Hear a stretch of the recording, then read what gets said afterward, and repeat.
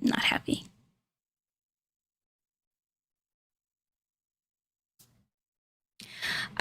My husband took my capture card out of my computer and he put it on the ground. And I don't know why he did that. And now I just used this like 2 weeks ago. And something he did, it messed it up. And now it's not registering anything. I know. I'm cursed. My husband is terrible with electronics, let me tell you. Oh my goodness. I'm so mad. Oh, I'm so mad.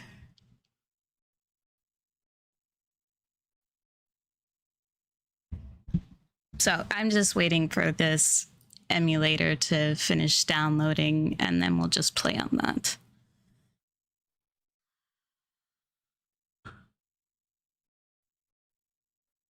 He even told me, just go take a nap before, you know? I'm gonna go on a bike ride. I'll just take a nap before your streams. It's a good thing I decided to get up at 1 and realize that, oh, you know, this isn't gonna work.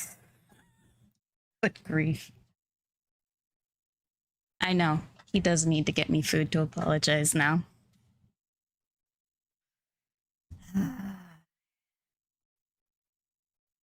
Good Lord. Okay.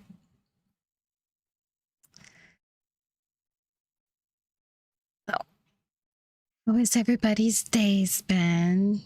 Has anybody read The Myth? What did they think?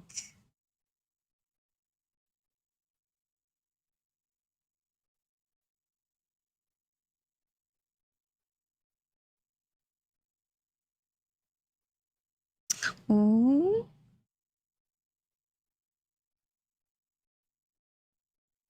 That's exciting.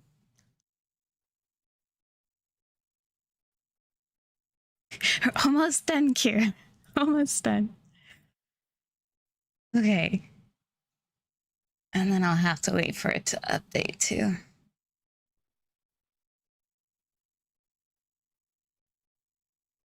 How much do I have saved? I have 465 wishes for this, and I haven't grabbed the free ones yet because I have been keeping myself very spoiler free. So I'm only going to be pulling to R0 so that we can watch The Myth, and then afterwards I will go and pull to R3 on my own.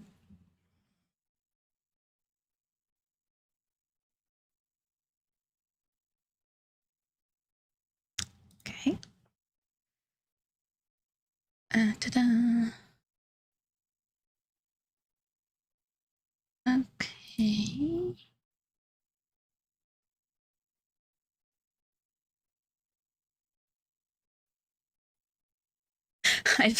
I'm hoping for very, very good pulls. We shall see.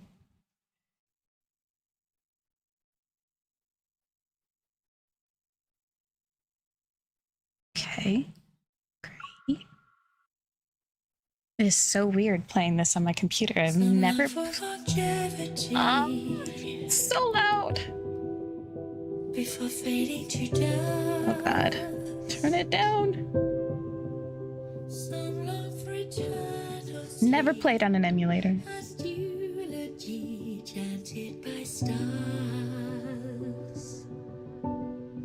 Ugh, it seems like everyone's had weird luck. No.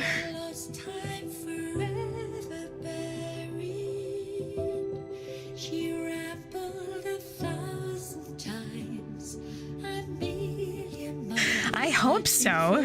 We shall see. Oh my goodness. I'm sorry for the wait, but it's downloading. It's downloading.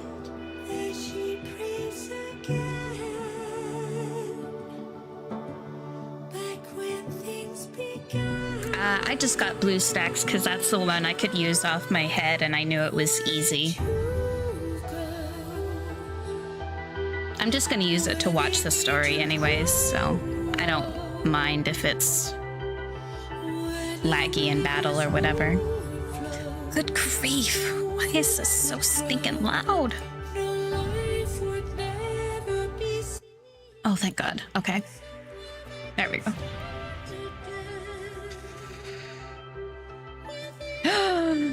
She stole everybody's luck.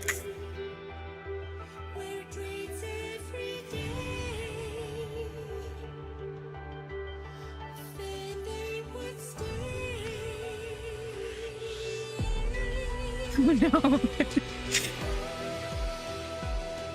I did some of Caleb's new battles last night, and I think they were meant for EXO2 because they were all purple and one pink.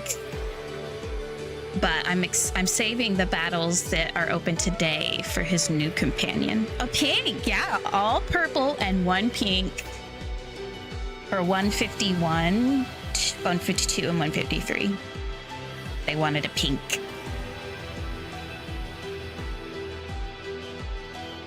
They said, you better have Indulgent Scheme.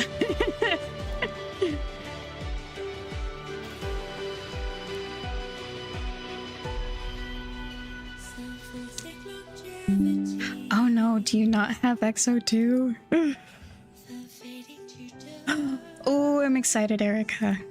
I'm excited. I am out in his orbits.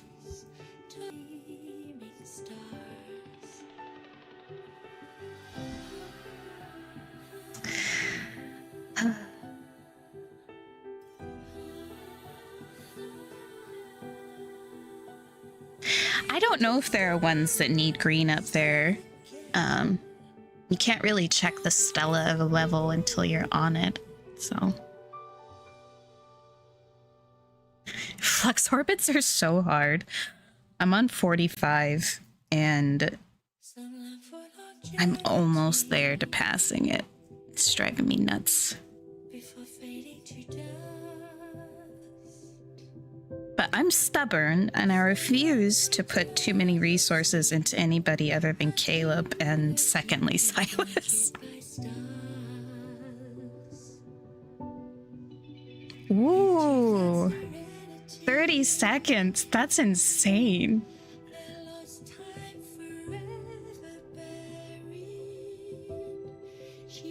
Okay, it's getting there. It's getting there.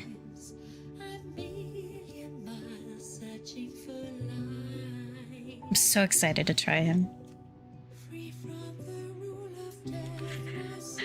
And remember, we are in the spicy section, so you guys are allowed to be degenerates in here. But still within the rules. I did put out a poll, and y'all voted for this, so... Because I just knew that I was probably going to be a huge degenerate over Caleb, so it's also for me.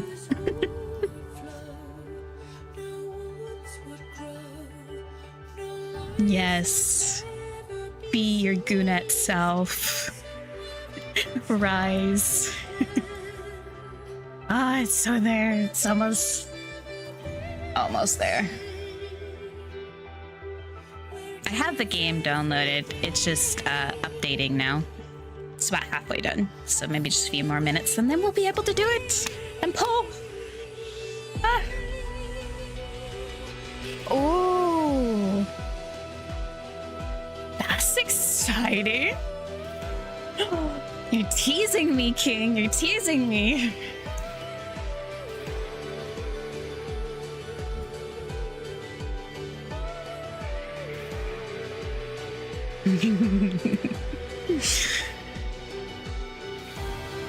You think so? I'm so ready. If this stupid thing would finish downloading. We're getting there.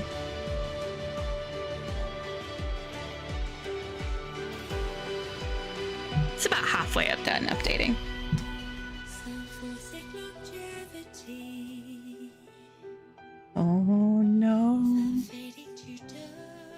getting spoiled.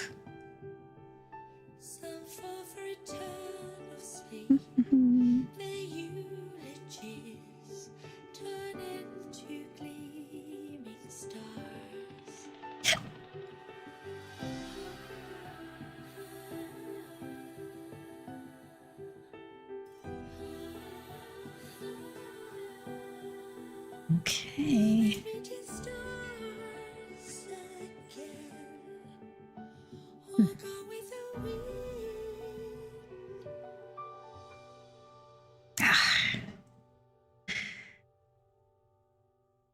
I wish I knew about this earlier.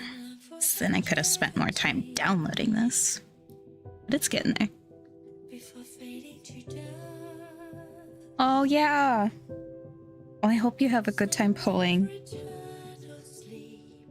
And that you get a chance to read it soon.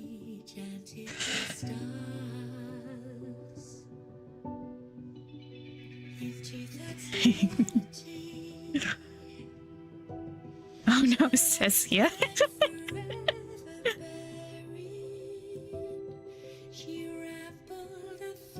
I have all of Silas's myth, and I will have all of Caleb's myth. And they're the only ones. I guess I do have one half of God of Annihilation. But not the other one.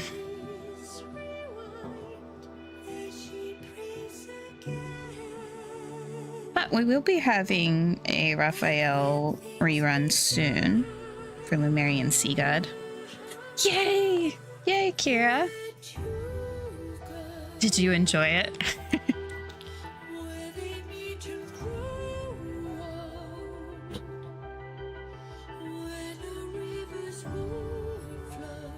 You know, Chloe, I'm gonna need those condoms. I think so. Actually, no. I'm gonna take those condoms from his mouth and then toss them out the window because we go in raw. Yes, exactly. I thought about it for a second and I was like, no, I just need them so that I can toss them out the window in front of him. Exactly. Exactly.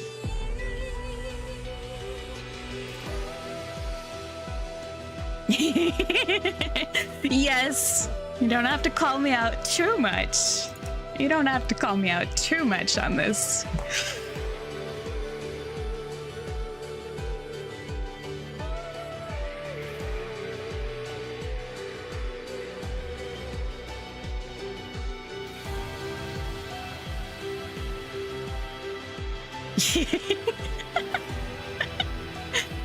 Well, I know. He's my man. I'm going to be a big degenerate today, so I make no apologies for this.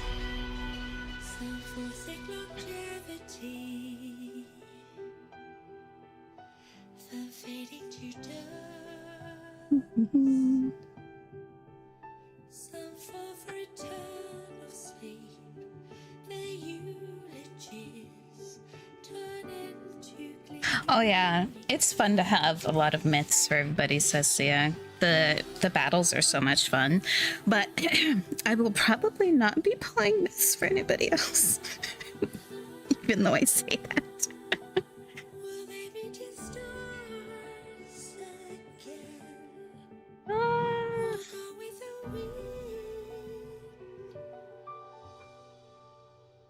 I'm really excited to check out MC's outfit and his outfit. I'm going to definitely be spending a lot of time in the photo booth.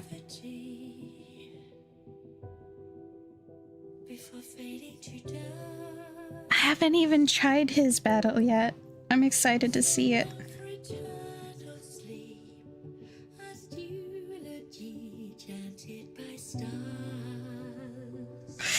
You know, Erica, I'm not surprised. They tend to make Caleb's companions work very differently than the rest of the companions. I'm not surprised at all. Oh, have a good day at work, Chloe. Thank you. Ah, said 90%. Ah. Ooh, that's cool. Oh, you're debating an R3. I mean,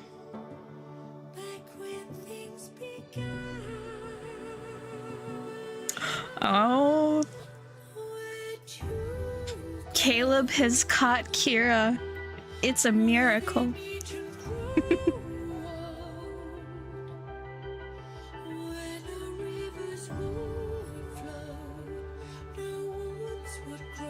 Hey, she's already got him to R2. I think that's pretty impressive. He has managed to change her mind during this past year. But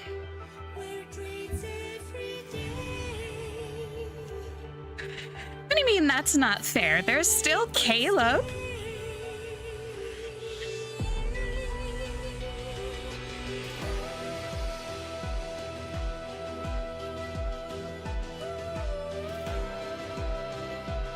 Ah, 100%. Okay. Come on. Finish installing.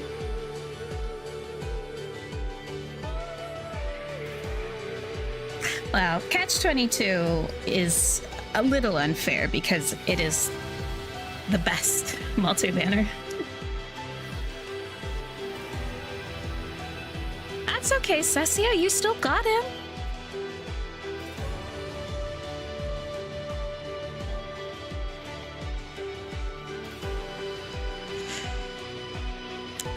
My capture card got taken out of my computer by my husband, put on the ground, and now it's not registering.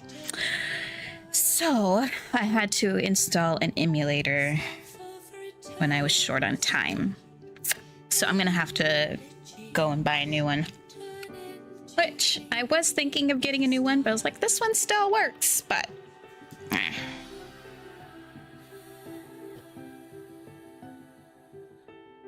now it doesn't. Alright, it's unzipping.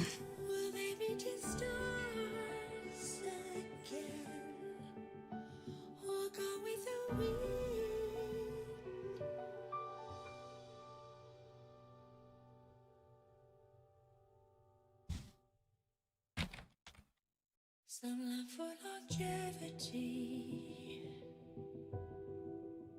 before fading to dust. Some long for eternal sleep, as eulogy chanted by stars. Into that serenity,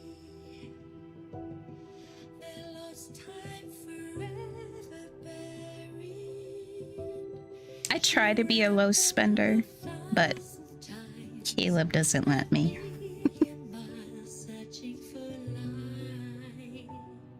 But I won't have to hoard as many wishes now that he won't have another myth till next year.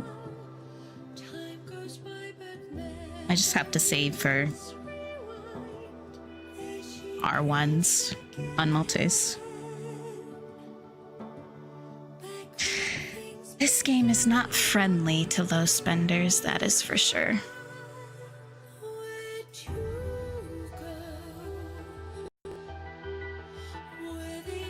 What is this Reddit?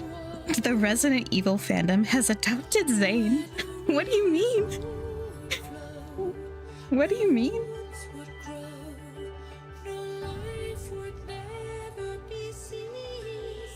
It's in the Love and Deep Space Reddit. I'm not opening it because it may have spoilers, but that's funny. Hold on.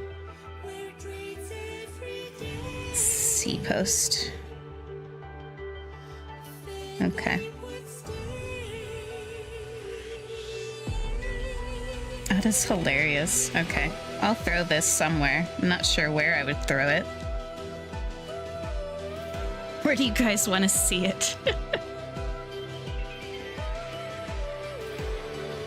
Like a bunch of articles, too. Interesting.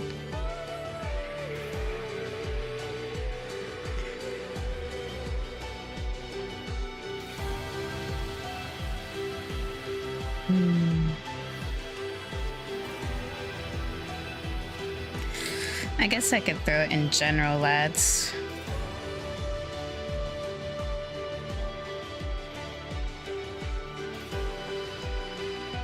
There we go. It's funny. I don't know if it's Dropbox material, but I did put it in general, lads. Ah, the unzipping is taking longer than the installing. Ah. But that is pretty funny. I did throw it in general, lads, because that title made me laugh.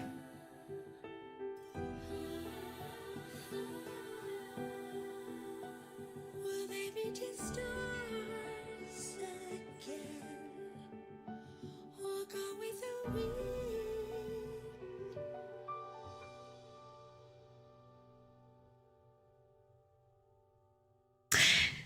And you're right, Kira. They are bringing in his Dawnbreaker persona into it too. Some long for eternal sleep, as eulogy chanted by stars. Into that serenity. But you know what's interesting is that Zane was born in canonically like 2021, 22, 20, yeah. So Leon and Ada, if they're saying that, you know, he's their fandom son, they were conceivably able to have him in that point in time because they're in their 40s. That's what they're saying. They're saying that they say they see that as their son. So they could conceivably have him.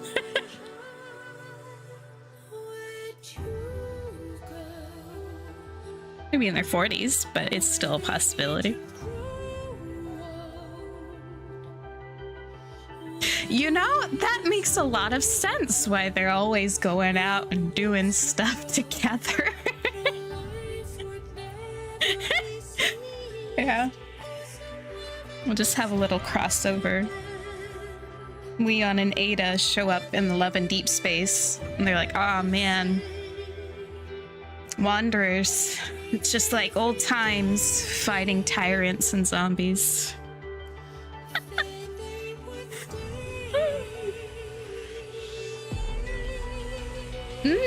I don't know if it would be easier or harder for them because they don't have e-balls. I don't know.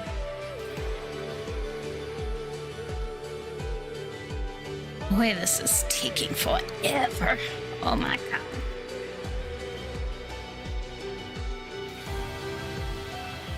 I know, that is a fun idea though.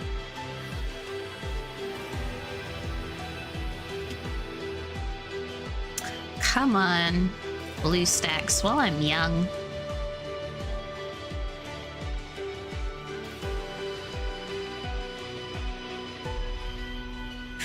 I know. They go through so much.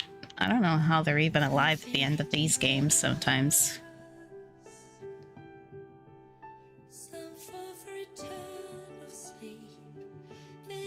Fall off big facilities, get thrown and cracked across the stomach and ribs multiple times, knocked out, shot, bit.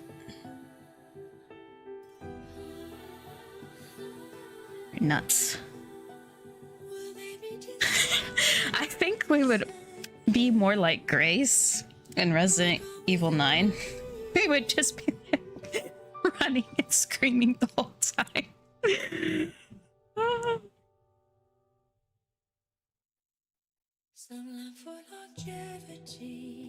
But at least Grace is trained with the gun.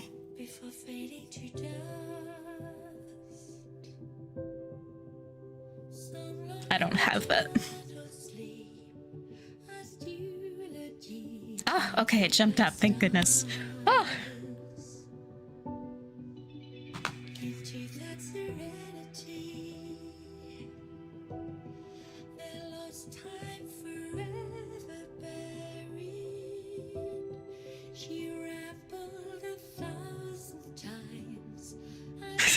Yeah.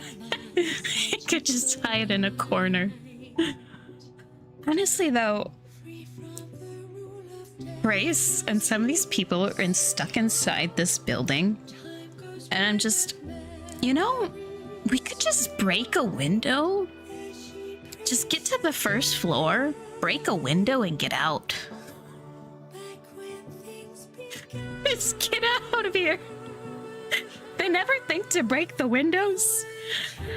Well, not necessarily, because zombies are always causing tons of noise anyways. So just breaking a window wouldn't be that loud.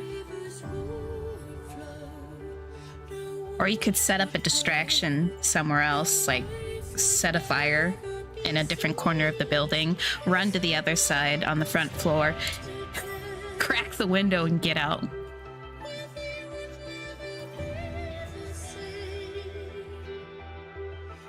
MC could survive in Resident Evil. I could see that.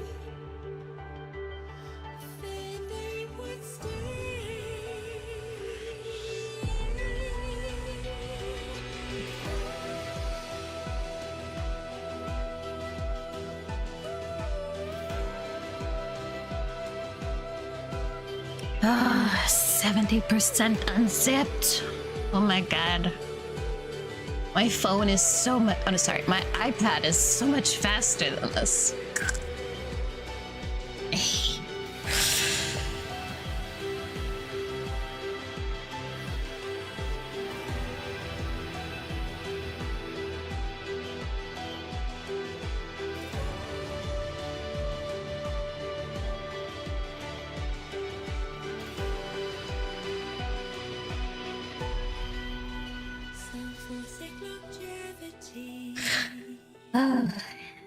I'm gonna have the songs playing in my sleep.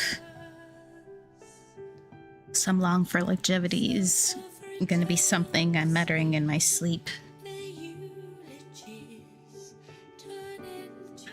Oh no, Natty. My iPad has 500 gigabytes of storage, so I'm pretty good because I only keep LADs and Procreate on there. But my capture card was broken by my husband accidentally, so I had to frantically try to install an emulator. You put Caleb in the corner. Make sure you rub his nose in it. And tell him he's been a bad boy.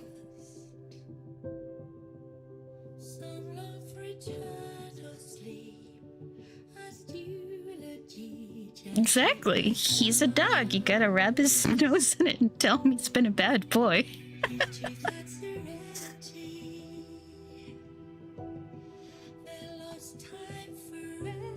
I hope I don't have to do that, but...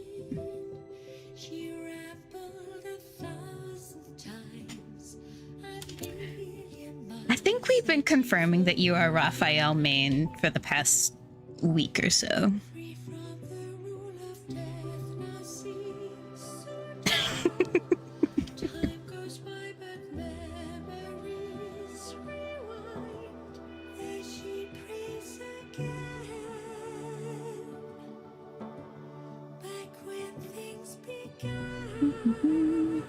It's so close.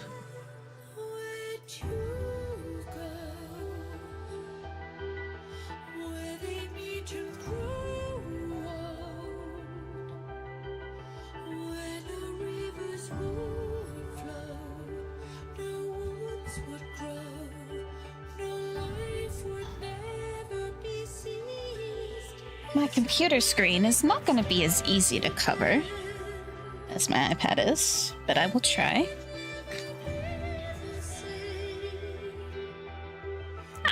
90%.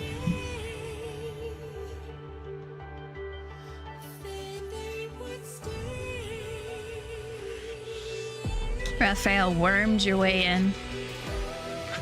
He wormed his way in.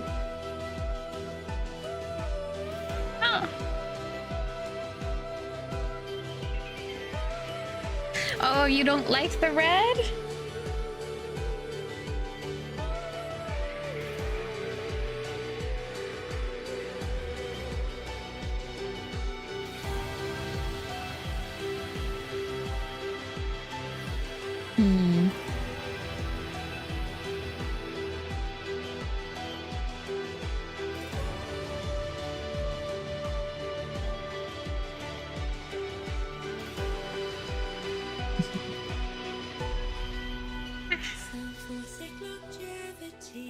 95%.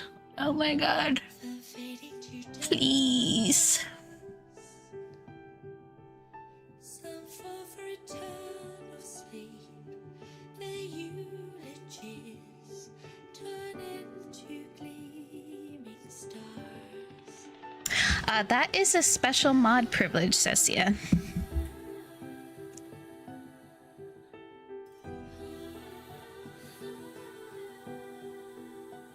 Will they be just stars But you can, in your own settings, turn your name into a gradient, and that'll apply to the purple. Some long for longevity. You just won't be able to mix colors. To dust. Some long for eternal sleep. As eulogies 98%. Please. to that serenity. Their lost time forever buried. She rambled 1,000 times. Yes, a gradient, but the mix and match thing is something that we do for each individual mod. The rule of death now seems so dull. Mine But memories is a mix of purple and peach for Caleb. back when things began. Where to go? Where they need to Why does it take so many steps? where the rivers rule, Well, thank you. no woods would grow. It's fun coming up with the colors. Never be seized. Somewhere they could start today. I'm not sniping your Wi-Fi. Where it rains every day. I'm not sniping your Wi-Fi. That's not me. I don't know what to tell you. You know, it's probably Xavier trying to keep you from indulging in too much Caleb. That's what it is.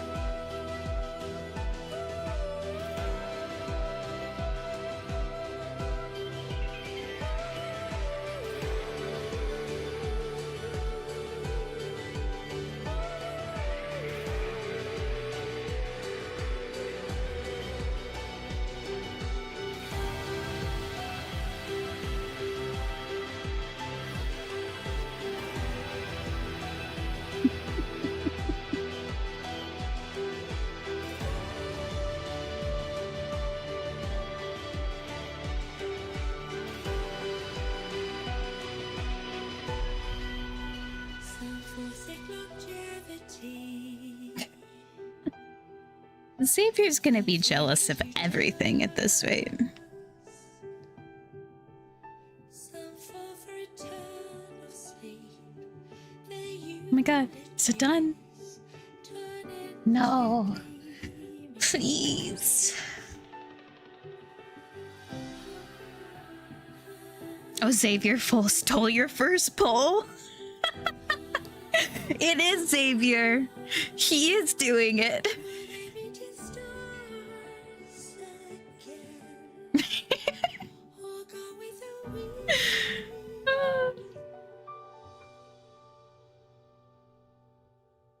Oh, it's too funny.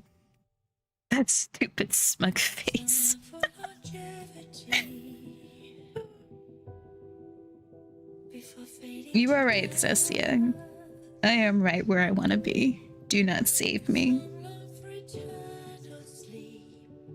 As eulogies Oh my goodness, Nettie. How many boys are you letting have a turn? to that All 5?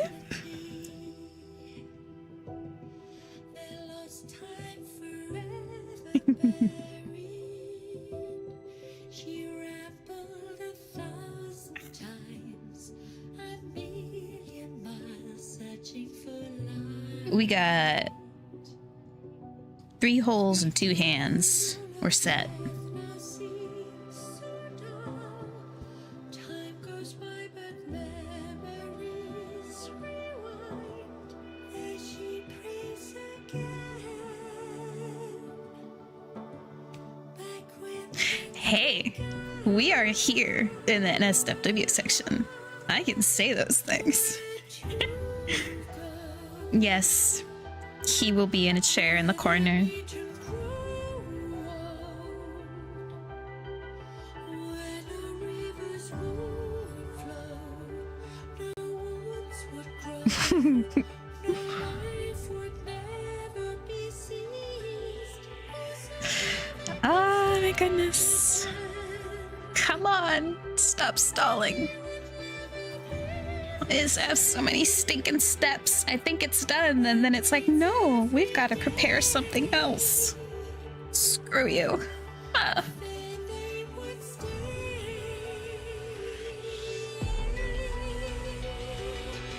See me? Nah. I don't even have a computer connected to my computer to even accidentally turn on.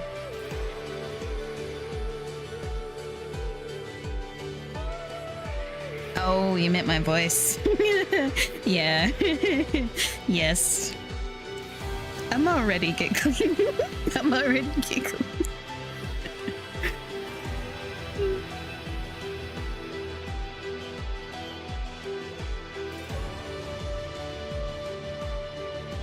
Caleb just makes me giggly in general, Kira.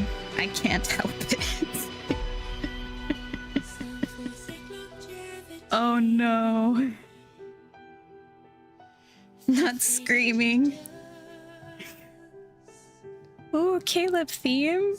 I want to see. sleep. The eulogies turn into gleaming stars. You know, Caleb, I've already been edged enough. I have been edged since Tuesday night. I have not looked at anything. I had my husband set up my stream for me. I didn't even look at the thumbnail. You can't do this to me. Why do you have to make me wait? Those last few percent. Oh god. Please. Before fading to dust. I am determined. I don't even know what he looks like. I know a bit of what the theme is because of the veggies that were going around beforehand, but I have seen nothing, read nothing, looked at no posts. I have seen nothing, heard nothing. I'm going to be covering my screen while I pull, and my first view will be once we fully open up the story. Searching for light. Free from the Oh, I'm so excited. But he's edging me. He's been edging me for days, and he's making me wait these last few percent to download this. It's Caleb. He's interfering. The orgasm will not be better, Caleb. Please don't make me wait. where'd you go? Where they meet to grow old. Where no rivers would flow, no woods would grow, no life would never be ceased. I'm already frustrated enough. Oh my god. Oh, it's too funny. I accidentally changed my costume to my angry one by accident. I did not mean to do that. Oops.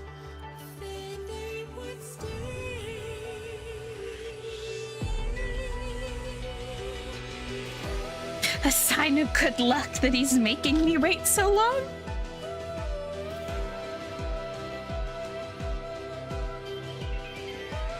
I don't know.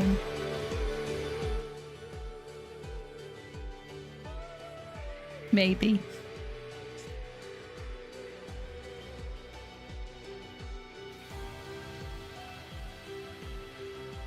I want to be delusional. I'm just frustrated more than anything that this happened. It's done? Are you finished?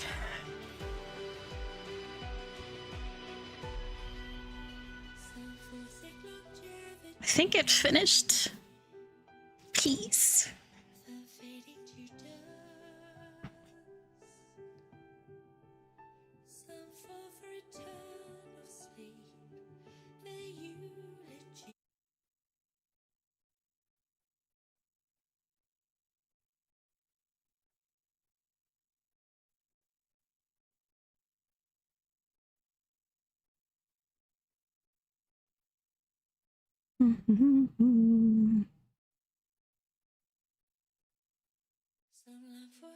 Okay, yay, I can sign in, thank God. Okay. Signing in.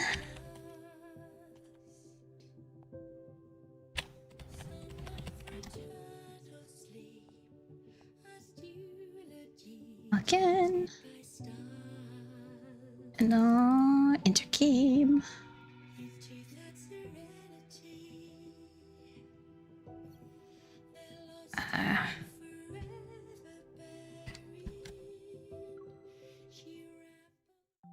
Oh God, thank you. That's a little too tall.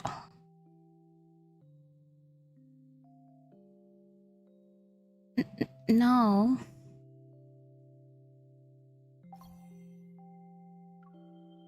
Why is it doing that?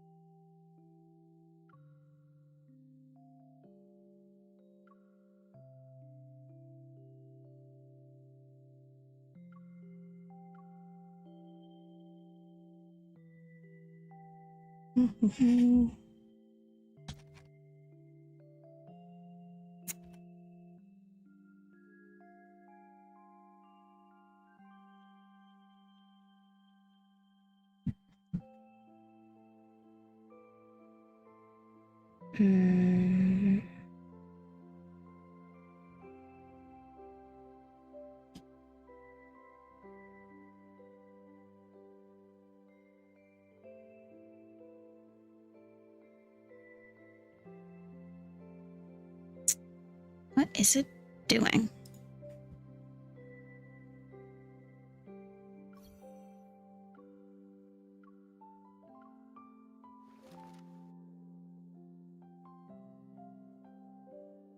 I thought I had my account attached to my thing.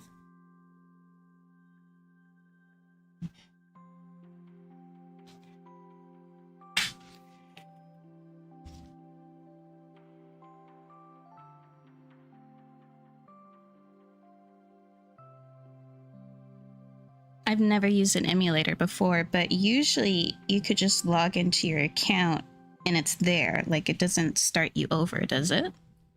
Day 1326. Attention. Target anchor lost. No response from base. Traceback 2 is about to pass the event horizon and enter the black hole. We are stuck in this loop. This never-ending journey. Hello, Lincoln City. DPSC-FM here to greet you on this early morning. Did you sleep well last night?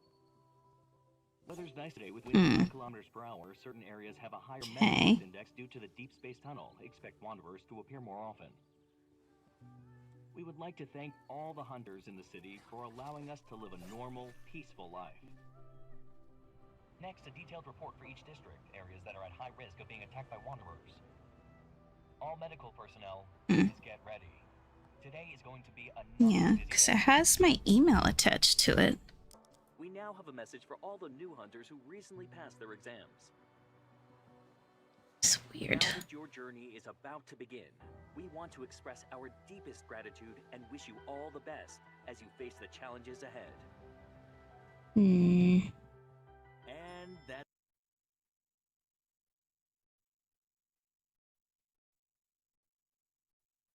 Why must you do this to me?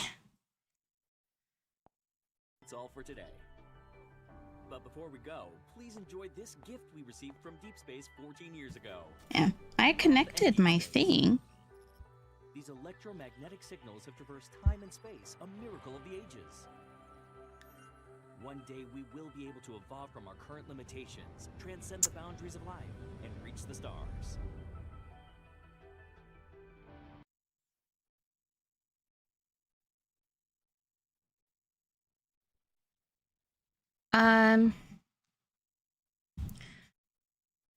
Well, I mean, it's an Apple account that I use, but I've connected my email to it, and I thought I made an Infold account that connects to it. That's why I'm confused.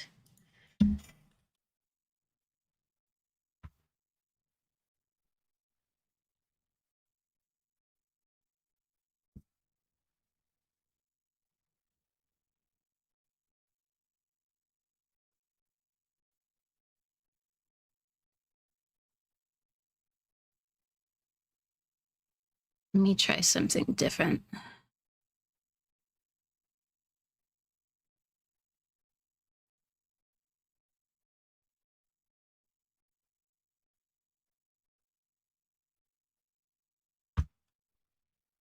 Maybe if I bind my Apple account, that'll work.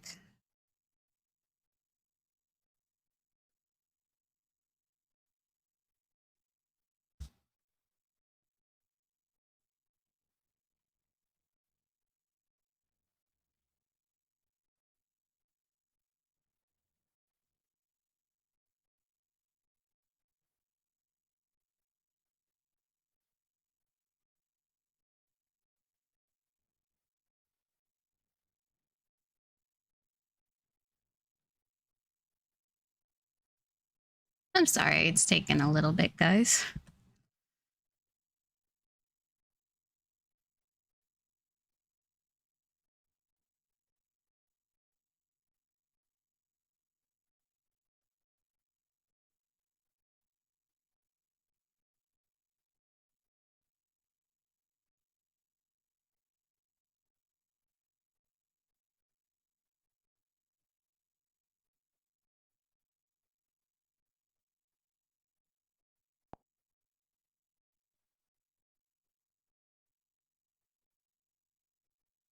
I'm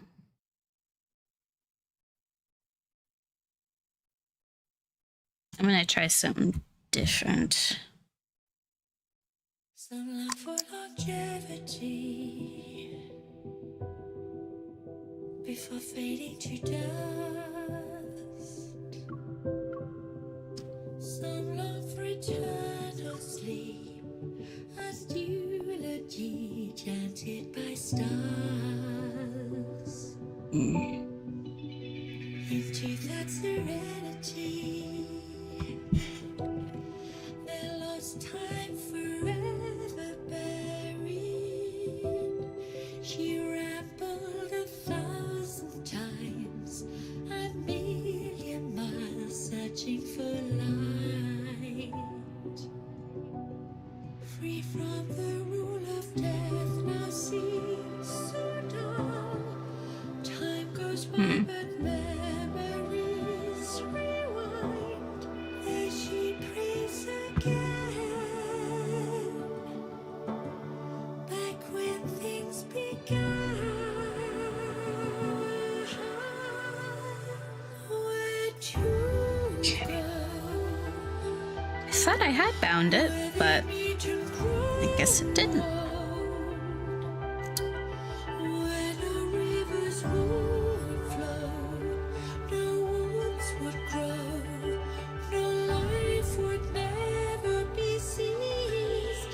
Or somewhere they could start again, where they would never be the same, where dreams every day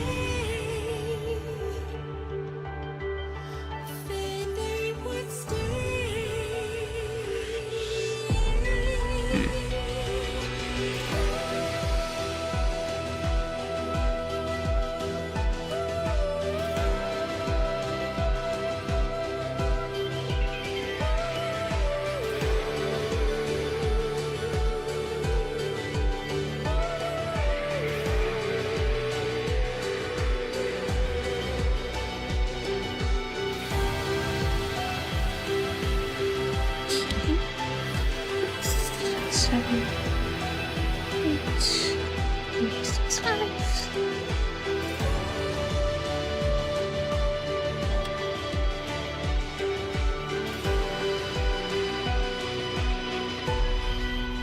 Some forsake longevity, then fading to dust. Some fall for eternal sleep, their eulogies turn into gleams. Let's try that now.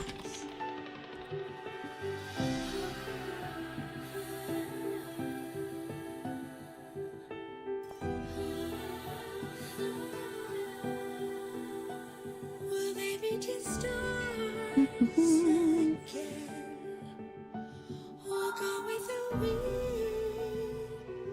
Let's see if this works now.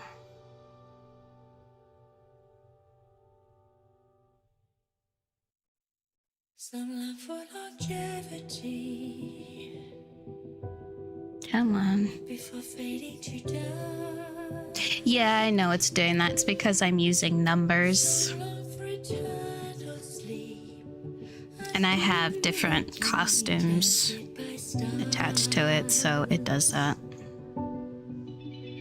into that serenity. Blah. I apologize. Forever buried, she rambled 1,000 times. An hour passed when I thought I would start. For life. Oh, thank God. Okay. Curious about how I concentrate? Thank You goodness. wanna learn? Maybe Hi, it'll work Caleb. for you too, Pipsqueak. Yay. Okay. What? Okay. Now I gotta actually add this. Okay.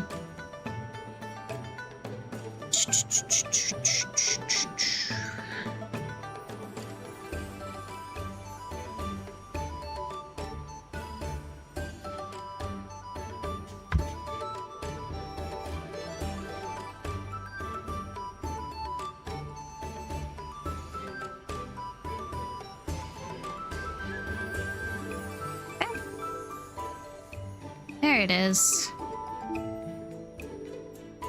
Hi. Okay. And you guys will see it in just a second. I'm just adjusting this. Okay.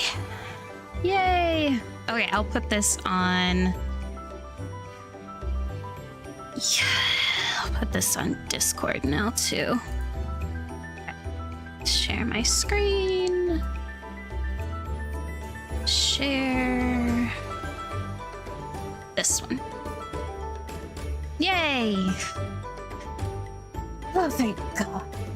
That took forever. Good grief. Is it too loud? It seems really loud. I'm gonna turn this down a bit more. Okay. I just felt really loud. Okay. You can hear.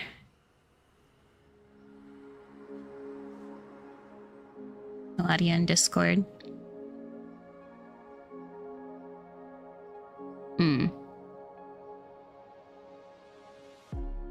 当心跳闪烁春云间，听万物回响满天边。 Okay. Can you guys hear that? 呼吸之间银河万年，每一夜重逢每一个初见。 Meh. Nuts. That normally works.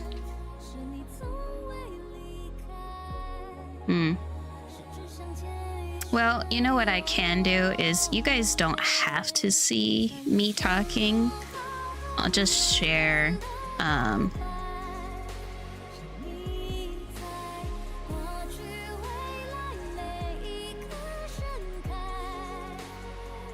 can just share BlueStacks. You'll just have to see the random car ads on the side.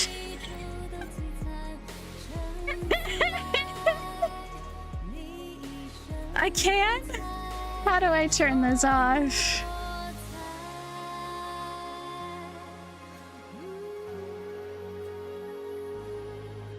Okay, go in my settings. And then where? Display?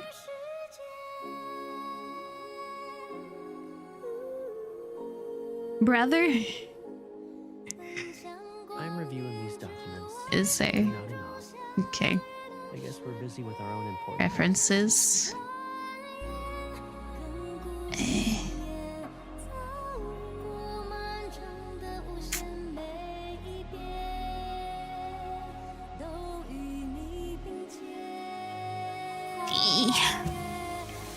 Yes.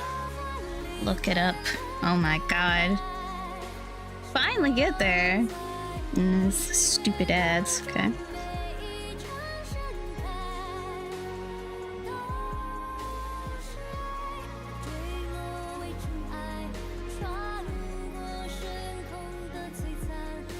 References. Okay. I have to go to Prime. No, disable ads anyway. Thank you. Okay. There we go. That's where it was. Okay. You guys see okay? I'm reviewing these The brother ad. Oh no. I guess we're busy Okay. with our own important tasks. Oh my goodness.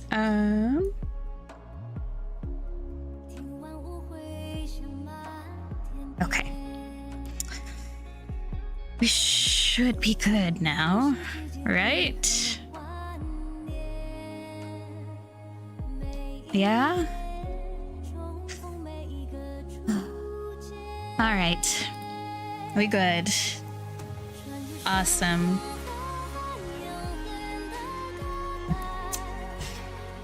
Cheese and crackers. Okay.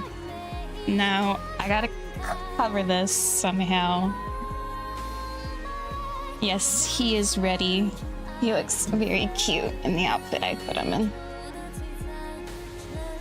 Okay. I didn't accidentally use my evol to freeze you in place. Gege looks fabulous. Alright. Wish. Okay, so I can't see anything except the wishes. So I'm at 15 pity. You guys are gonna have to tell me if I got anything. I get something?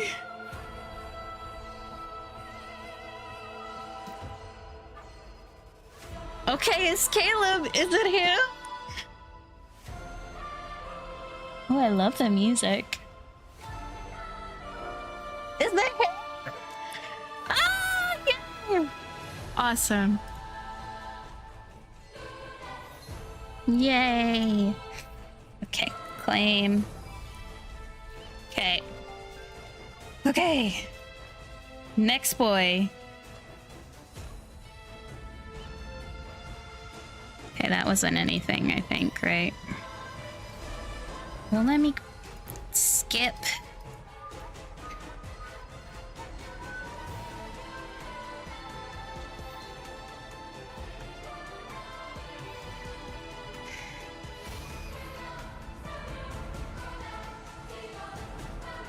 Skip, there it is.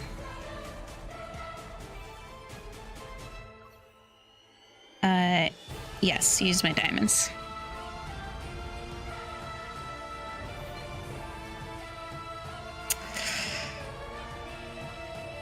I can hear them okay. I could hear when that one was gold. I just couldn't see to make sure.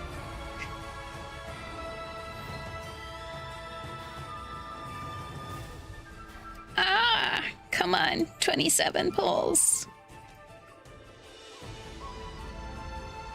Nope. Just be super nice to me and give it to me without making me go to hard pity. Right now it's soft pity, you know. I would be happy with soft pity.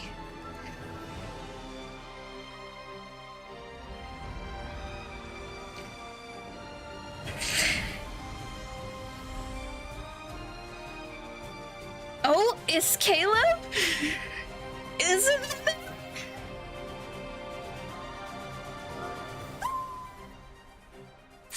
Yes! Nice!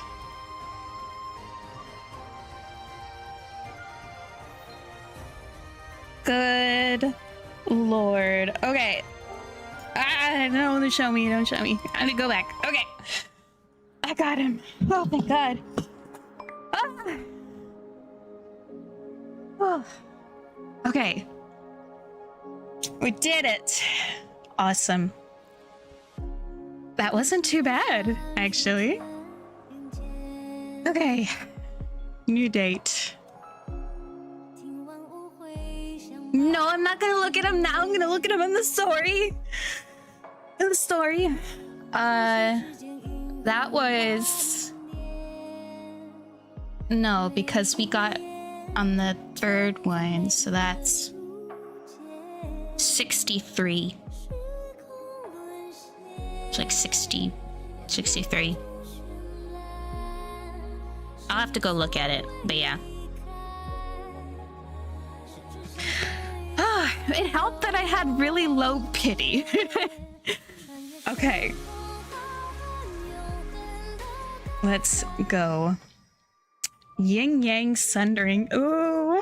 Oh, I'm so excited. Oh, I'm so excited. Okay. Let me up this out so I can see this chat too.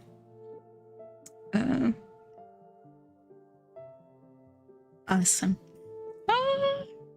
Okay, thank you guys for sitting with me through all that, because that was very painful. I appreciate it.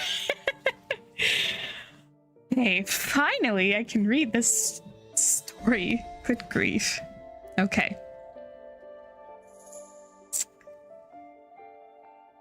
Okay, so this is Yin Yang Sundering. I'm not looking. Bound by the nether, the way is lost. Cold runs the water, longing remains. I'm not looking. Oh, it's so pretty.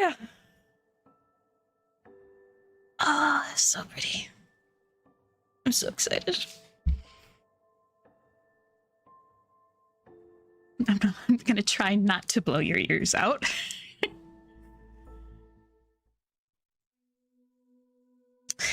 Heaven and earth dwell in chaos, and yin and yang have lost their way. While the day belongs to the mortal realm, where the living may roam, the night is claimed by the nether realm, where ghosts run rife. Humans shall not venture forth in darkness, nor shall ghosts walk in the light. Thus the world of mortals is bound in eternal day, and the realm of spirits in perpetual night. Interesting.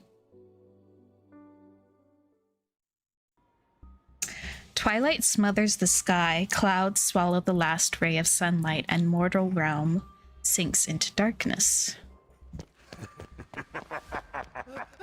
Help! Please stay back! Don't eat me! Ooh. A small shrine's worn doors burst open. A man collapses onto the floor. Scrambling to his feet, he sees the room smothered in dust and thick cobwebs. On the altar, several broken statues sit beneath a wavering lamp. The flickering light makes their faces twist and shift in the shadows. Is there an immortal who can help me? A ghost wants to devour me whole! Cornered with no means of escape, he falls to his knees and bangs his head against the floor, begging every statue he can see. Spare me, and I'll give you everything I have! I swear, I'll rebuild this shrine! I don't need wealth. Ah. The lamp flashes. He looks up and sees that all the statues have transformed into ghosts with green skin and long, jagged fangs.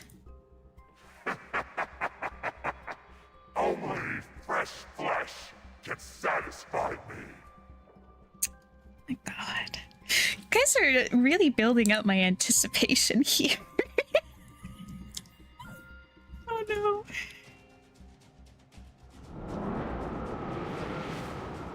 The world of mortals is now part of our domain. You can't run away forever. Come to me. Let me eat you.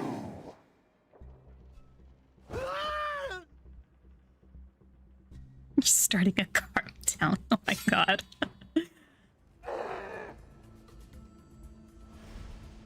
The shadows vanish and candlesticks soar. They pierce the ghost's body and pin it against a pillar. The dim lamp flares and a cyan flame burns. Another lights up, and then another. Ghostly light manifests as if something walks or descends steadily toward the shrine. A realm for mortals, a domain for ghosts. I don't remember a mere flesh eater being the one to decide everything. You're bold, I admit. Very few can stand before me while bearing an endless stream of sins. A golden a golden lotus petal floats through the smoke and suddenly coils around the ghost's throat. It tightens. You'd like to die sooner rather than later? The scent of lotuses, albeit peculiar, permeates the air. The faint lights reveal the face of the statue situated in the highest position. It's expressionless, yet it seeps an intimidating aura. An immortal is actually here.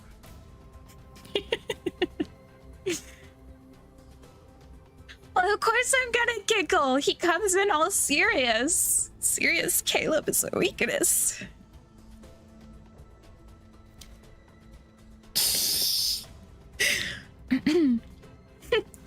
My brother is stronger than most of those immortals. Having watched along enough from the shadows, I float toward the man. In this world, who can scare those evil ghosts and make mortals panic? The Lord of the Netherrealm? Oh, thank you, my lord. I'm grateful that you two saved me. Your soul isn't pure. Pity. You'd rather deny your villainy than confess to it, yes? No, I'd never. Your soul won't be able to reincarnate. Maybe you can be useful elsewhere. I clap my hands. The ghost falls from the pillar and lands on the floor. It doesn't run. Rather, it stares at the man, the hunger clear in its eyes. Perhaps I'll let the ghost eat you. Then I'll devour it. Wouldn't that mean your death wasn't in vain? No! Once I've gotten my fill of seeing his dread, a lotus petal brushes the tassels beside my hair. Stop teasing the poor fellow.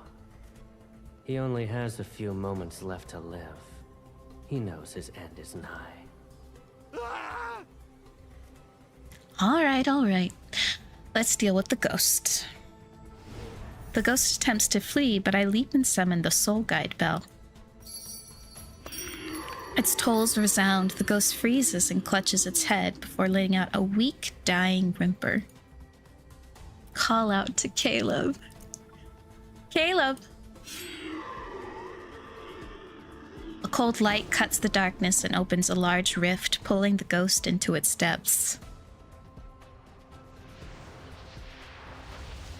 Hey, she knows that she's got him on a leash. He is her attack dog. I can already tell that. I give the man on the ground a knowing smile and jump into the rift. Nether Falls. Ooh, pretty. Mountains shift as shadowy forests with glowing blossoms materialize. A thick layer of deathly aura fills the air. We have arrived in Nether Falls, the capital of the Netherrealm. The ghost struggles to crawl, then a cold flash slices its arm. What a clean cut.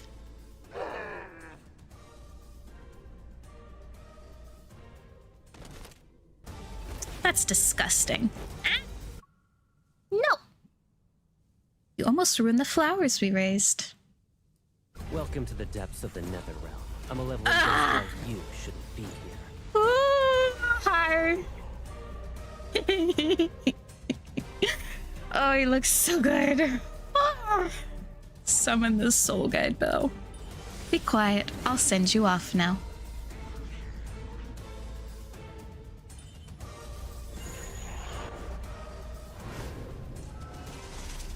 Ah, look at that. Your filth shouldn't touch her. Ooh.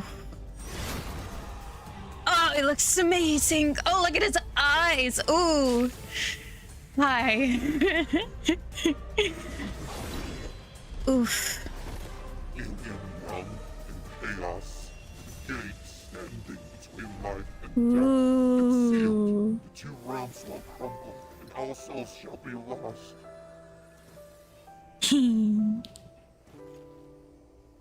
I love it.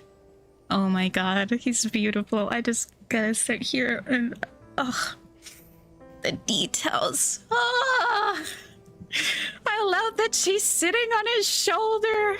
Oh, good grief. Hi. And his eyes, when he was stabbing the man, the way they widened and just went cold and his pupil went tiny.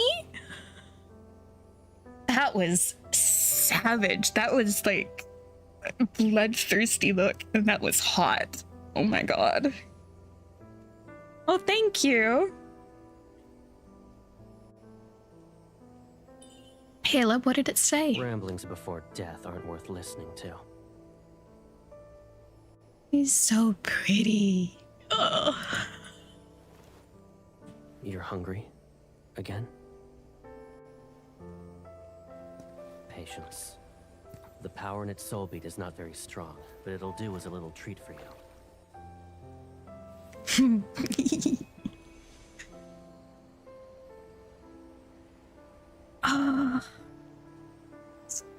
Man, I know I'm gonna watch this over and over again. Oh my god. The fragrance is lovely, but look at this beautiful man. It's unfair. It's unfair.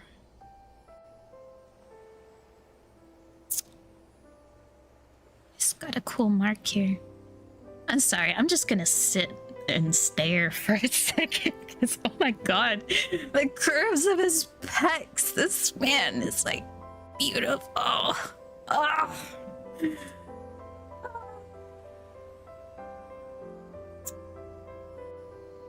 I still like your scent more.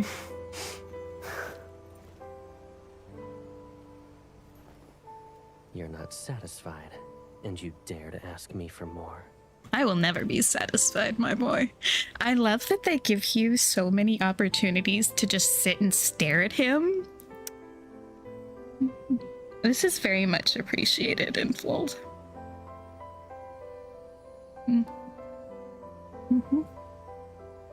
Yep. And I still love how he's got his little freckles. Look at these cute little freckles. I'm yours and you're mine. I can do whatever I want with you. We are the most closely bound souls in this world. We can indulge in our heart's desires without restraint. Oh, hi. Oh, okay. I'm going really low, huh?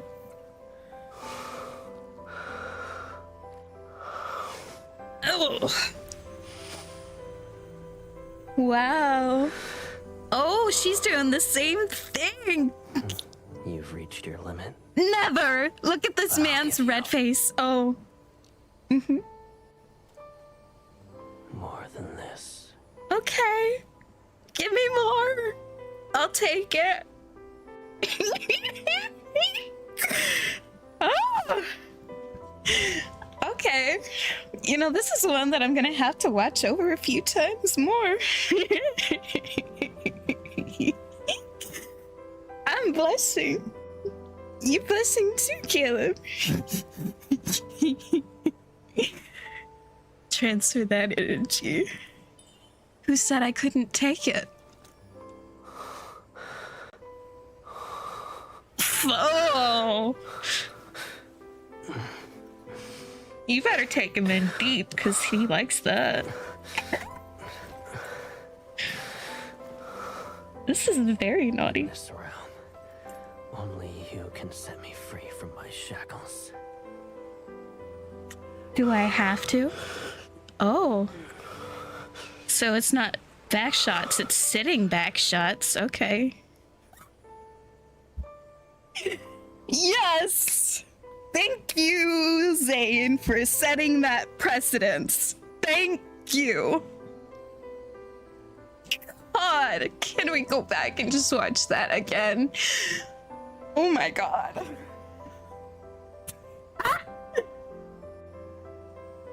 God above. Okay.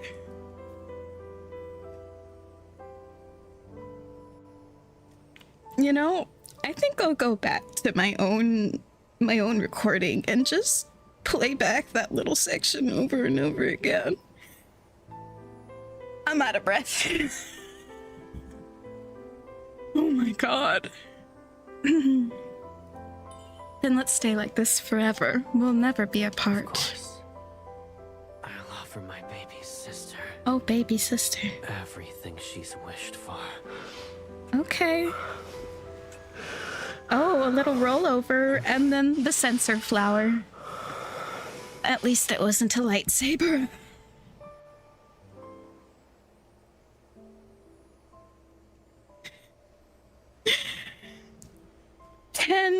Can we just go back and watch that again? 'Cause that was amazing. With the rising sun and the waning moon, the world turned in an endless cycle between the mortal realm and the nether realm. Finish this section. I will wait. I promise I will wait. But it's still amazing. While the mortal realm drifted without a ruler, the nether realm was held in the grip of a pair of siblings. Together, they presided over the depths, wardens of the departed souls and scourges of the man-eating ghosts that ravaged the land. From their domain in the lightless Netherfalls, they walked out the veil between the two realms, revered by the living as the lords of the nether realm. I love that we're co-rulers. Only later did I come to know that those two lords were my big brother Caleb and I. How did you not know, girl? I have forgotten when I first came to the Netherfalls, or why I became a lord of the Nether Realm. Who was I before it all began? Oh. I need a breather.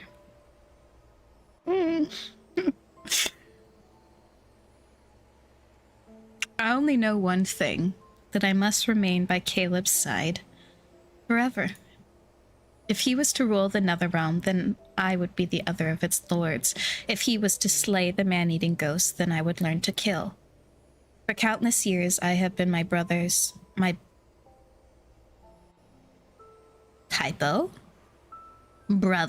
inseparable shadow, aching with a single wish, for our time together to never end.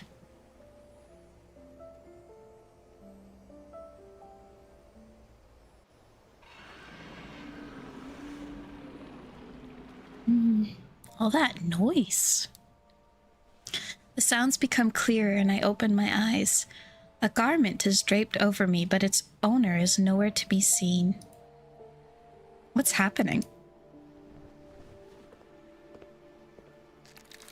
Ooh. He looks so cool. So cool. Okay. So that art that we saw, what was it, like 2 months ago? Was this. It was true. The concept art was true. Even the pointy gloves on his fingers, all that, the shadows, the armor. It was real. Wow. That is interesting. They were getting concept art like months ago. It's impressive. Ghosts being slain. Above the hall, a massive malevolent presence writhes in midair. Several claws reach out. You know, I like what they did with his hair. I wish it was a bit more feathery, because then it would have looked like, you can see how it's here more feathered out, and I love that. I wish it was more feathered out.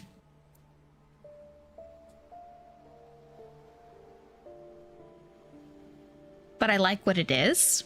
It's just, I wish there was more of this. Give me more. Yes, more feathery, more crow-like, you know, like crow's feathers. I think that would have fit with his vibe of the Netherlord very well. Otherwise, I'm very happy. I'm very happy with the hair. It just more feathery. Caleb sits on a throne made of bestial bones. His chin rests in his hand as he spins a floating lotus. I planned to leave you barely alive for some time, but it's clear you don't appreciate my efforts. Truly, it's a shame my mercy was wasted. I'm so happy that I get to hear Caleb talk like this more. I've been wanting this.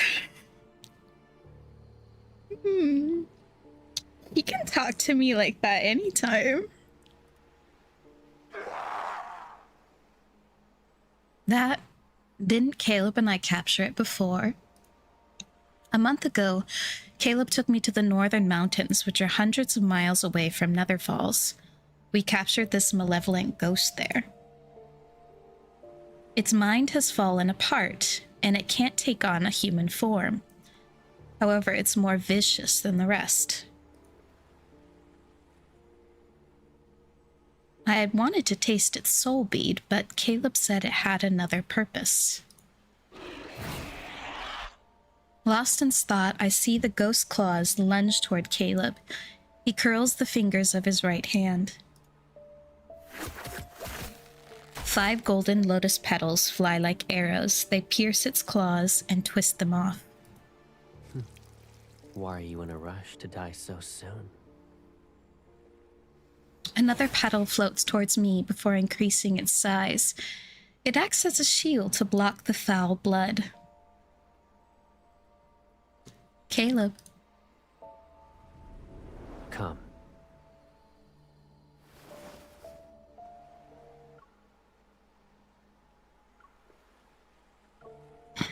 You saw nothing? I saw nothing. The petal coils around my waist, lifts me, and places me in Caleb's embrace.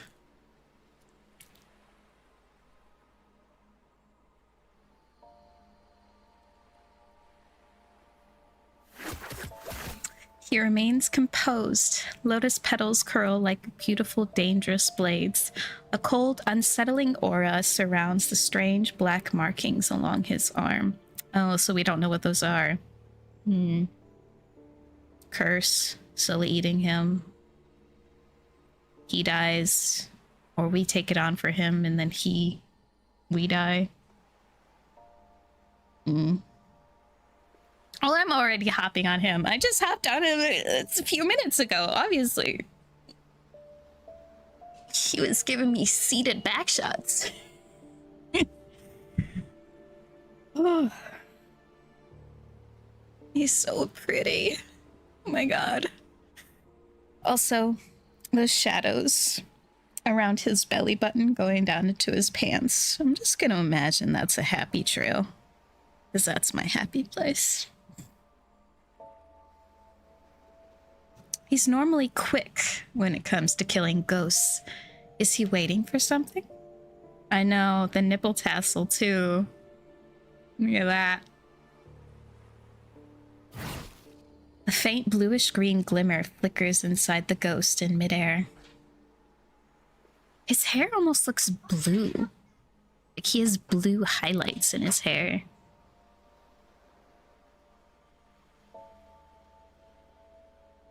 It's very pretty.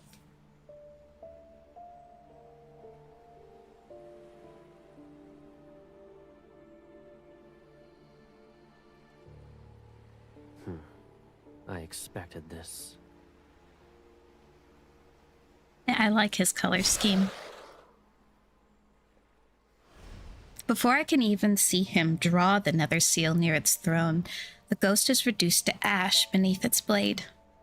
Fragmented chains fall into the ash. Behind a stone pillar, several tiny shadows tremble as they huddle. So those nether wardens accidentally broke the seal on its chains. You said that the ghost was different and wanted to deal with it personally, but it's dead now. Isn't that a problem? Yeah, but I don't mind. I'm not complaining. I'm a dark romance girl. They could go super dark, and I wouldn't care.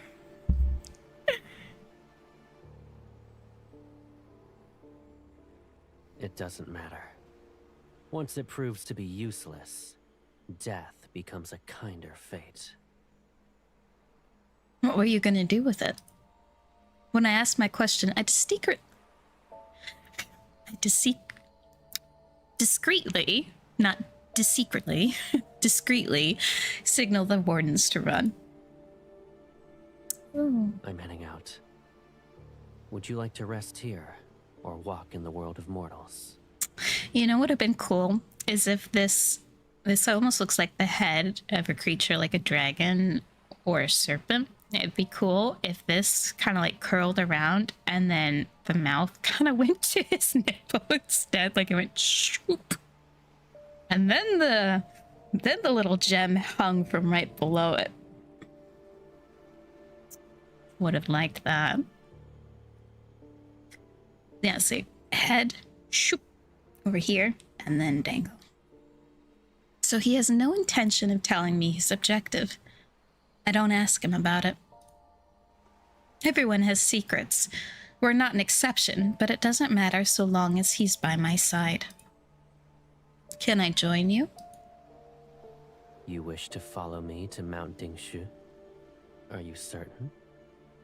I'm loving the claw in the other hand. Can we use that?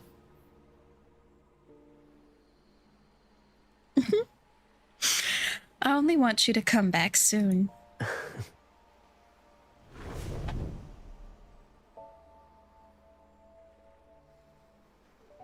Mount Dingshu sounds at the edge of Nether Falls. Its peak holds the world's yang energy. Meanwhile, the realm's yin energy is anchored at its base. It keeps this fractured world standing, but whenever I approach it, my body feels uncomfortable. So Caleb occasionally visits it. And as of late, he's been going there more frequently. Could it be related to that ghost? Thank you for saving us. 7-9. Soft voices reminiscent of mosquito buzzing drift out from under the throne. The nether wardens have crept out from their hiding place. They clumsily blow. I'm sorry. They clumsily bow. Stone tags hang from their waists, and I note the names that are carved into them: 7-9, 2-9, and 5-5. I wouldn't say I saved you. I know, for some reason, seeing clumsy in other media, and when people say it, it's almost become a name to me now. I have a response to it.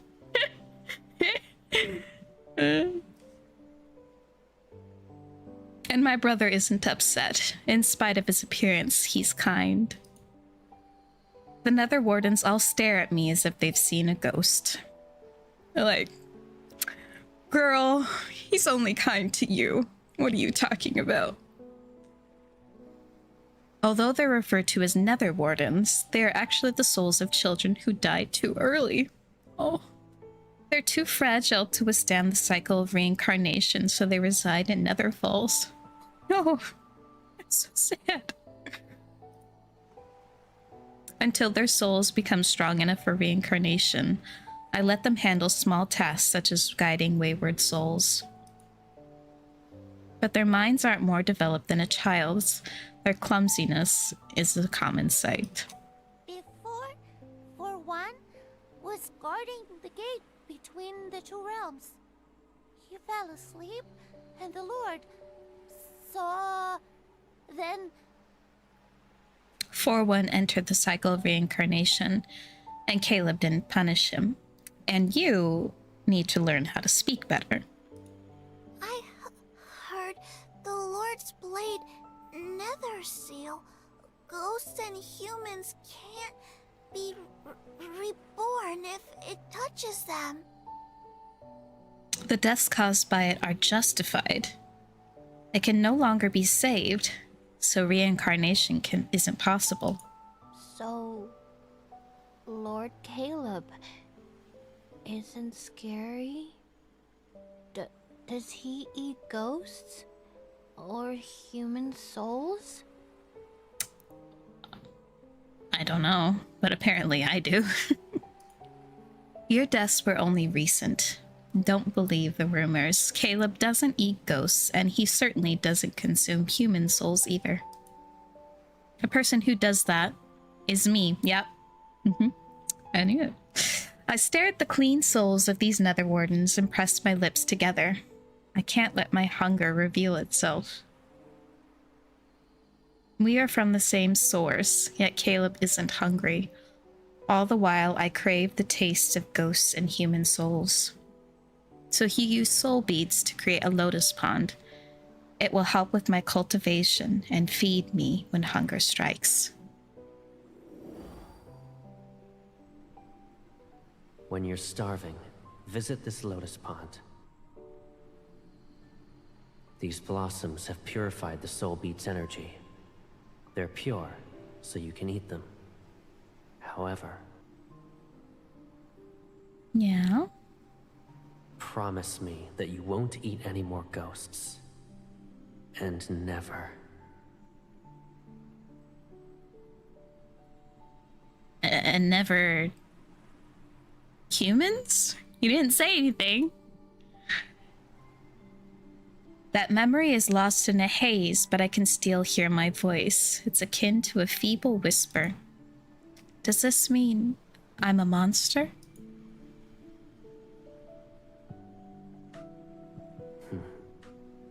I am the Lord of the Netherrealm, and you're my sister, my equal. That means you're its ruler as well. What else could you possibly be? Your wife? Perhaps?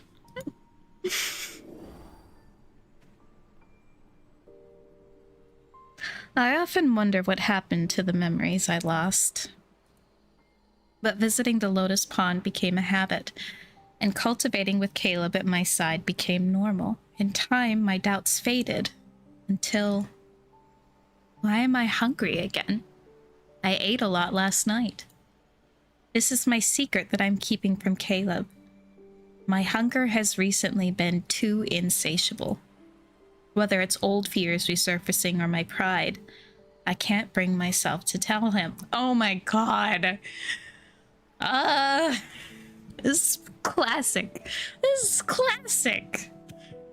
Classic Caleb and NC. Oh my god.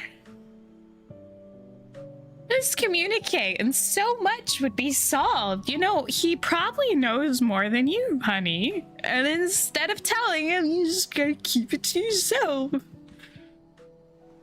Good grief.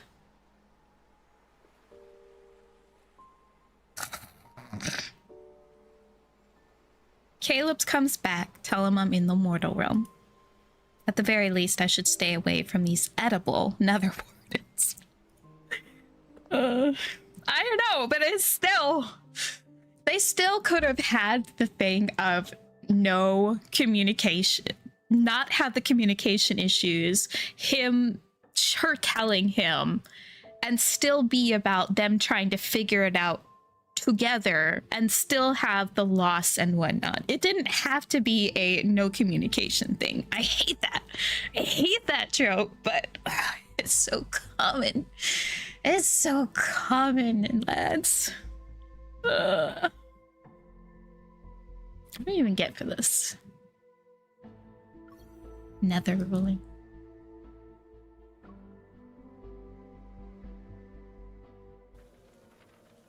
Wuling Village. Past the gate between the two realms, the Netherfall's night dissolves into a cold haze that belongs to the world of the mortals. Icy daylight presses down on bare black branches.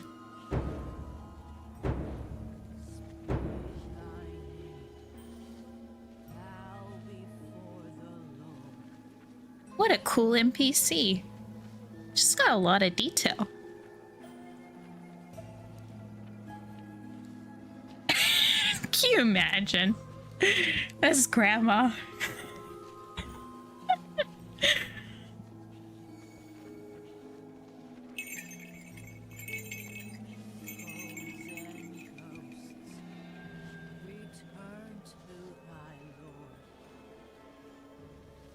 Wind shrieks reach every corner of the street. Spirit script flutters. In the distant, firelight flickers beside a tree that's draped in silk ribbons. Humans move toward the mournful chants, their faces wrapped in coarse pieces of cloth. Only tired, fearful gazes are visible. Okay. Okay. Well, we'll just have to see. The ghosts ate 2 more. We always say not to leave your home once it's dark, yet they... Some tragedies can't be prevented. Old Gao is dead, and his son has been missing for half a month. All the inauspicious signs can only mean he met a horrible fate. More humans have been dying to ghosts nowadays. The Nether Wardens and Netherfalls will be overwhelmed if this continues. Honor one's name and live. Defy it and die. Live with good deeds. Villainy begets death. At the end of the path, shadowy figures surround a clearing with 2 caskets. The inconsolable mourning families weep. I float to an old camphor. Below me is a masked spirit master who's leading the soul-sending rite. Bones and fangs hang for her clothes. Her body and voice are akin to old wood. However, her aura commands reverence. Husband and son are gone. How can an old woman live? Those damnable ghosts. Why didn't they eat me as well? My wife started living with us only recently. How could fate unveil its cruelty now? Lord of the Netherrealm, please! I beseech you to kill that evil thing! Don't let it enter reincarnation! Wow. These voice actors are doing really well. It's actually pretty believable. However, the lords of the Netherrealm oversee the dead. Matters involving the living aren't under their purview. Caleb takes me along when he subdues malevolent ghosts for 2 reasons. To restore my strength, and because they are always a nuisance. Yet over time, people came to see us as protectors they could pray to. Lords of the Netherrealm, please watch over my parents. Several days ago, they began their journey home. Don't let them meet misfortune. Lords of the Netherrealm, my betrothed was supposed to present his betrothal gifts, but he hasn't shown up for 2 days. I owe Uncle Leo 2 taels of silver, and he's threatening to take my leg. My lord, please, let the ghost torment him. Of course it doesn't all look good. Dude, really? Just pay your debts. I don't want to listen to any more ridiculous wishes. I disappear and float to the altar to inspect the offerings. They're plain and boring. I don't like them.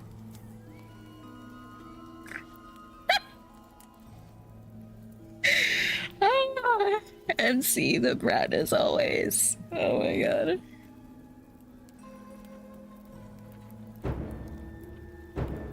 O Lord of the Nether Realm, the wandering soul has returned. The living bow to pay respects. The departed find peace. The old spirit master forcefully swings the bronze bell, and everyone in the crowd kneels. The soul sending rite ends. But this crowd doesn't disperse. They surge toward the spirit master's silk charm since they want one to ward off evil. My lord. She calmly separates herself from the noise and bows to me as I reveal myself again. At first, I didn't believe the rumors about an old, powerful spirit master residing here. Then she figured out my identity upon our first meeting. She's different from the other spirit masters. Despite knowing who I am, she has never shown a hint of fear. In addition, her ritual's chants are pleasant. She also knows numerous tales that involve Caleb. Do you have any news stories? The one about Caleb fighting against 100 ghosts over a vast marsh was riveting. Those fortunate enough to be saved tell all about what they witnessed. But since everyone reveres the Lord of the Nether Realm, rumors gain embellishments with each retelling, which makes them turn stranger by the day. I'm glad you are merciful and pay them no mind. I make Caleb sound wonderful. When I told him these stories, he couldn't help but laugh. So keep sharing them with me. As for your payment, I'll select a good place for your reincarnation. The old spirit master thinks.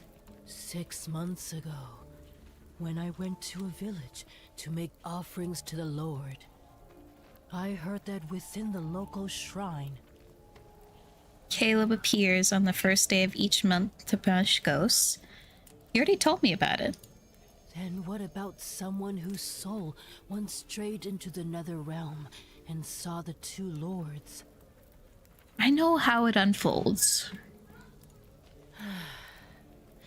Then I'm afraid you've heard all of my stories. Or perhaps you wish to hear a tale unrelated to the lords of the Nether Realm? Is it that interesting? A breeze stirs the bell, and the old spirit master's voice takes on an airy quality. It drifts like mist. I really love the atmosphere that they've gone for here, having it very foggy, and the feathers falling down, and the bells, and you can hear people walking. It does give it that spooky but cool vibe. I'm really digging it. Those who commune with spirits are called spirit masters. I'm fortunate to possess that title. But many, many years ago, there was a spirit master who conversed with all spirits. He divined fate and pacified calamities throughout the realms. His strength put him on par with the gods.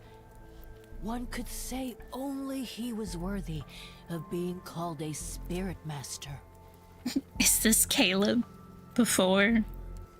Is this just another story about Caleb? He had his Yep, sister it's by Caleb. his side, It's Caleb. I who knew was it. just as gifted and revered.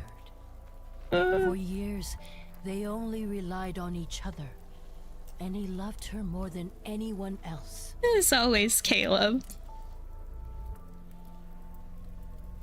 It was Caleb all along. Goodness. Who could say? Really? Really?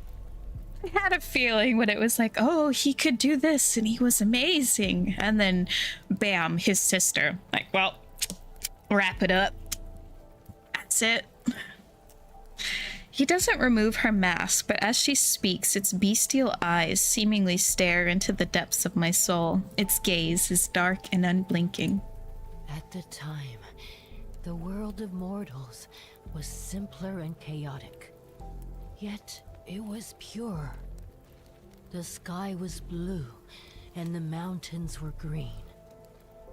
The Spirit Master and his sister watched over all. Humans survived disasters and formed clans. But perfect beginnings normally lead to terrible incidents. I know how these tales operate. Yeah, something happened to me, and Caleb goes through heaven and hell just to save me, and he's still doing it. It's just a never-ending story for Caleb. A self-sacrificing idiot. I love him. He's such...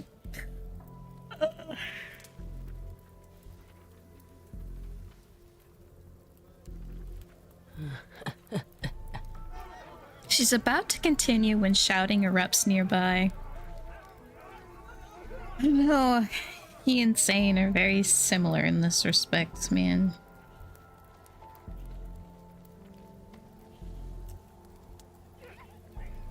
The last remaining silk charms have allowed a brawl to break out. The stronger the Spirit Master, the stronger the charm. So humans wanting one little charm is to be expected. One word is all it takes for blood to spill, and no charm can ward off such viciousness. Forgive me, my lord. I must mediate. Sighing, she leaves along with the unfinished story. My disappointment is all that remains. Worthless offerings and no ending. Never mind. I'll wander around and find a lovely trinket for Caleb.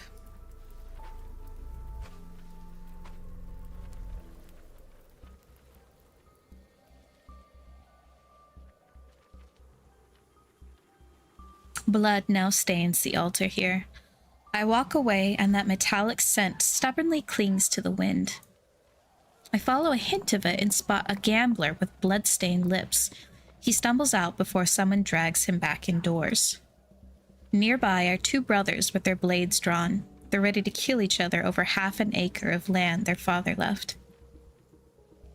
The blade, raised high with murderous intent, slips from its wielder's grasp at the very instant it is about to fall, spinning out of control straight toward me. How troublesome. A lotus petal appears before me. Ding. It catches the blade, and a faint fragrance reaches my nose. The street is silent. Then there's several crisp crackling sounds.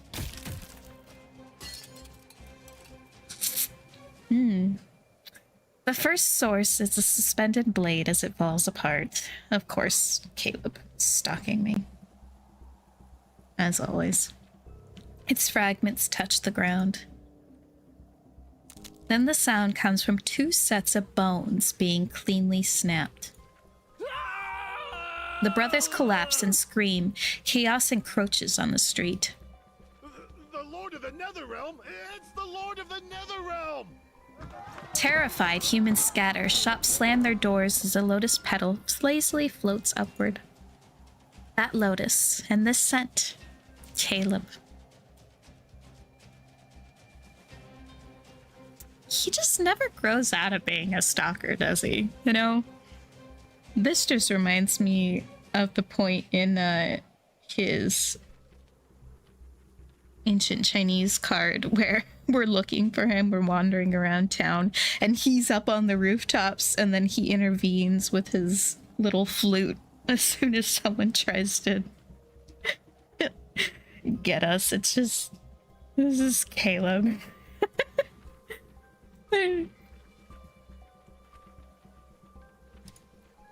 I navigate through the crowd to chase it. Once I'm away from the commotion, the petal returns and binds my waist. My body is lifted before it's placed into a familiar embrace.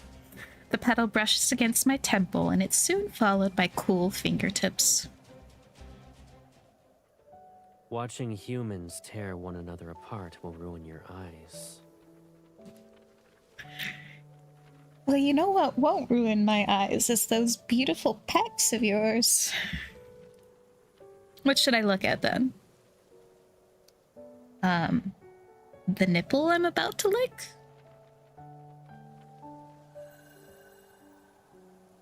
His fingers shift and a hairpin that was carved to resemble a lotus appears. He puts it in my hair. My baby sister, who has beautiful eyes, should only look at beautiful things. Like you. I agree. I agree. He calls us baby sister in this a lot, doesn't he?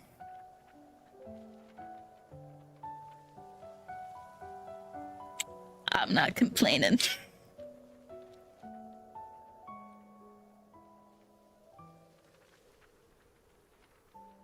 But seriously, if he's gonna be like, oh, I'll only look at beautiful things, then I'm just gonna give it right back to him and tell him that he's beautiful and he should stay in front of me all the time so I can look at him. Ripples reflect shimmering light on the lake's surface. My head rests on Caleb's lap as he smooths my hair one strand at a time. Caleb, the mortal realm is growing more chaotic with each passing day.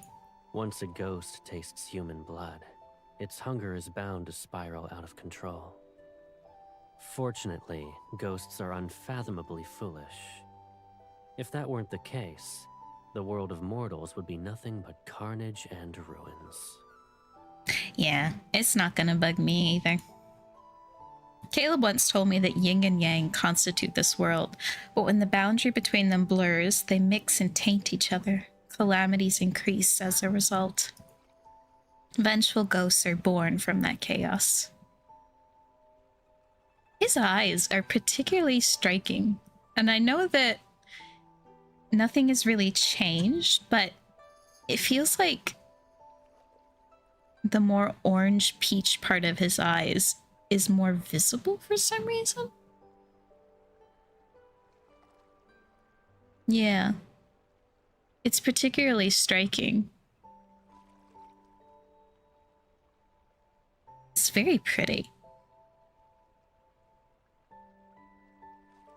But I don't think those ghosts are the only reason why the mortal realm is collapsing. Night falls. With a wave of his hand, the lotus in the center of the lake closes and dispels the barrier that's protecting Wuling Village. Many years ago, he sent out the Nether Wardens to plant the Nether Fields lotus seeds in every place inhabited by humans. These seeds carry life's spiritual energy. Once they take root and bloom, they can create barriers. With those in place, ghosts can only roam outside those locations. It makes catching them easy. Hounded by ghosts and battered by endless calamities, mortals struggle to survive. Their hearts becoming twisted, bitter malformations are par for the course. If I were in their place, I'd use anything and everything to ensure you're alive. You know what this music makes me think of? This is very similar to a track in Olympia Soiree. And this vibe and this story is also giving me big Olympia Soiree vibes. And I'm very excited. I love that game.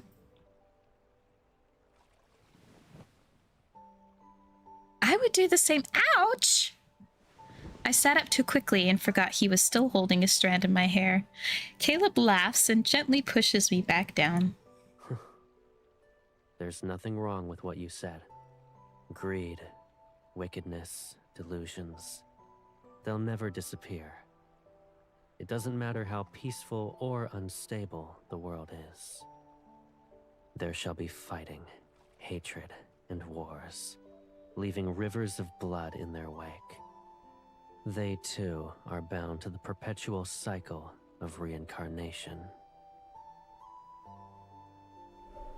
He continues braiding my hair. The eerie markings on his arm emit a faint glow, and the lake's reflected light sharpens the angles of his face. Dazed, I stare at our reflection. He understands the machinations of mortals, yet he carries none of it in his heart. He touches the water and spreads his finger. The ripples freeze before transforming into a glowing array. Do you wish for the mortal realm to be better?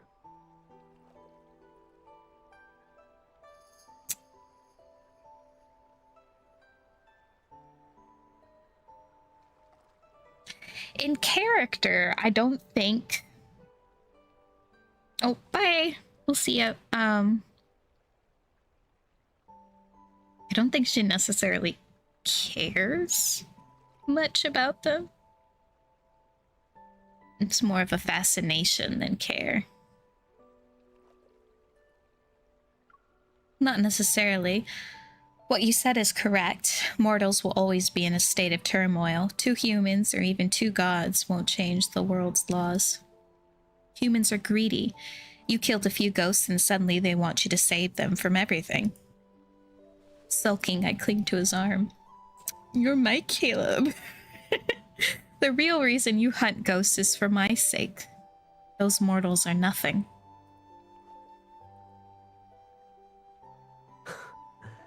Your jealousy is remarkable. You fostered this. Don't even pretend that you are the one who encouraged this.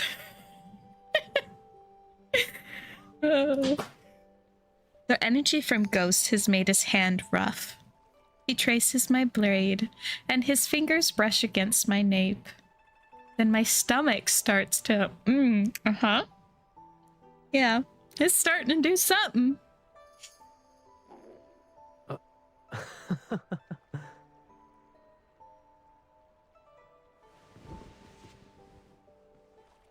That was cute. Caleb lifts me. I see the waters ripple, the moonlight, and the ghosts hidden in the mist. Come.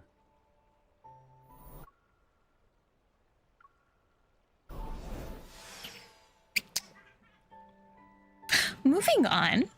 Behind me, he takes my hand and guides my fingers in the air to make the same array from earlier. No one can judge me but Caleb, and Caleb is happy. The barrier isn't present. Since we've cast the array as bait, every ghost within 100 li will appear. This should be enough for you to consider a feast. You think so? Let me teach you a new way to play this time.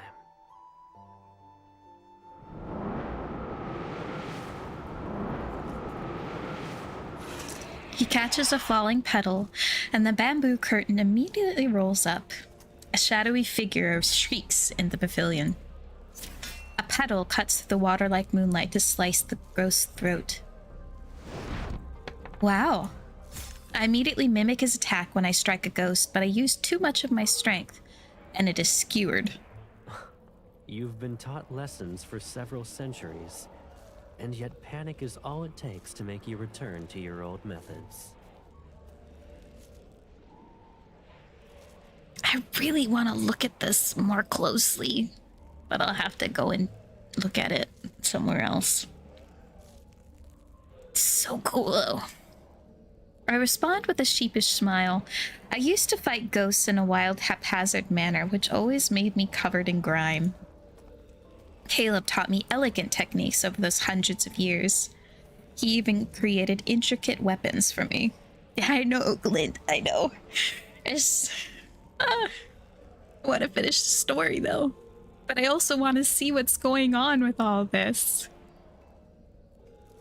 Can you demonstrate it to me again? I'll do it correctly this time. Watch closely. When confronting weak ghosts, aim for the throat. The stronger ones... A ghost whose murderous intent was palpable lunges towards us. You aim at the spot between the eyes.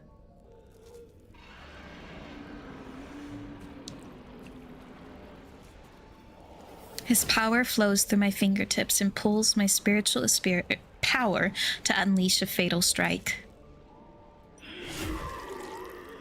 Perfect. Do it like that.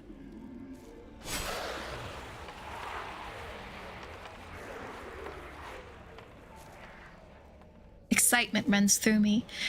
It's not long before the pavilion's floor is covered with soul beads. Seeing me easily deal with them, Caleb relaxes and starts braiding my hair again. He holds up different hairpins, hair clips, and earrings to my head, comparing them one at a time. He's like, "You got this, girl. I'm just gonna be over here playing with your hair." Okay. You know, I love them. They are unbothered and they love each other and they are in sync. You know, this is ideal relationship right here. Should I use a cyan ribbon or a red one? I used a cyan one. All right. Yes. Yeah. Healthy, weird relationship for sure. His fingers glide through my hair and weave the bright silk with each strand. Another braid appears. It's lovely. Thank you. Don't get distracted. Oh, of course. I shift into a comfortable position against him and focused on the ghost rushing towards us. He's still good. Caleb, do you think there will be a day when we eradicate the last ghost in this world? It's possible. I heard ghosts never appeared in the mortal realm back then.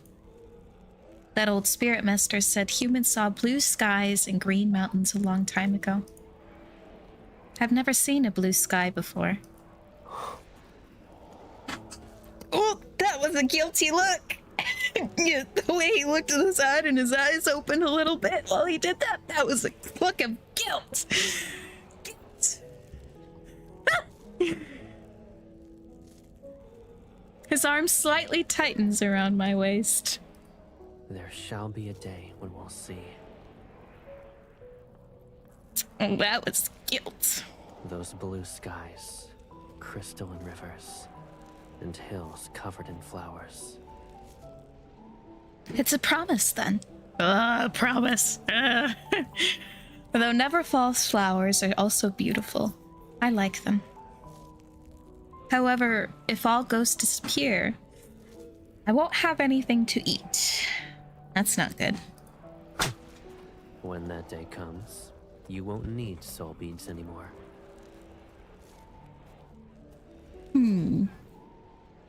If you say so.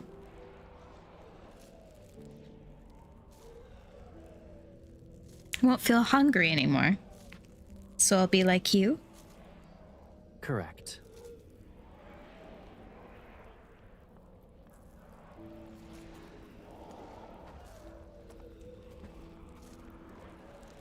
I'll free you from your suffering.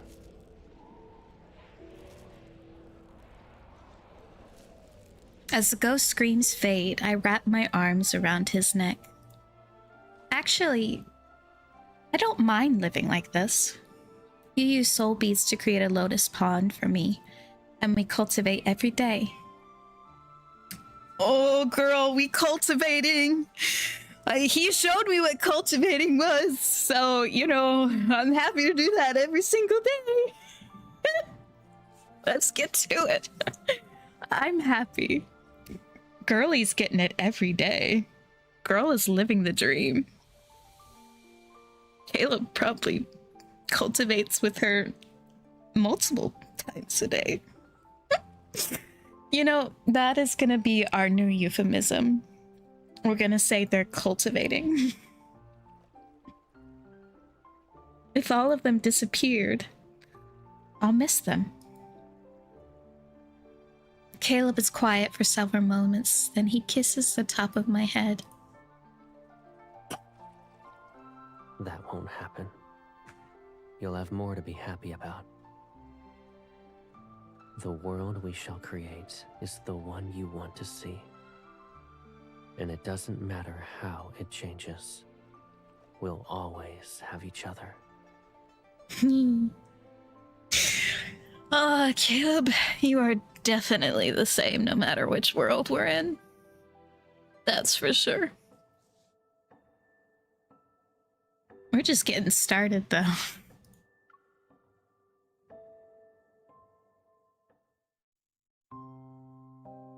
That night, Caleb and I purged every malevolent ghost within 100 miles. The soul beads we harvested caused the lotuses of the Netherfalls to bloom overnight, and I basked in the abundance of their power.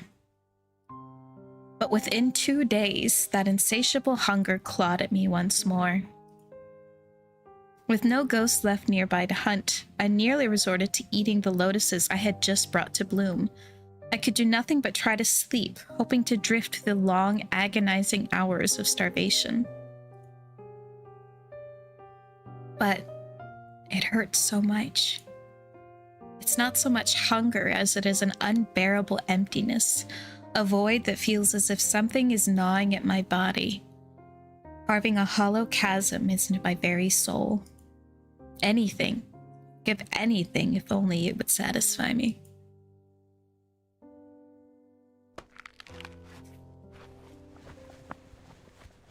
My lord!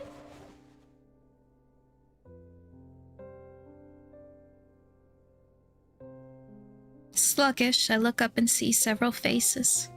Some are terrified and others are stunned. It hurts.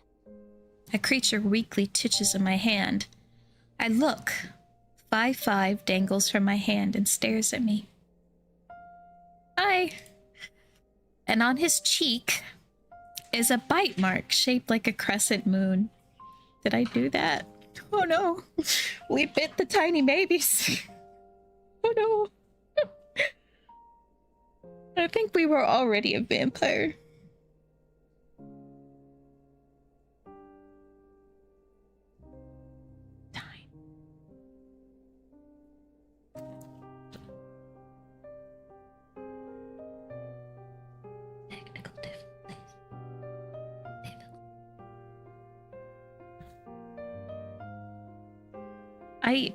I almost devoured 5-5. What happened? Ooh. Caleb's eyes narrow, then he grabs 5-5 and throws him towards the other nether wardens. He just chucks him across the room. Take him and leave. I wasn't gonna eat him. I didn't intend to. I don't know what's happening to me. Her words frantically tumble out. Guilt and fear crash into me. Are you okay? Oh. Why you gotta say it like that? That simple question intensifies my guilt. Clumsily wiping my face, I nod. Don't worry. You did nothing wrong. It's simply your hunger. I'm at fault. I should have cared for you better. No, the issue here is me. I'm so hungry I even dreamt about devouring souls and mortals. My confession spills out into trembling, broken mess. Am I turning into a monster? Don't say that. He hugs me and smooths my hair one strand at a time. Human children are ravenous when they grow. You're no different from them. What am I growing into? You're not like me, and only ghosts crave human souls.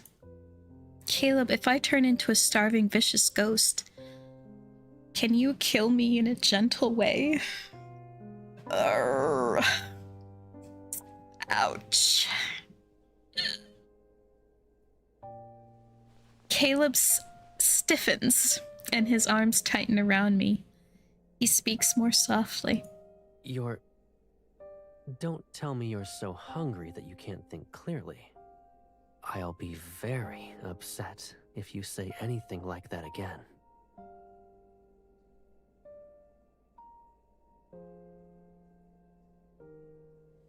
His hand glides down my back. Cool spiritual energy flows into me. I'll collect more soul beats for you. But it might take some time. I don't know all the history of this, but I'm assuming that it was, he was the spirit master, that was his sister. Things were better. Something happened to her. He did something to turn them into what they are now, but he has to pay a great price to keep her alive. And she doesn't remember anymore.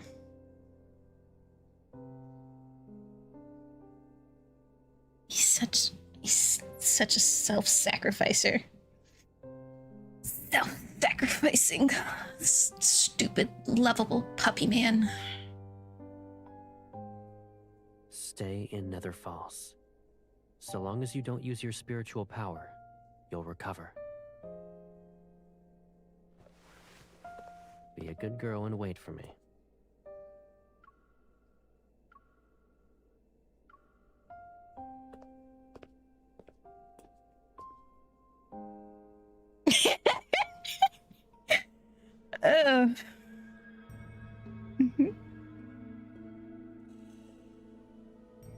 I don't know. We're certainly something. A few days later, Caleb returned with a heavy haul of soul beads, though he only stayed long enough to deliver them before departing once more. After several such journeys, the lotuses were reborn, nourished into a vibrant bloom by the steady flow of beads. Having finally feasted, my strength began to slow its slow return. But watching Caleb tire himself for my sake sparked a fierce new resolve within me. I had to find a way to cure this strange affliction, or at the very least, find a means to suppress the hunger for good. Though Caleb insisted that I rest, I couldn't bear to remain idle. I wanted to do whatever I could to ease his burden. And so I began to frequent the river of Oblivion, assisting the Nether Wardens by laying out Oblivion dewdrops for the departed souls and seeing them off to the reincarnation dais. So it's the river leaf that takes away the soul's memories before they're reincarnated.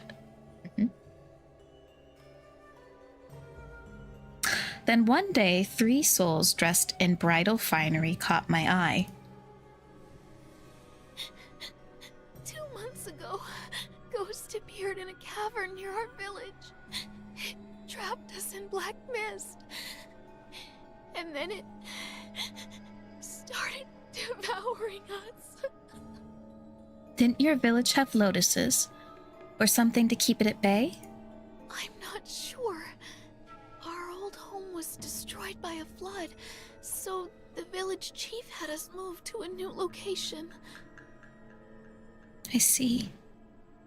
The village moved, but the barrier lotuses didn't move with it. It's the perfect opportunity for that ghost. It's clever. The ghost prefers young, beautiful women. So the villagers tied me up and sent me as an offering. Wow. They hoped it'd spare everyone else. That thing said it wouldn't touch anyone if they sent it a bride every 15 days. And those fools actually believed it. They picked you because you had no parents to protect you. I planned to kill that ghost when I was sent, but... Are parents any good? I still died in the end. They broke my father's legs. We were the poorest and easiest to bully. That girl needs some help. She's kind of creepy. It doesn't matter anymore. At least I saw him before I died. Who? Someone in your family? Her lover. Before devouring us, the ghost took on the form of the person we love the most. Betrothed, lovers, anyone will do. Yeah. Yeah, the numb one is definitely the creepy one. She's like, My father's legs were broken. Her poor mind is broken. Good grief. Oh. Feel bad for her.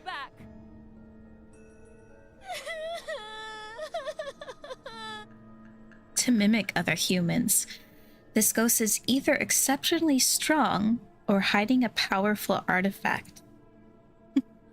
I'm starving. It's time to find my meal. When will the next one be sent to that ghost? Three days from now, they'll offer another maiden. I plan to wait for Caleb and deal with this matter together, but 2 days has passed, and he still has yet to return to Nether Falls. I can't keep waiting. If that ghost escapes, I'll have nothing to eat. Deep in the mountains. Well, this isn't ominous at all. Tonight's moonlight is cold and bright as a frozen sun. It illuminates a grim wedding procession on the mountain path. 4 gaunt bearers carrying a shabby bridal sedan with a wilted red flower. Muffled sobbing and struggling can be heard inside the sedan. Knock them unconscious.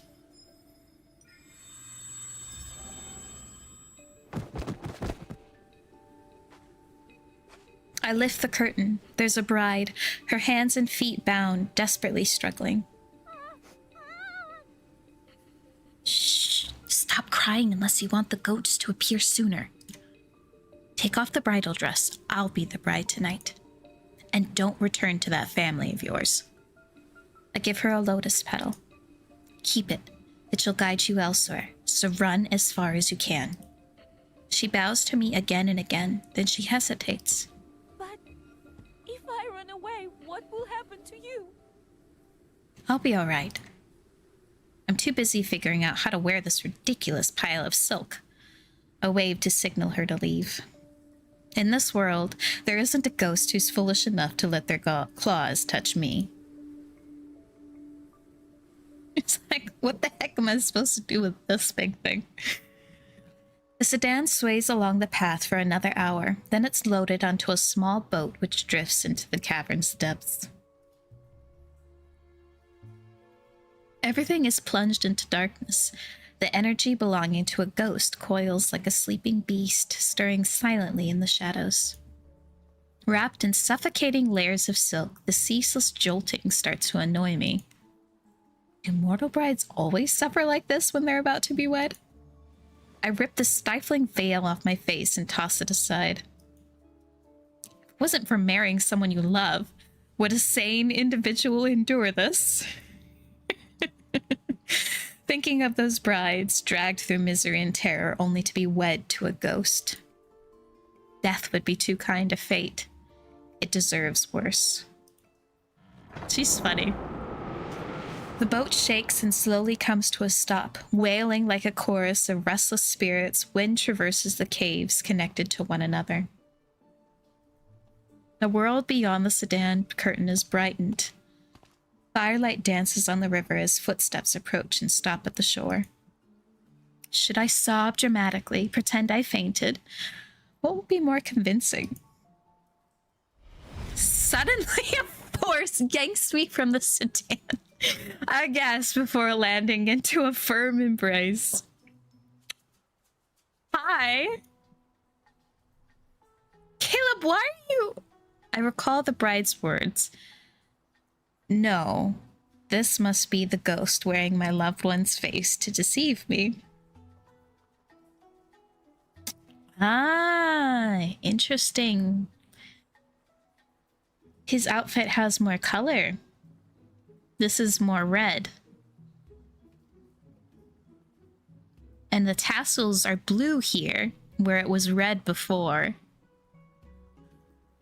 And this is more colorful. Ah, But if the ghost picked Caleb, then my feelings must be embarrassingly clear. Honey, you guys are doing the deed outside every day. I mean, what do you think? embarrassingly clear. Oh, God. Even when danger is staring at me, embarrassment pricks my cheek. I bite my lip and focus. If it can read the hearts of mortals, then of course it scents mine. It must be using a powerful artifact. I'll play along and try to find it. With that decided, I let tears well up in my eyes. Caleb, you're here for me. I knew you wouldn't let me marry that ghost. You're the only one I want. Artifacts are usually kept close. Oh, okay, yeah, look, this is more silver, and there's a green gem here, and there's more gold. Interesting.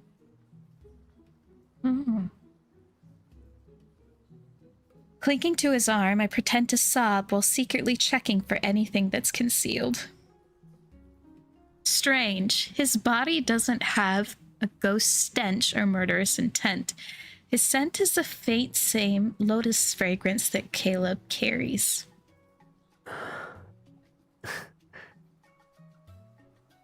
Caleb, quote, quote. You want to marry me? I know it's not Caleb saying it, but yes, I do. Amused, he tilts my chin up. His eyes shimmer in the firelight and rippling water, where dark gloom mingles with light. Of course. You're the person I love the most, and I want to stay with you for a long, long time.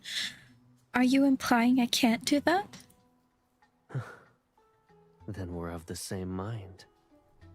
In this world, I love you more than anyone else. I know it's not Caleb. It's still a good line. It's still a good line. Oh. It's so good. I steady myself.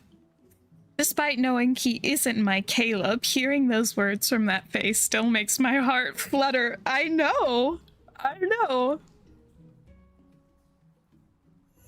Caleb moves his hand. Lanterns flare to life across the cavern to reveal a sea of red spider lilies. Flowers, moon, heaven and earth as our witnesses. Everything for a good wedding is present. Oh, man. These are all such good lines. What the heck? I'm gonna be full up. Tonight is perfect for us.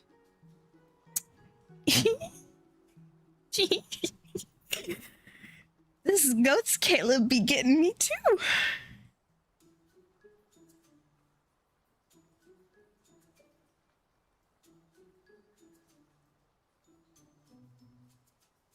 Is this his alternate color fit? Or is that a different? Okay. Okay. It's not as different as I was thinking. Tightly. I'll treat it as your promise to stay by my side for a lifetime. Okay. Okay. Ghosts be getting me too. Without drawing attention, I drop a lotus seed from my sleeve while nodding and walking with him. Ooh, the glove is red too. Ooh, I like it with the black tips. Ooh. I like it. The cavern has been formed naturally, yet it's breathtaking. The walls are reminiscent of cliffs, and stone arches curve overhead like frozen bridges. You know, I appreciate that they found a way to bring his R2 outfit into this in a natural way. That's pretty cool that they did that. Normally, we don't get to see the R2 outfit in the scenes unless we use Illusio. That's cool. Patches of green light shimmer across the rocks. They're akin to stars scattered along the walls. Caleb seems to believe I'm a love-struck bride who adores him, and he's been surprisingly gentle. I slow my steps and he matches my pace without saying a word. When I pretend to stumble and reach for his waist, he steadies me and holds me closer. Careful now. I'm talking so low. I believe my foot landed on something. It's merely a rock. Why are you talking so softly? It's so quiet. What is this? It's so soft. Oh.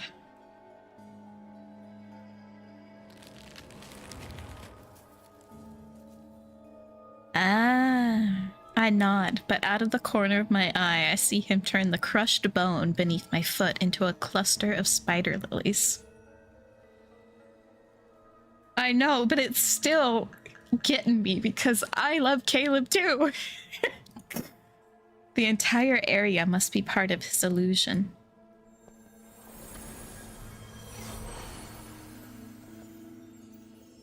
Oh, I see. Okay, yes. Is this how he eats me? Does he eat me out literally until I die from pleasure? He's eating my good spiritual energy straight from the source. When I look up again, a chamber located deeper in the cavern has been transformed into a true wedding hall. I know. You know, it'd be funnier if they just gave him a nipple tassel, like a clipped-on nipple tassel. Colorful banners, golden bells, scarlet silk draped across the ground, and candles carved into a lung and fang bathe the space in warm, bright light. Oh no, we get to see it. We get to see it from the side. We get to see it through the little clip. We get to see that nipple all perked out and red and puffy, you know? That's what I want to see.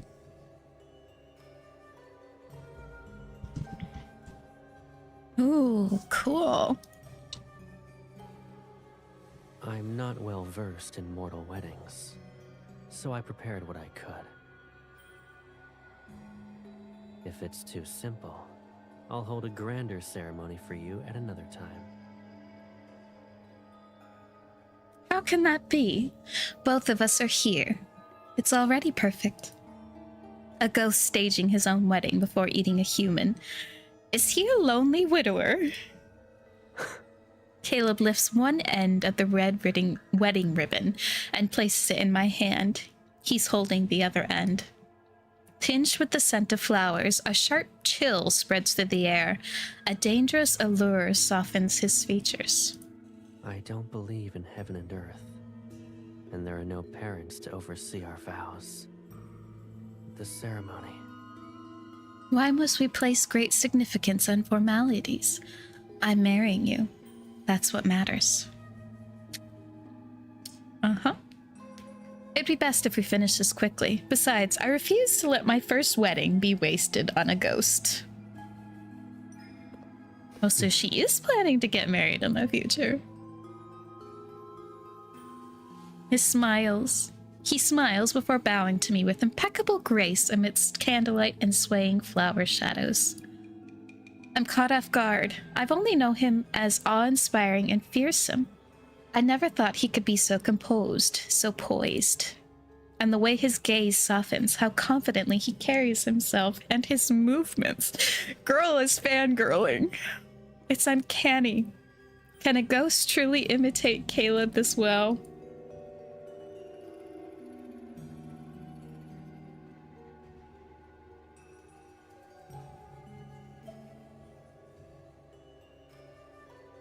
Noticing my momentary daze, he steps closer, takes my hand, and lifts it to his lips for a gentle kiss. Starting from this moment, we belong to each other forever.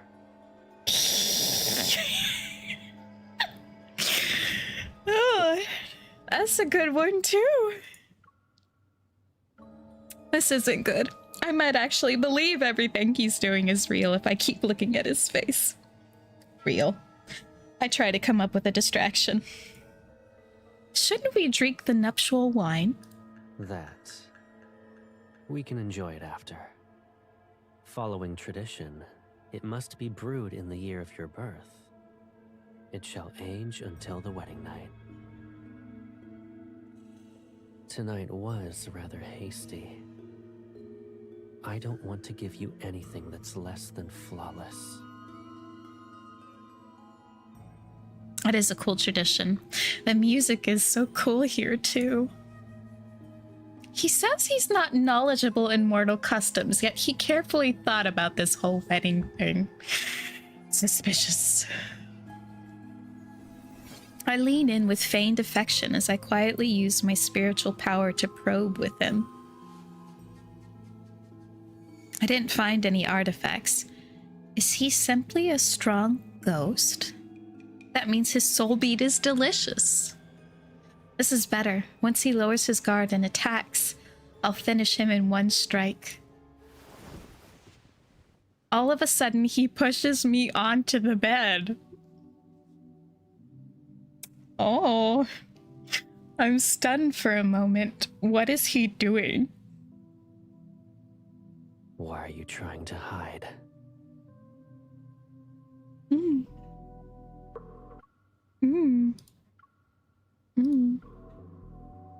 Music.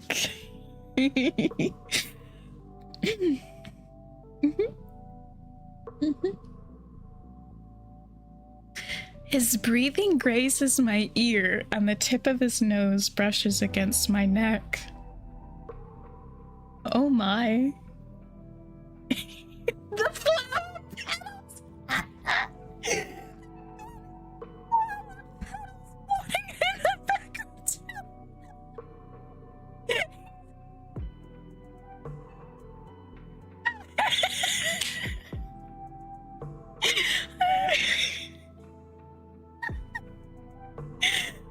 Oh my god, Caleb.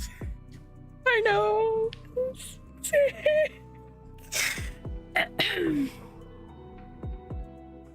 We've forgone the vows and wine. But our wedding night shouldn't be done in a hurry. Oh.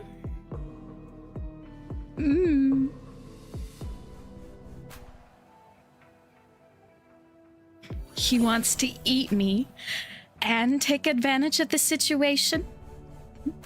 What remains of my patience dissipates, and spiritual power flares in my hand. He's like, this man wants to have his cake and eat it too. Unfazed, Caleb crushes the spiritual power as if he broke a twig. He lowers his head. Alarmed, I try to summon a weapon, but I soon realize my power is being suppressed. My limbs become weak. Oh. Rushing only results in you being unable to enjoy yourself.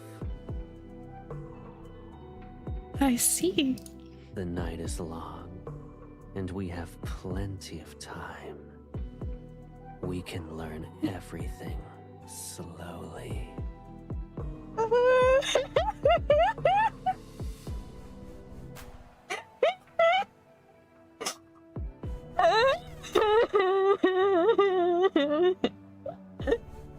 Oh, I'm blushing. Oh.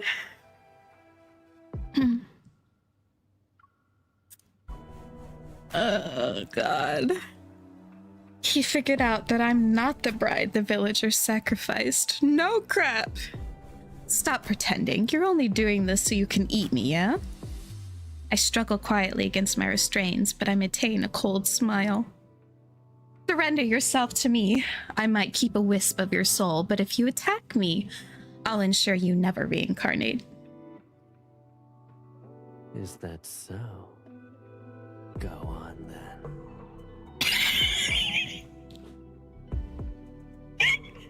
He's still acting so seductive in this. It's just... oh my god. Or are you waiting for the barrier to form so it can swallow this entire cavern? He holds up a lotus seed, the one I dropped earlier, and crushes it between his fingers. Oh, my face is being fried. I think my face is so hot you could fry an egg on it. God. What will you do next? Well, you want to do this? I'll eat you instead. Let me on top, and I'll take a few bites out of you. The evil spirit is stronger than I expected. However, I'm the lord of the Netherrealm. He stole my seed because he wants to replace it with his own.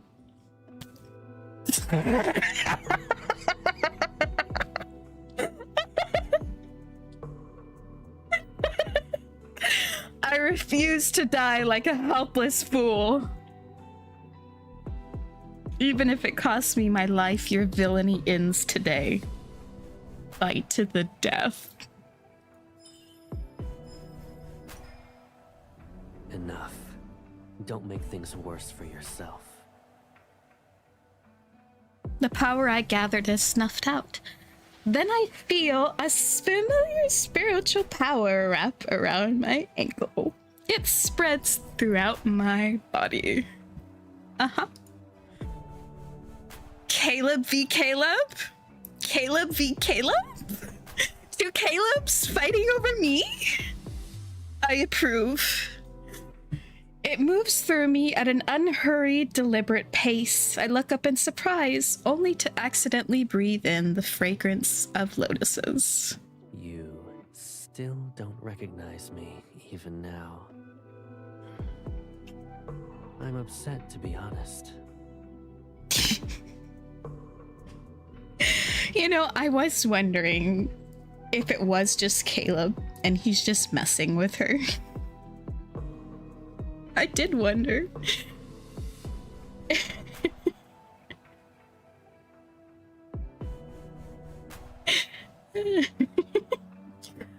Oh. Gentle, familiar kisses trailed down my neck and collarbone. I don't move, but then I realize it. Yeah, I was wondering if it was just him messing with us, but I wasn't quite sure.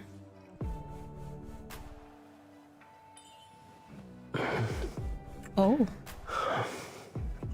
Hello.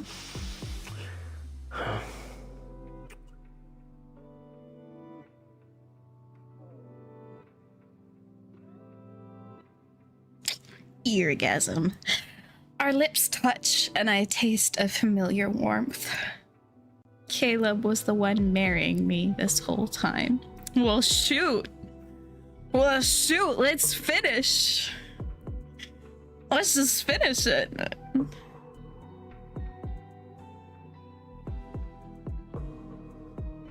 It ends there? Oh.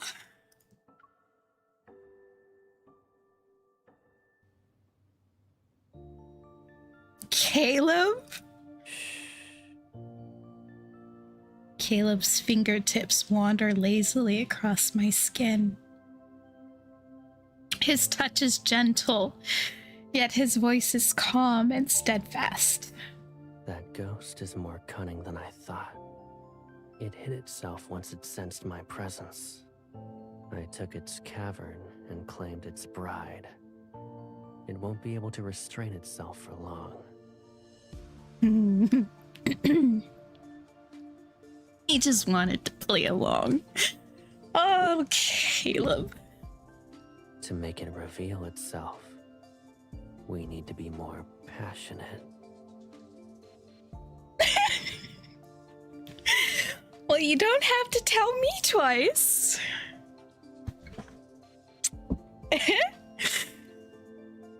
He leans down for another kiss. In an intoxicating entanglement, our lips touch as his teeth graze my tongue. Oh.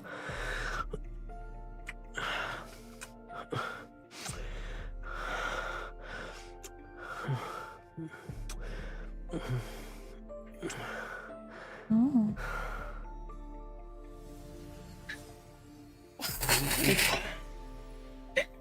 His spiritual power is akin to cold spring water at first.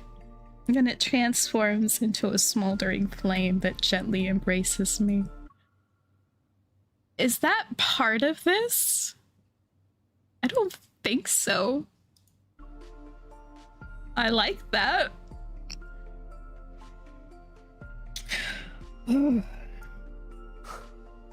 Were you going to marry that ghost if I wasn't here? Tell me. No. No. Girl is caught up in it.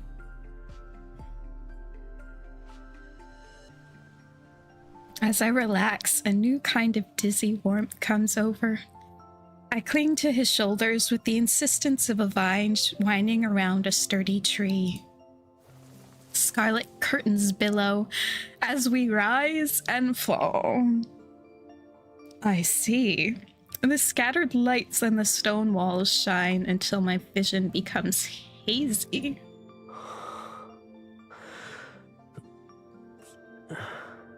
We're off in another falls for this. But doing it in a different place can be surprisingly enjoyable. Oh!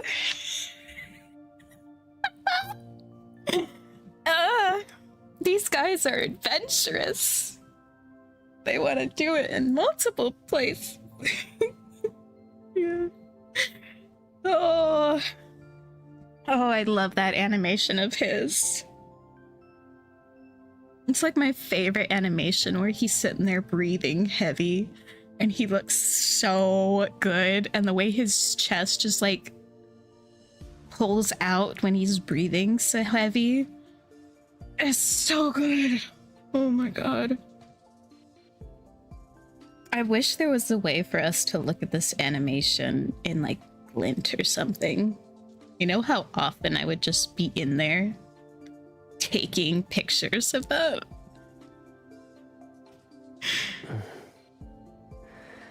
If you like it.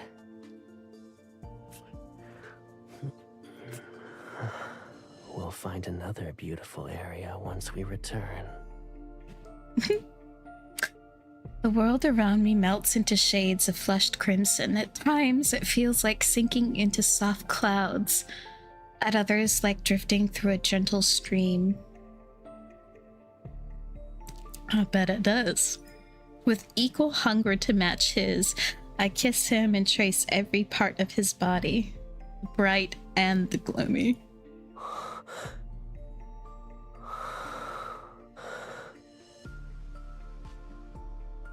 Oh, it's one that I can actually favorite. I will do that. I don't know how many of those I actually have favorited. His hair cascades and is tangled with mine. It flows like water between our bodies consumed by passion. It's as though a lotus seed is sinking into a pool and taking root. It sprouts and the current spirals through every part of it. Two vibrant flowers bloom from the nourishment, their petals dripping with dew. My god, they're just going all freaky poetry on us. The seed is certainly taking root and then it spirals through us until we're dripping with dew. I bet we are.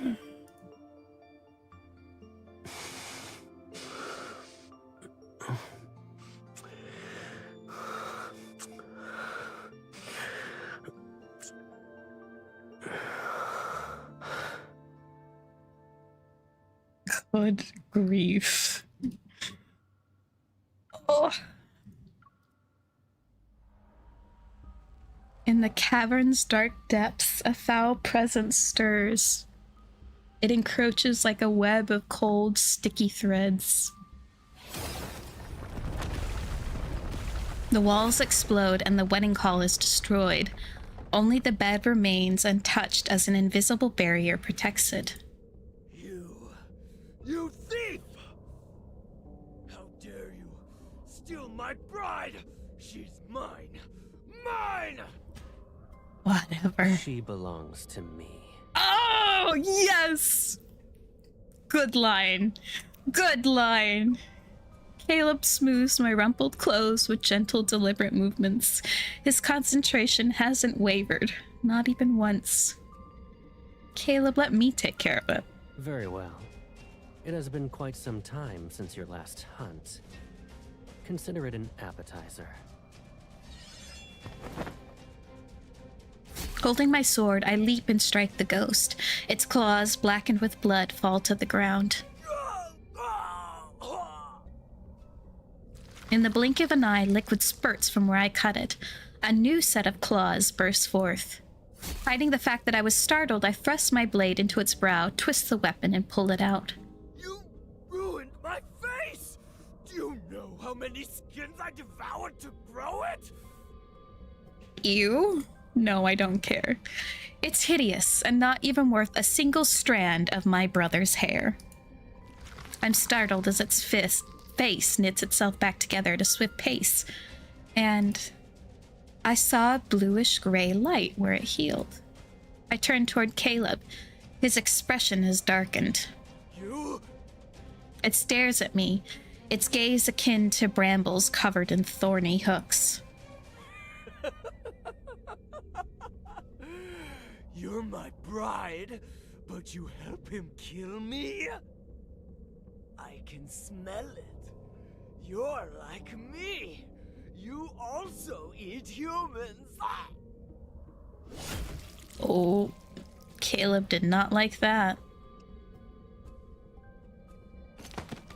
A cold gleam silences. Half of its jaw and skull tumble across the ground. You're rather desperate to die. You're... Fate delivered you to me! It laughs hysterically and grows a new head. I'm grateful. Those centuries at Mount Dingshu, it was worse than death! It escaped from Mount Dingshu. Why would a ghost be imprisoned there? You can't drag me back! Ah!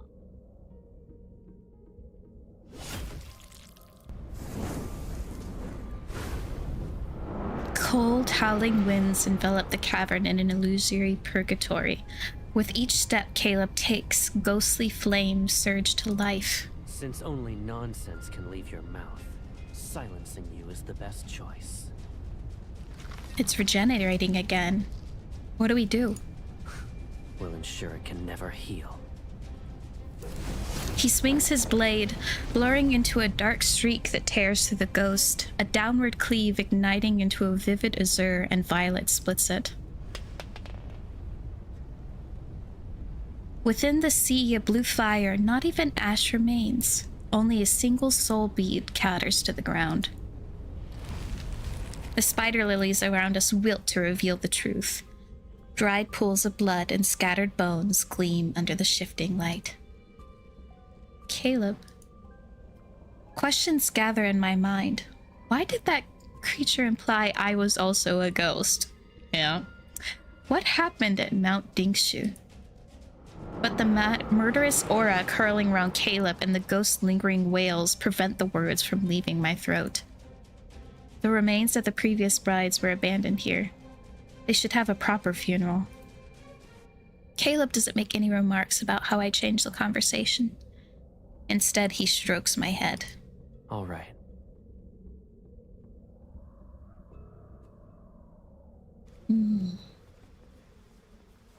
At dawn, Caleb destroys the rest of the cavern. As a collapsed stone gives way, mangled corpses appear. We retreat into the nearby forest and stay out of sight. Villagers arrive and gather the bodies for burial. Grief clouds over every face. Curses directed at the ghosts permeate. I can smell it. You're like me. You also eat humans. Ah! Ghosts always have awful words before they die. I shouldn't take it to heart yet. Old doubts rise again. Who or what am I? Are you still thinking about how it said you're some kind of monster? No. The lie is too clumsy to fool him. Caleb only lets out a quiet chuckle. What scares you the most?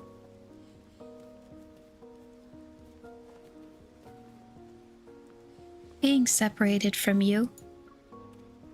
In that case, is there a reason to worry about who you are?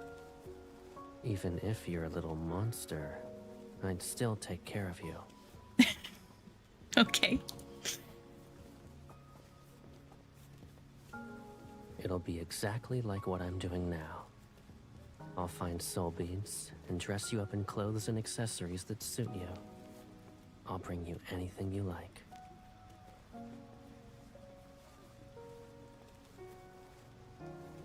So long as I'm here, there's no reason for you to be afraid. Of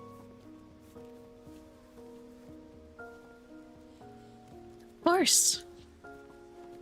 Some of my doubts loosen their grip on my heart. Then another thought appears.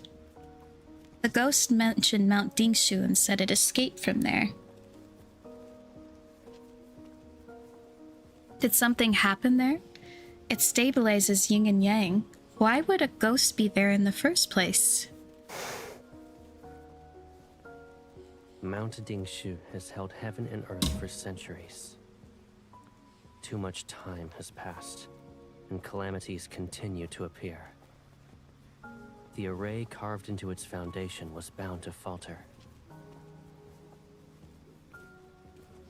As for that ghost, I suppose it slipped past the weakened array and found itself trapped.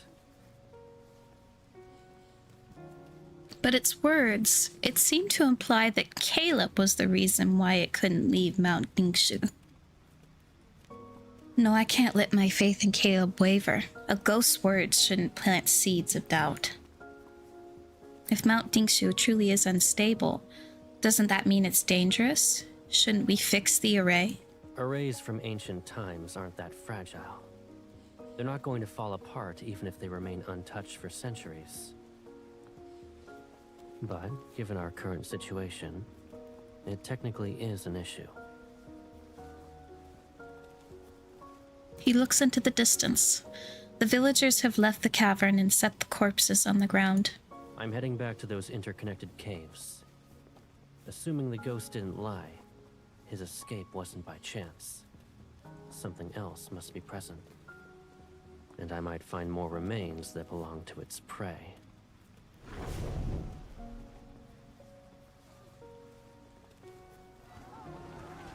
Soon after Caleb leaves, a gust sweeps through the area. Dirt rises and the scent of incense disperses with Spirit's grip.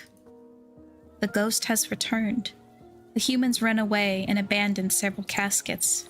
I pluck a few leaves and turn them into thin sheets to cover the bride's remains. Then a glimmer of light blue flits across my vision. A dragonfly. Its translucent rings stir the mist like ripples on the water's surface. The chime from an old bronze bell drifts. Is that old spirit master here? We meet again, my lord. What are you doing here? Deep within the mountains, this place is far from Wooling Village. I'm uncertain how an elderly woman managed to arrive here. I'm visiting an old friend. And this morning, a family asked me to send off their daughter's soul. But when I arrived, they told me she wasn't amongst the dead. She must be referring to the bride I rescued. The masked spirit master shuffles, her legs unsteady. Then she bends down, her fingertips stained in cinnabar, traces the bones inside the caskets. Heaven and earth are in disarray. Yin and yang are unbalanced. Turmoil eats the mortal realm, that grows weaker with each passing day. I've traveled south and past many empty villages. If this continues, more humans will die. Forgive me for being blunt, my lord. But can you truly watch mortals suffer as their world falls apart?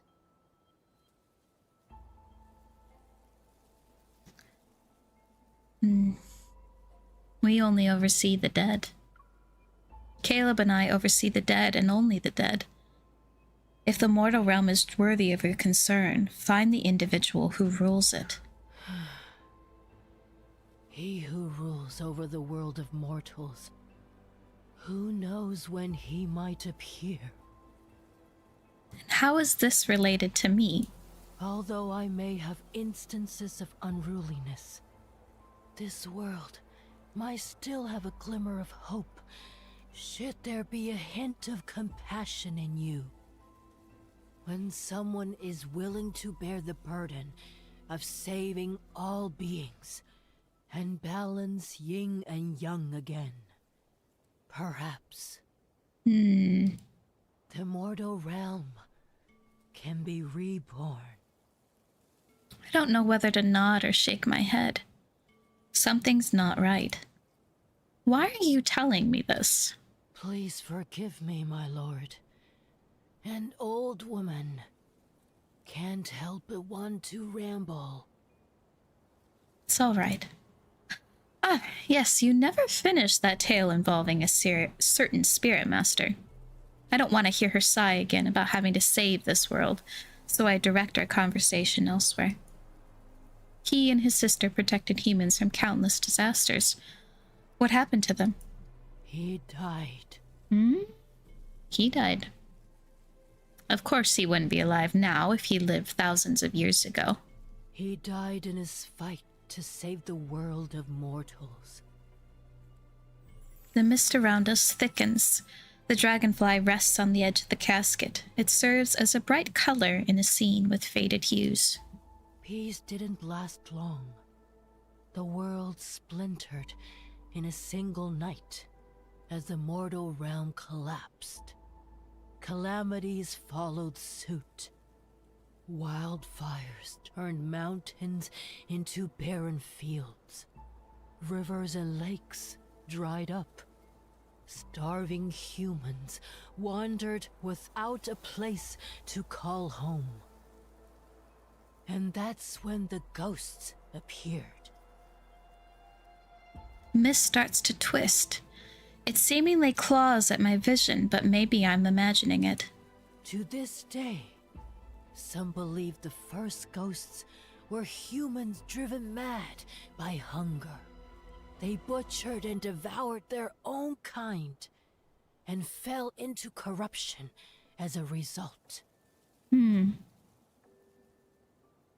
Is that another tale? You've been trying to imply something. What do you actually want to say? You can treat it as a simple tale, my lord. She doesn't wait for me to respond. The Spirit Master arrived in a place called the Hesperion Reach. He struck the drum of heavenly decrees. It said the ancient relic can contact the heavens. Only someone with immense spiritual power could command it. Thus, the Spirit Master received the heavens' guidance and saved the mortal realm. The drum of heavenly decrees. Hesperion Reach. I repeat those names in my mind. To honor him, humans built a mausoleum and statues in Hesperion Reach. They worshipped and prayed to him every day and every night. What about his companion? What about his sister? How was she supposed to live without him? If Caleb isn't by my side, I can't bring myself to imagine it. As you can see, humans claim to remember his sacrifice, But no one spared a thought for the girl who had lost her brother. Mausoleums, statues, they're all pointless. Who cares? Then, my lord, what would you give up if you could save everything?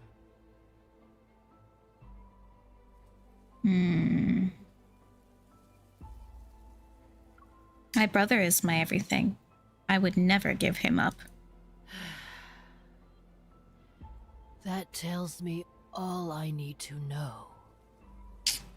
A strange feeling in my chest becomes more pronounced. My expression darkens as I materialize my blade and aim for her chest.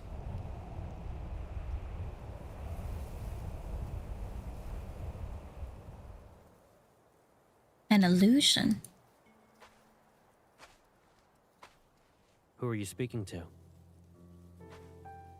I think I saw that old spirit master from Wuling Village. Leaving out the details of our conversation, I explained what happened. Caleb's brow is slightly furrowed. You don't need to be concerned about her. Even with a few peculiar tricks, she can't compare to the ghosts we've dealt with. Once we return to Nether Falls, I'll investigate who or what she actually is. Here, look at what I found. There's so many soul beads. The amount in Caleb's hands make my head spin. The ghost didn't spare its own kin either. It saved us the trouble. Let's find a quiet place first. We'll purify these and the one it left so you can have a proper meal.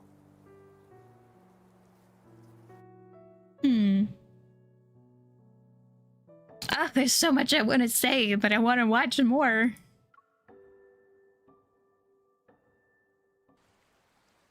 Ooh, pretty. The next day, we follow the river. Yeah, there's a lot to unpack here, man, and I haven't even finished it. We follow the river to leave the mountains, but Caleb doesn't seem to be in a hurry to take me back to Nether Falls. Where are we going? Is there a place you'd like to see? I think. I've always followed Caleb. Being with him is enough to make me happy. However, if I must name a location, it's strange how the tale that old spirit master told me comes to mind. Caleb, have you heard of the Hesperian Reach? Why are you suddenly interested in it? That old spirit master mentioned it.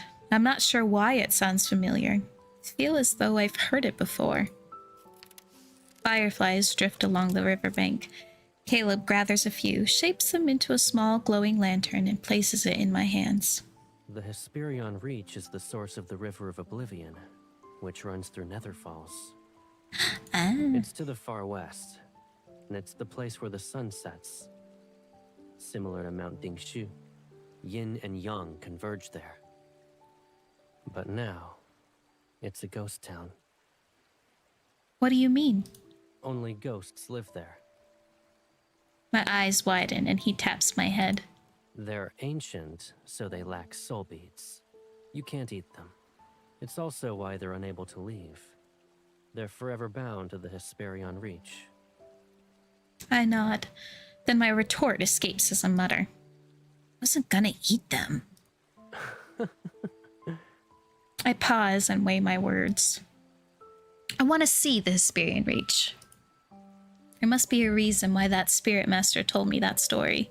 What she wants to reveal, it involves the Hesperian Reach. If you wish to visit it, then that's our destination. I plan to go there in any case. But you must promise me. Yes? Once we arrive, don't be upset.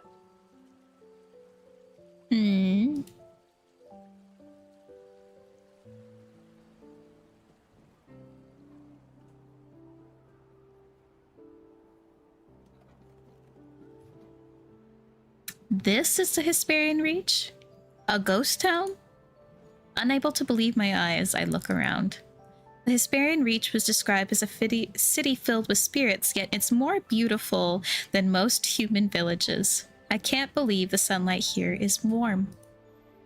Ghosts stroll under the sun as I move between homes and shops. There aren't many of them, yet I can sense an uncanny liveliness. What a handsome spirit. Where did he come from? I'm going to see where he settles down. I'll ask him to share a drink with me tonight, and... At your age? Do you think you still have a chance? At your age. Oh, please. You are at least 8 centuries older than I am. No wonder he told me not to get angry. I grit my teeth, wishing I could grab Caleb in a blanket to hide him.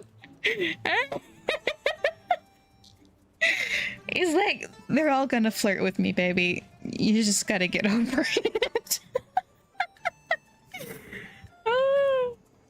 The Hesperian's Reach ghost looks stranger than the one outside, and Caleb, who's walking amongst them, stands out like a shining beacon. They don't dare to move closer because of Caleb's presence, but their hungry gazes keep circling him. Fiery little thing, aren't you? With that scrawny body, you crack someone's teeth. Who'd even want to? The ghost's tongue is sliced into pieces. It falls onto the ground and writhes. Since you can't use your tongue well, my little sister ought to enjoy some snacks. Oh, okay. Yeah. I know what she's talking about. It's funny. I don't need them. Tongues that can only ceaselessly flap are disgusting. You two! How dare you hurt the Hesperian Reach's most beautiful spirit! Everyone, grab something and... Ah! The skull's shape is adequate. Unfortunately, it's not good enough to be a wine vessel. He tosses the wine vessel aside and crushes it with his foot. Who's next? Try to approach as a group. It'll save us time.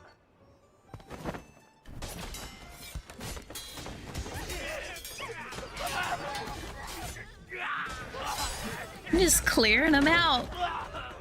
It doesn't take long for the whispers to change from praising his handsomeness to saying he's terrifying and handsome.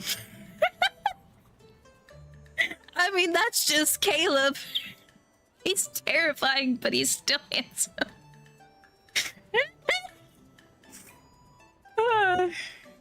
Before we arrived, Caleb disguised our spiritual power to resemble that of a ghost.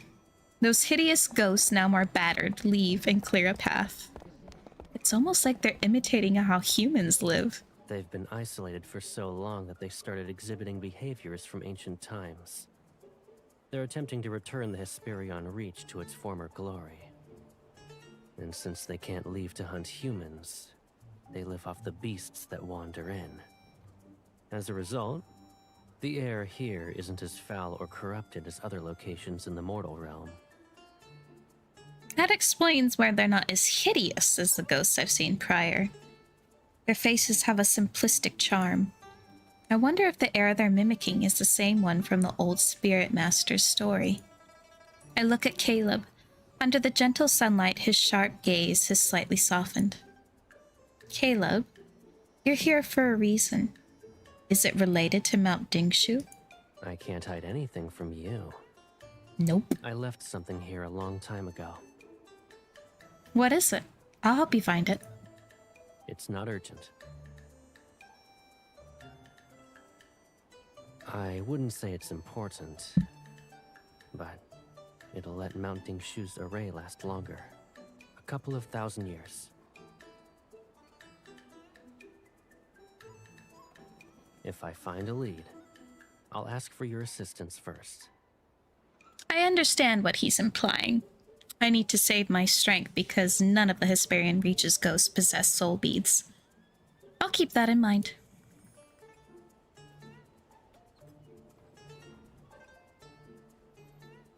And so we settle down in the Hesperian Reach for the time being. Thanks to Caleb's reputation, every ghost we meet treats me with the utmost respect and answers all my questions. How long have I lived here? I don't remember. There was once a mountain nearby, but it's been reduced to rubble.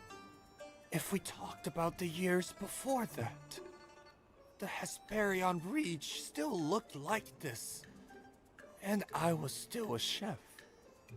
Some tried to leave, but they couldn't reach half before being turned to ash. Who would dare to do that now? I thought I would get to taste human flesh. But once I mentioned the Spirit Master from the tale I heard, every ghost's face pales.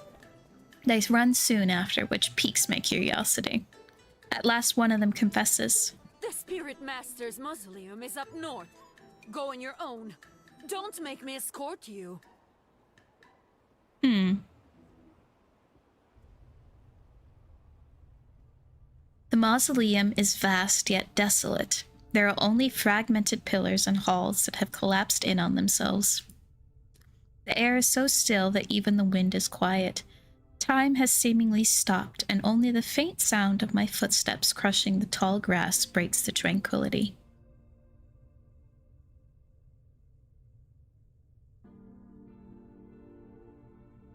I feel as though I've seen them before.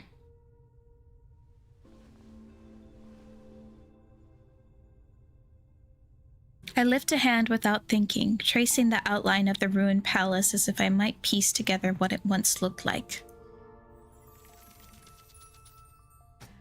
A light blue dragonfly lands on my finger. Is the same one from before?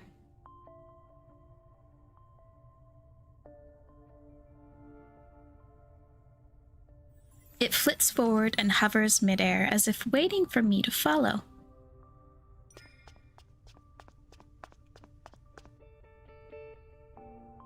It lands on a tall, broken stone statue.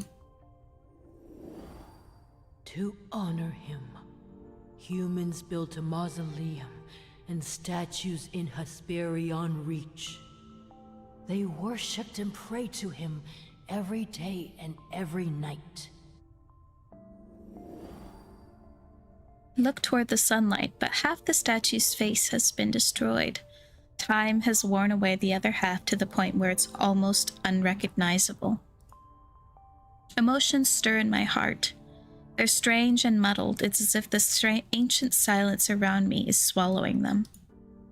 My gaze drifts to its hand where a stone ring rests on one of its fingers. It resembles half of a blooming lotus. A thin thread of light slips out from the lotus. It wraps itself around my finger and solidifies into the ring's other half.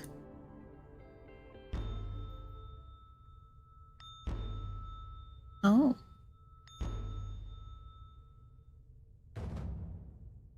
O sun and moon, be the mirrors that witness.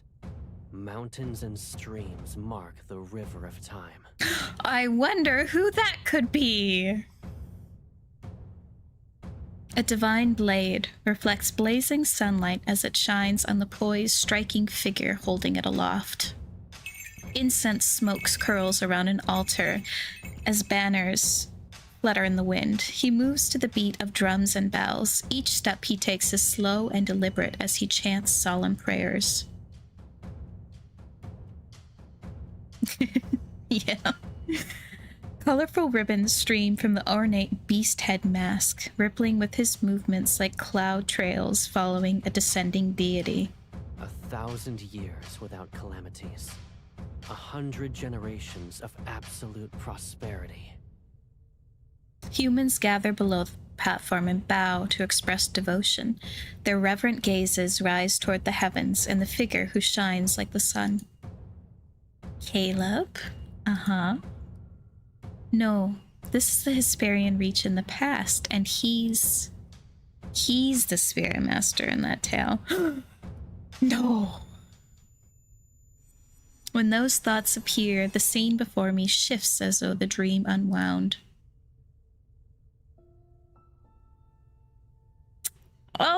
look, you know, I was thinking about what if this is a continuation of his ancient Chinese card, which would have been hilarious.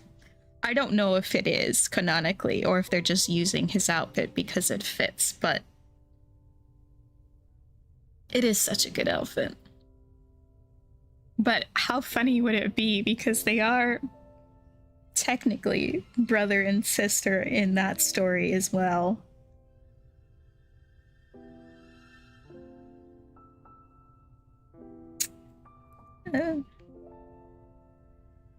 I don't know if it is, but that is a cool theory. The Spirit Master has removed his ornate mask. The distant divine figure that's the epitome of purity seems to be within reach. Yeah, this outfit is so good. The red looks so good on him.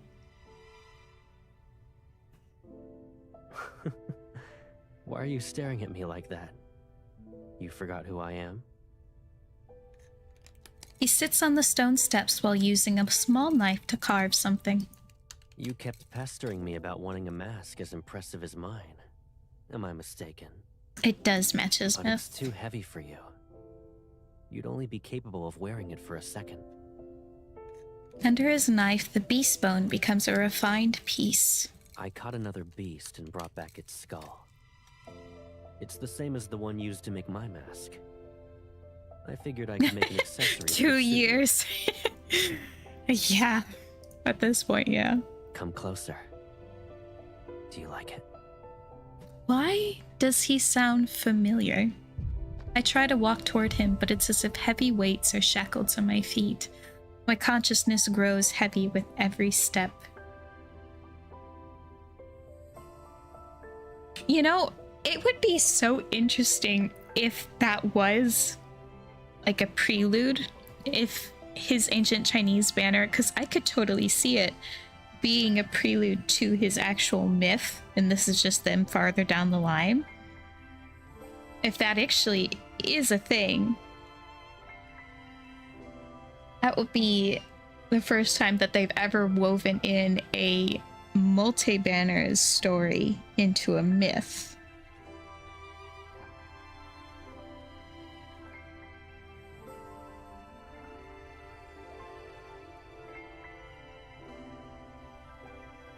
Does that mean Mosaic Couch 22 in a myth later down the line?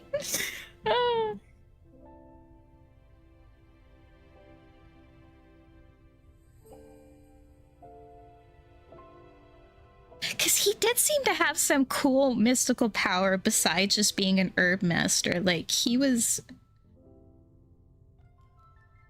able to use some sort of weird powers in his flute and flying around, and even the way that he watched her from up on the rooftops and came down to save her was the exact same thing as he did way back when in the ancient Chinese card. So it's just, how cool would that be?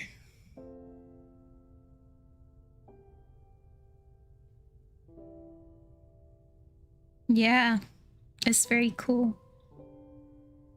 I try to walk toward him, but it's as if heavy weights are shackled to my feet. My consciousness grows heavy with every step. Once it's finished, I'll tie colorful ribbons onto it. You'll look beautiful when dancing. Why are you... A pair of arms catches me, and the subtle, intoxicating fragrance of lotuses drifts closer.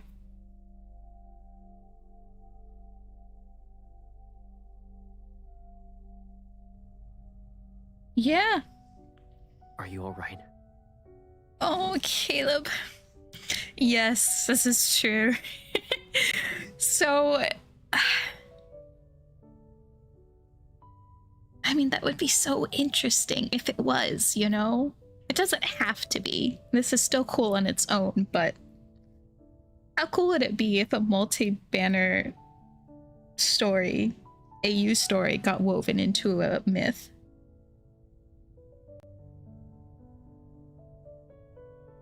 I mean, they put a reference to Lumerian sea god in Raph's AU story, right?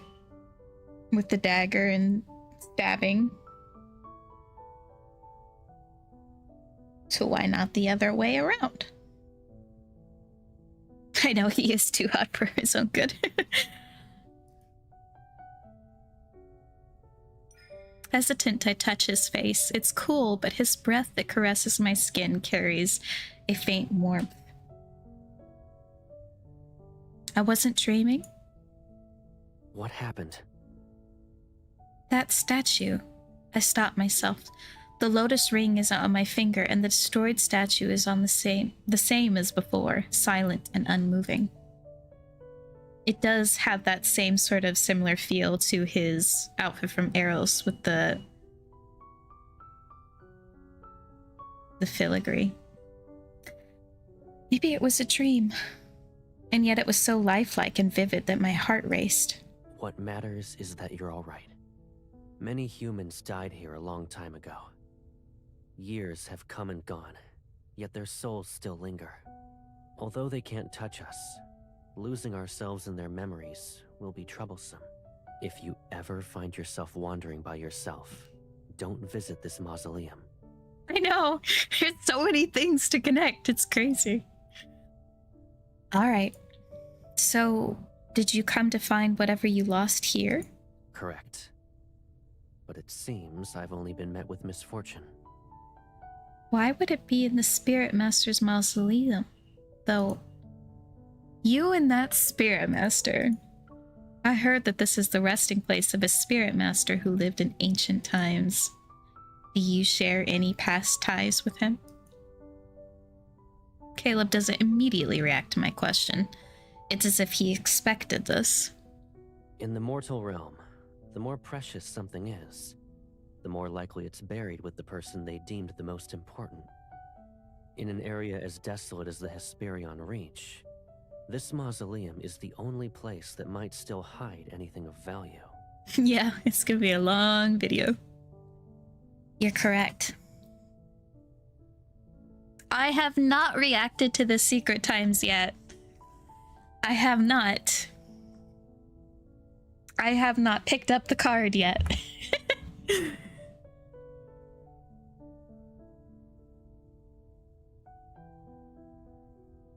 It's possible I only saw a lingering fragment of that Spirit Master's soul. His yearning for his sister refuses to fade. Okay. 4 wants to be pinged whenever I react to the secret times. I don't know if that'll be now, but might be a bit later.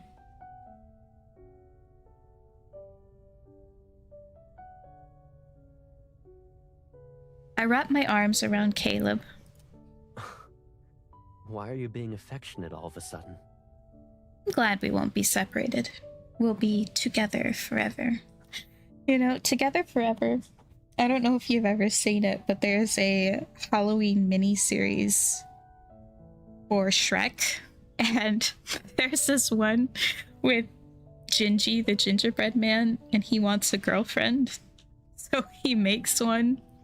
And it's got like a Frankenstein theme. But they accidentally, he doesn't like how clingy she is. And they throw her back in the batter, but then the switch gets turned and like a million of them get made, and it's like a zombie thing. And they are all weird, misshapen versions of his perfect girlfriend, and they all go, "Together forever. Together forever." And whenever I hear "Together Forever," that's what I'm reminded of. So funny.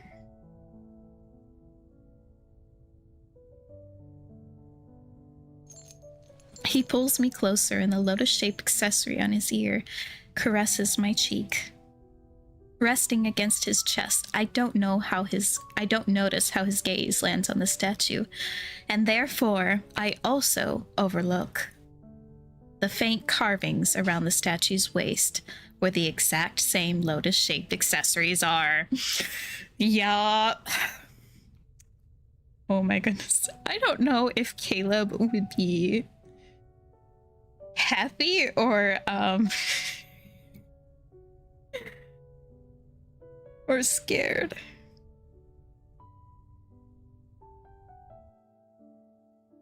Okay. 1, 2, 3, 4 left. Several days later. Hundreds of lanterns come to life in every street and alley.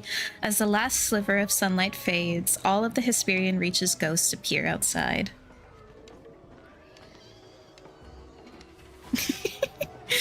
Yeah, it's just the all-knowing narrator telling us what we need to know. They stomp and flail to the racket of drums and pipes. Singing, or rather howling, they merge to create a long parade. What exactly are they doing? It's a festival. You can call it a divine ritual. What? Perched on the rooftop, I watched the chaotic spectacle, confused yet entertained. Every ghost is earnest about this. Their faces are painted in garish, terrifying colors, and they wear clothes that barely fit. Stilt walkers wobble dangerously. Those beating the gongs don't follow a beat, and ones swinging swords chop off the limbs of others. Blood touches almost everything in sight. Is this another instance of them imitating the mortals from back then? They're playing? Yes, but they do have wishes. With one arm around my waist, Caleb reclines and lifts a wine vessel. A jar floats over to him and fills it to the brim. For the past few days, he hasn't found the item he lost, yet he somehow obtained a jar with excellent wine. Listen closely to their screams. I strain to make out the words. I'm just admiring the curve of his bum here. It's a nice curve. Humans, humans, we want to eat humans. Humans, humans, fresh humans. We'll starve without humans. Yes, we'll starve without them. The parade carries a ghost who's been gutted. It rearranges its insides as others snatch pieces to eat. Eat humans, eat humans, eat humans. I almost forgot these ghosts aren't any different from the ones outside.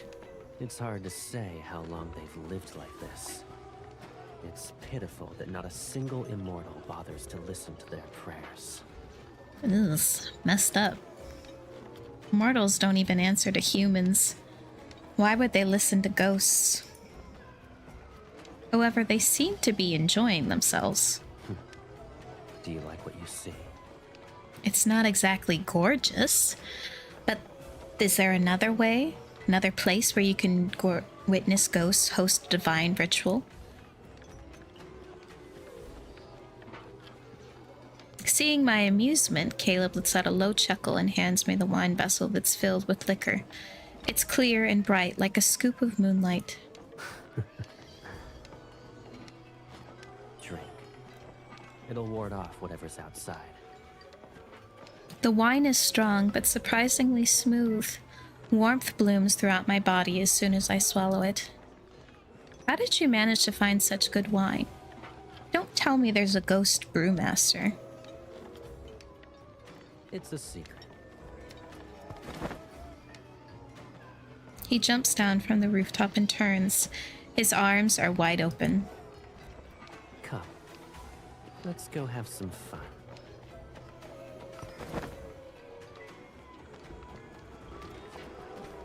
Beyond the parade, a night market has appeared. Ghost chefs swing 3 cleavers at once as they chop with ferocious enthusiasm. The stalls are lined with oddly shaped trinkets. Their craftsmanship isn't as polished as a human's, but there's a unique charm. We barely walk down half the street, yet my arms already carry a bone wind chime, a casket fragment with many colors, and a beast-tooth hairpin. I'm not greedy, it's just that whenever I glance at something twice, Caleb gives one look and... Stay away! Take it! Take whatever you want! Please! Ah! Good grief. I accept everything with a look of apology. Caleb flicks my forehead. Shouldn't you express your gratitude after taking all of that? We should prepare a return gift and deliver it together. I think they'd pee themselves if they could, if you actually came back to give them a gift. A few severed tongues should suffice. No! Don't come any closer! The ghost runs into the parade while shrieking. I don't know if the frenzied ghost will trample it flat. Is there anything else you like? His gaze drifts toward two more trembling ghosts before they panic and run. I grab Caleb's arm. We have more than enough. The Nether Wardens at Nether Falls will be happy for weeks. I sift through our haul and hold up one pendant to him, then another. They're mediocre. It's like, these stupid ghosts insulted my sister. My Caleb is the best in this world. Only flawless things are worthy of his attention. Is that what you think? What exactly qualifies as flawless? I pretend to mull it over. Then I smile and wrap my arms around his waist. Me. Aren't I the best sister you could ever ask for in this world? She's so confident.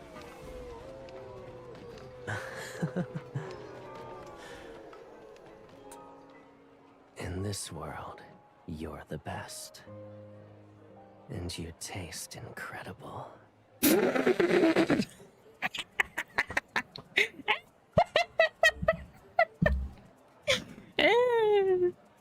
I'm sure about that. I'm sure. I'm sure I taste just great. Someone loudly gasps nearby. Doing that when there are others around. How shameless. Is there even a sense of decency? Oh my! Clutching the pearls! How dare you kiss each other in front of others? Oh my god. This is the first time I've seen a live. Never mind. You're a ghost, and you have the gall to lecture about the concept of decency? I can't help but laugh while those stunned gazes stare at us. I kiss Caleb again. Their eyes are about to fall. I can pluck them and find colorful strings to make a charm for you. I love this. The drums resound in the distance, and the parade becomes more frenzied. I turn and my eyes widen. He is so young. A towering platform sits at the far end of the street. Upon closer inspection, I realize it's built from countless bones, lacquered in glossy blood red, and studded with beast skulls and fangs. I don't know if they're exhibitionists. They're just kissing, you know? It's more about, especially in Asian cultures, like, they don't even hold hands in front of people. That's considered, you know, too much. So kiss is like the equivalent of doing it in public, I guess.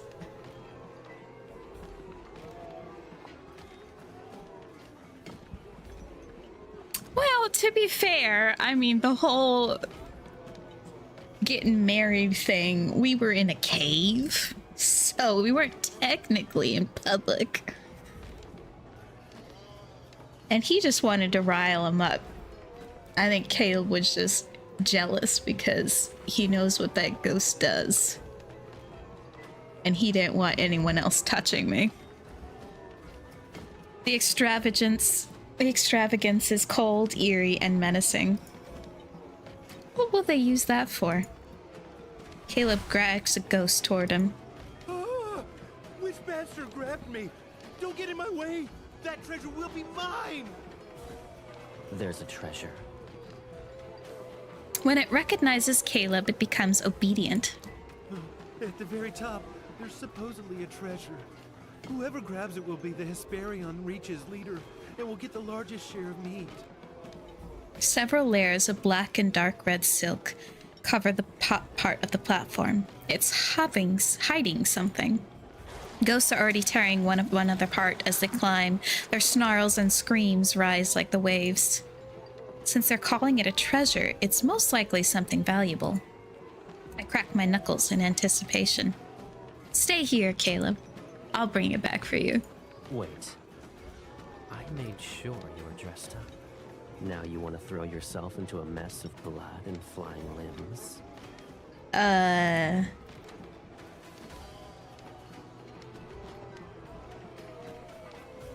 I'll bring it to you. Fetch. Fetch, boy. But I want to give it to you as a present. It's pointless if you do that. You're not wrong. Then He picks me up with one arm. I'll bring you to the top, and you can grab it. Then you'll give it to me as a gift. Okay. We can do that? He smiles and jumps. We surge as blood droplets scatter behind us. I love that he just carries us with one arm all the time. It's amazing. Within seconds, the brawling ghosts are toppled. Confused and surprised, they stare at us. Caleb moves like the wind. We're in the air now. A ghost that's halfway up the platform lunges towards us with snapping jaws.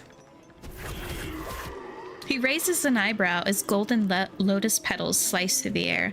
The ghosts are knocked off the platform and he shields my dress as if it's second nature. The ghosts come to their senses. Roaring, they swarm, typo. That's swarm the platform. Pathetic. Instead of rushing, he slightly lifts me up and walks through the air. He circles the platform at his own pace. Whenever a ghost climbs too high, he steps on its head and kicks it to the side. Caleb, there's another one. I'll abide by your orders.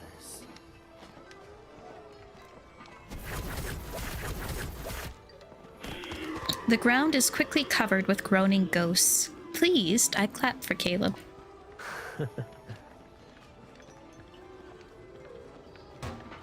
There's a soft clink as he lands at the top and brushes the layers of silk to the side. Nothing makes a sound and every gaze is directed at us. I've only captured two typos so far. The last layer of red silk is removed. A mask made from beast bones, the mask, rests at the center of the platform. He's like, man, I've been looking for this and you guys had it the whole time.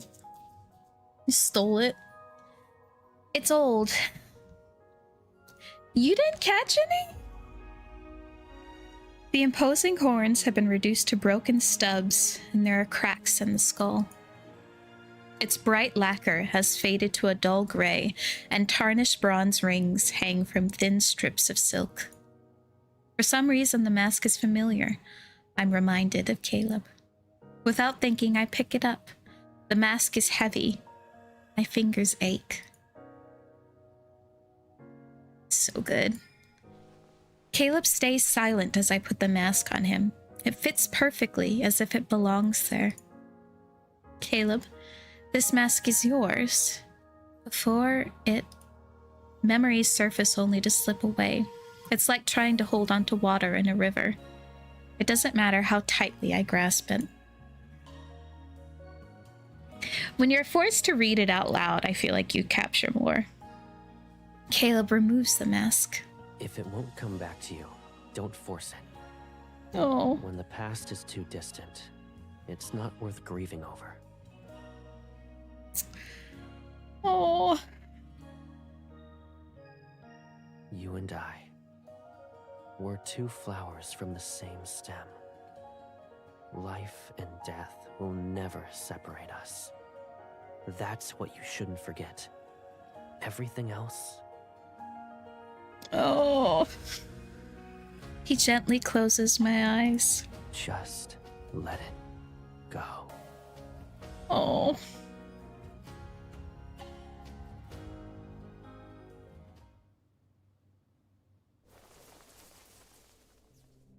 we're back home.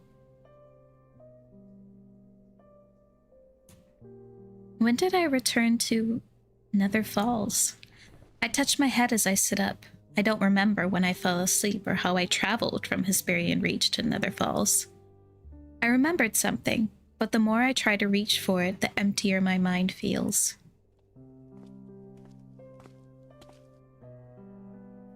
You're awake? The bed dips beside me as he sits. His hand touches my temple that's still damp with sweat. Were you that tired for the past few days? You slept for more than 20 hours. I did everything I could to wake you up, but you didn't budge. I slept for that long? You wish you could sleep for 20 hours? Everything feels foggy. I only vaguely recall staying in the Hesperian Reach with Caleb for a few days.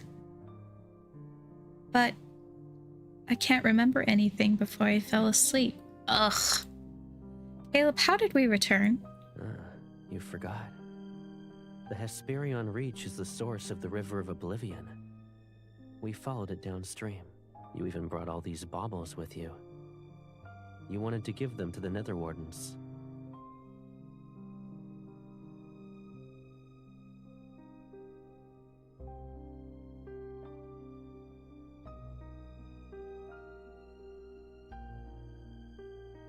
One second.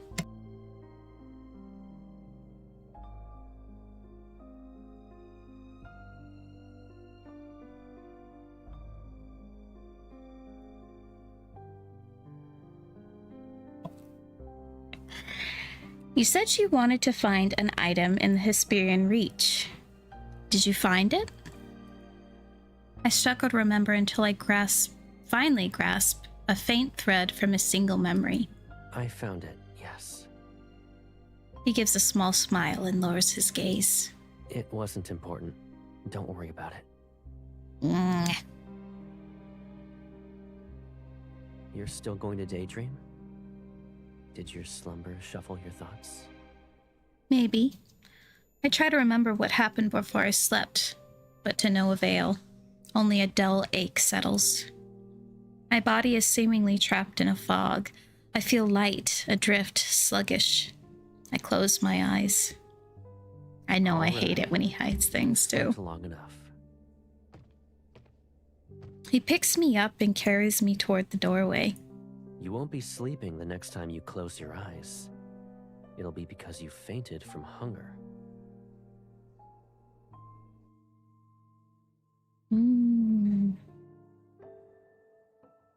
We're getting close.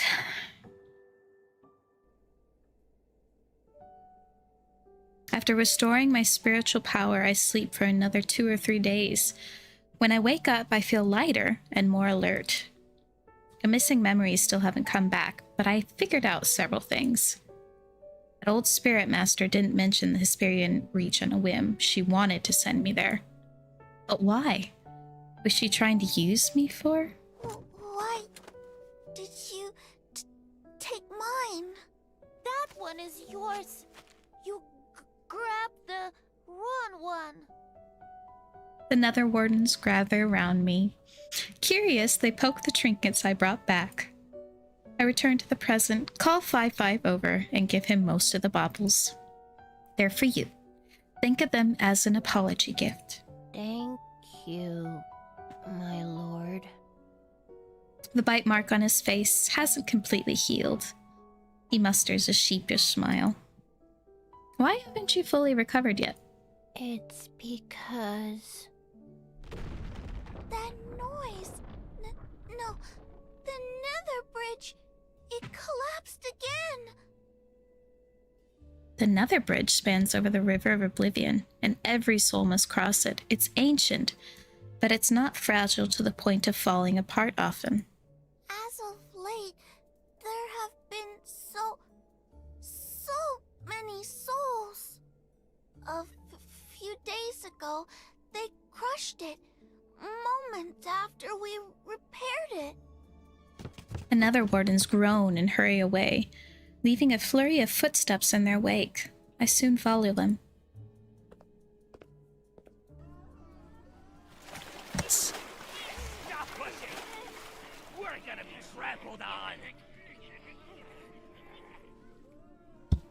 Oop.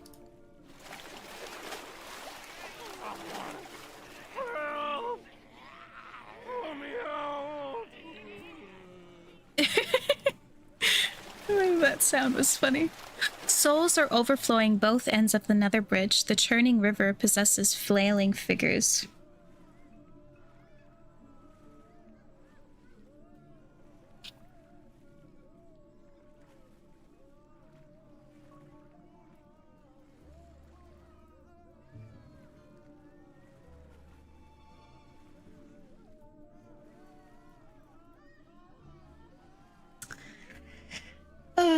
Some of the Nether Wardens scramble to repair the bridge, while others struggle with makeshift fishing nets. They're trying to bring the drowning souls ashore.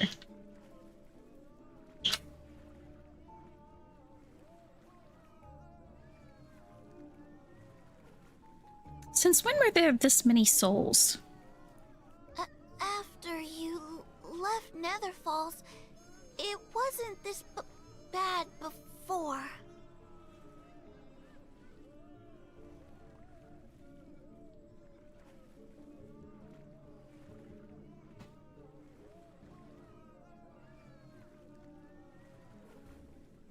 That's why 5-5 is recovering slowly. Everyone is too busy.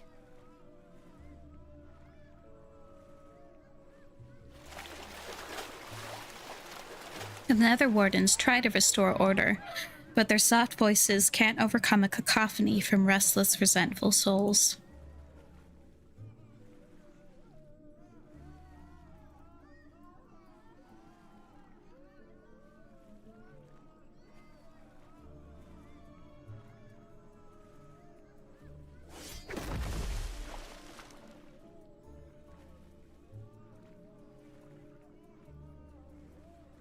I slice a tree and its trunk crashes into the river.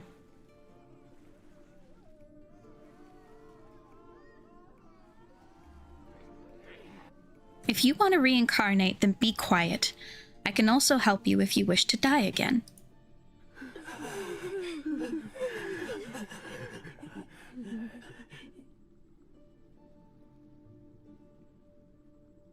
Everything is quiet for a moment.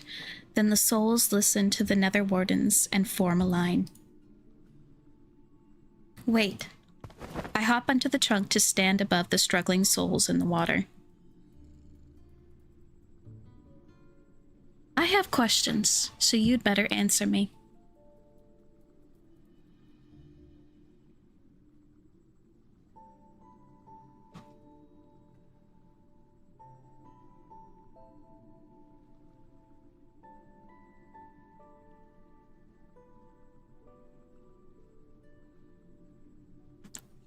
The problem with the Nether Bridge has been dealt with, so I return to the Lotus Pond.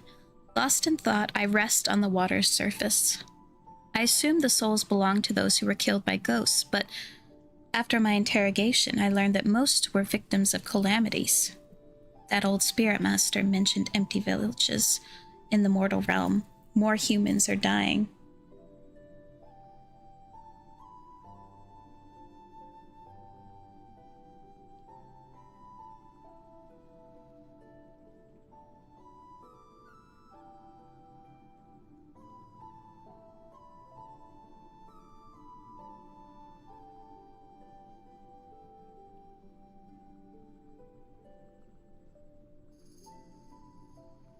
If there is a problem, then it's only a matter of time before the Netherrealm encounters its own issues. Caleb might exhaust himself. I should check on the mortal realm tomorrow. The thought has barely formed in my mind when a gentle touch brushes against my temple. Why are you frowning? I heard there was an incident at the Nether Bridge. Did those souls upset you? They're not worth it. I was worried about you. I tell Caleb what I've been thinking about. He smiles. Look up. I do as he says. At first, I'm confused, but then I see it. The sky looks clear. Nether Falls is where yin and yang meet. The mixture of their energies stains the sky with dreamy colors. Some of the mist has dissipated. I can faintly see stars. Caleb once told me that every cloud in Netherfall shows how the heaven's yang energy mixes with the Netherrealm's yin energy.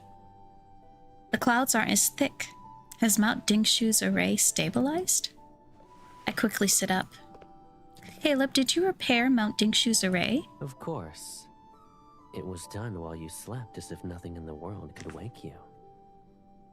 Even if the mortal realm is headed toward destruction, it won't happen for thousands or tens of thousands of years. The Netherrealm is safer as well. You don't need to worry. Praise, Caleb. You'll always be the most remarkable person I know. So I didn't need to be concerned. I let out a sigh of relief and wrapped my arms around his neck. What did you use? An artifact or? I trail off. Something's not right.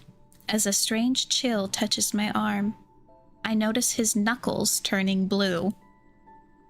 Why are you so cold? You haven't visited Mount Dingshu for a long time. Did you forget how cold it is?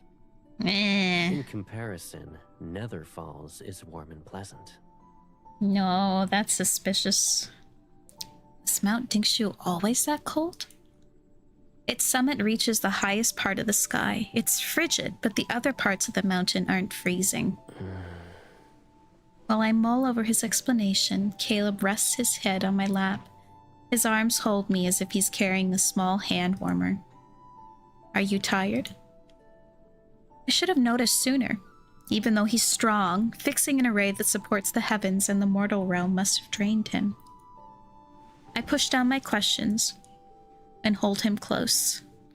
I wish the cold would disappear. You always know how to comfort me. Why didn't you bring me with you? I could have provided aid. It's because I need you for something else. It's more important than the array.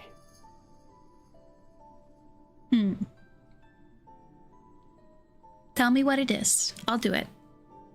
I know, God of Annihilation. Sane. He nuzzles my leg. Sing for me. Oh. Oh, that's... Wait. It's not a difficult request, but it's not something I can do so easily. A lullaby would help him rest. Unfortunately, all the songs I know are... When the midnight shadows shake, ghosts cry out from the branches as their body aches. Anyone who forgets to return home turns into bones.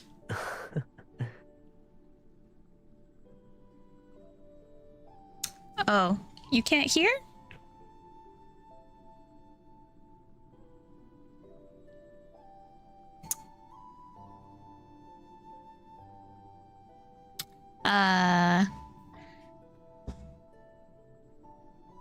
I don't know. It's showing that it's doing it.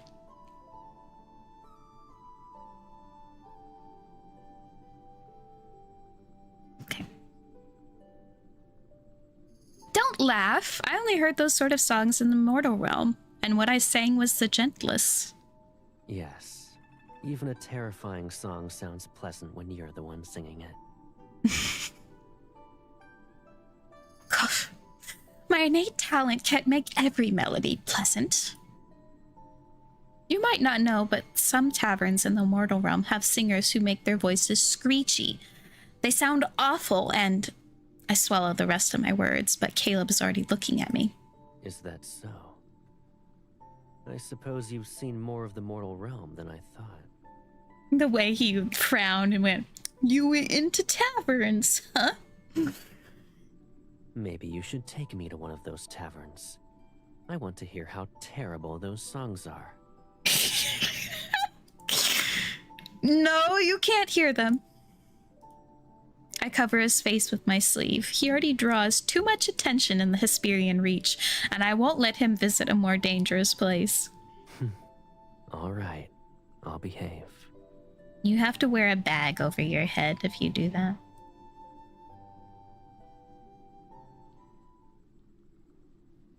The Lotus Pond is quiet. Time passes, and I wonder if Caleb has fallen asleep. Then he speaks. You used to sing countless songs. He almost never talks about my past. My ears perk up. People always stop to listen. Even the wind. Oh. But you only sang for me. Sounds like something I'd do. I nod. What were my songs about?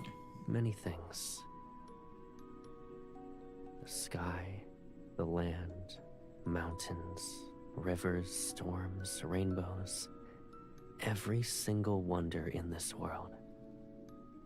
I heard each and every one of your songs. That's why I would... Can't tell if he's too tired or simply refuses to say more. Careful, I ask him. Can you sing one of those songs? I want to hear it. I'm not a good singer. I've also forgotten most of the melodies. I only remember a few words. When the heavens were created, its voice tolled like a bell cultivated. When the mortal realm was created, its breath was like the wind calculated. When mountains were created, they were green and stretched endlessly like wealth accumulated. That's a few words. Wandering souls return to the hills of their home with no concerns.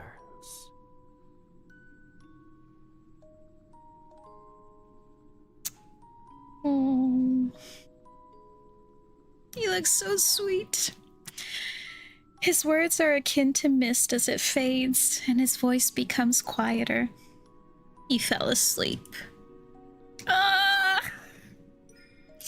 I run my fingers through his hair in hopes of chasing away that chill. My fingertips touch something. Petal? Netherfield Falls is always covered in flowers. This petal is ordinary, so it's not odd that I found this in his hair. However, it carries an unusual energy, and only ghosts have it. Even in places with hordes of ghosts, plants rarely absorb this much. This petal has as much energy as a full-fledged ghost. Only one place would have plants tainted like this. The Hesperian Reach. The plants there are always around ghosts. Their presence eats away at everything until nothing pure remains. Caleb said he returned from Mount Dingshu. So why does he have a petal that came from the Hesperian Reach? It's a minor detail, yet a profound unease ripples inside the depths of my heart. Nah. 2 more.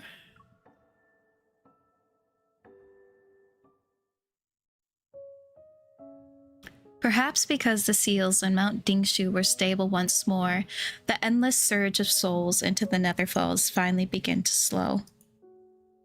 The restoration of the magical arrays caused a few tremors in the realm, but they proved to be nothing more than a false alarm.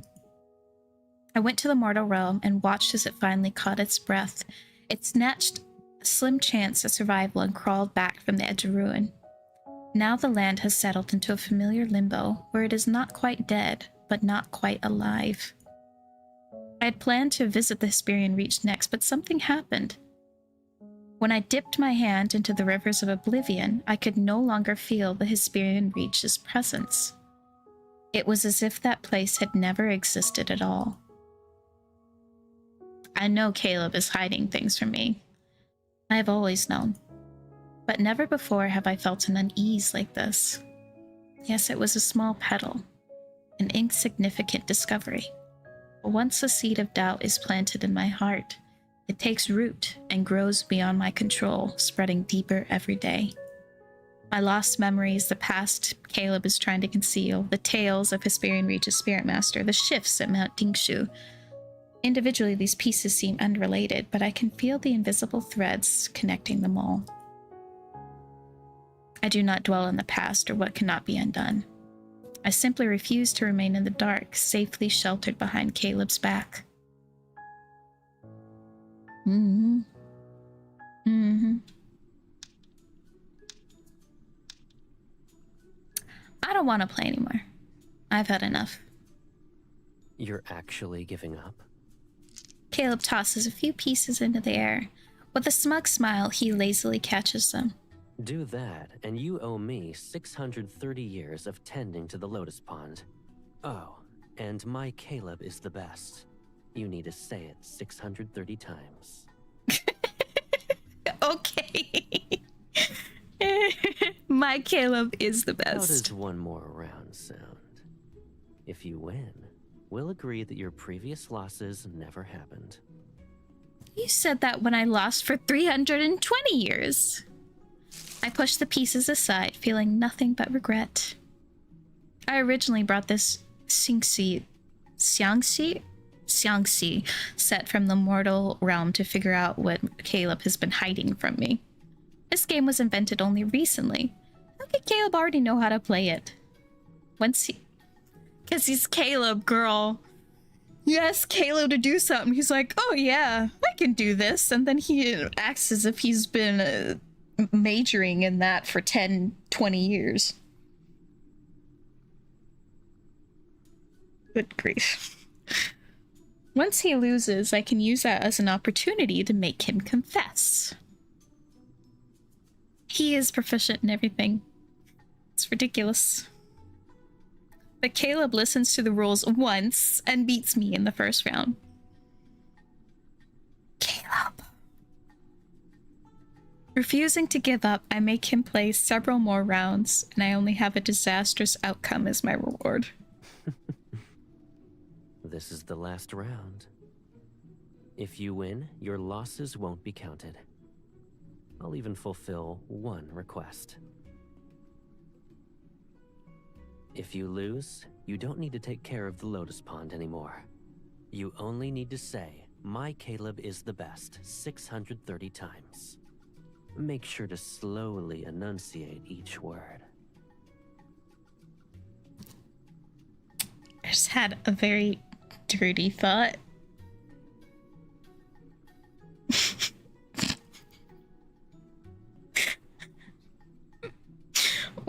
What if...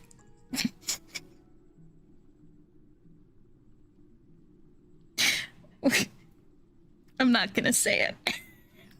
I'm not gonna say it. Okay. Moving on.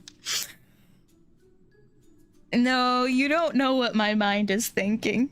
You don't know what I was gonna say. I can't let his offer slip away. I hesitate before reaching for the Xiangxi pieces.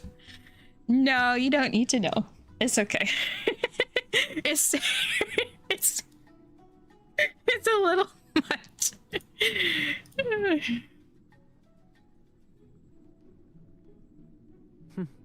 I suppose I lost. Calmly, he sets the piece down. What do you want? I'll agree to anything.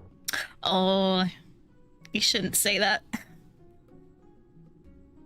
I know we're in spicy. Yeah, he let us win.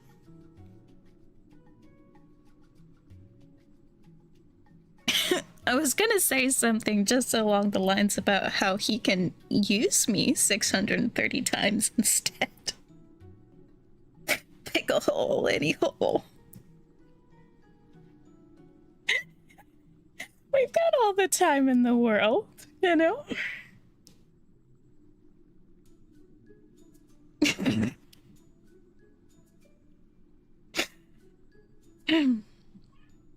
Caleb, you're not very good at pretending to lose.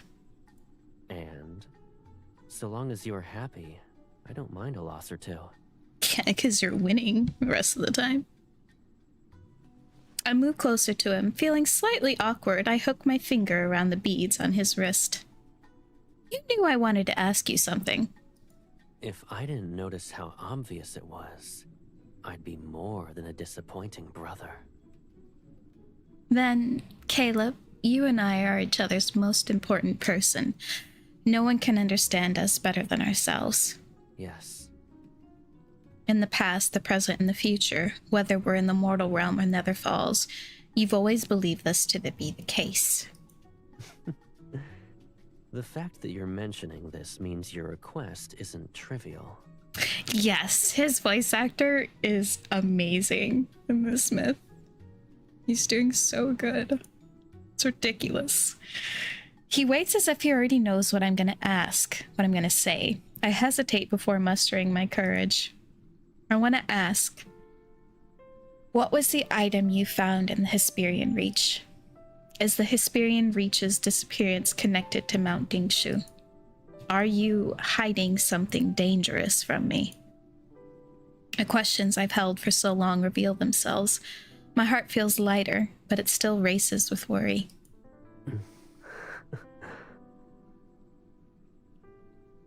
Why do you want to know? Why do you think? The dark side. Come join the dark side. We have Caleb. Ever since you returned from Mount Dingshu, I've never felt at ease, and I touch his chest. We are from the same source, and after all these years of being together, we can easily sense each other's emotions. I can feel the restlessness hiding deep within him. All right. I'll tell you everything. Oh. Okay. Interesting. He looks relaxed, as if I asked him about what he ate yesterday. Huh? He agreed just like that. I even prepared a speech to persuade him.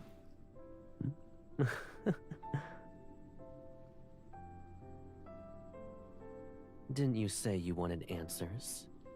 Why do you look surprised? Are you worried I'll ask you to do something scary? More just like avoid the question and not tell me. You also hold the title of the Lord of the Netherrealm. Knowing about these matters is your right. And the time has come. You could never hide behind me forever. My baby sister is braver than that. Words aren't enough.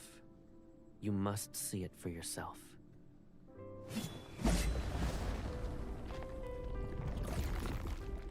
Oh my goodness. They went hard with the sister, brother, and baby sister thing. You know, they said it like a few times in Throne of Eros, and then here they're like, let's just shove it in wherever we can.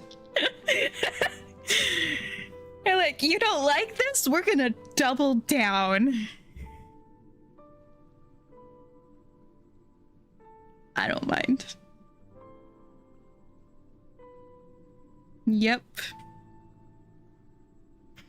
He conjures his nether seal in his right hand. Ghostly light cuts the drifting petals and opens a rift. Come. I'll show you the answers you want.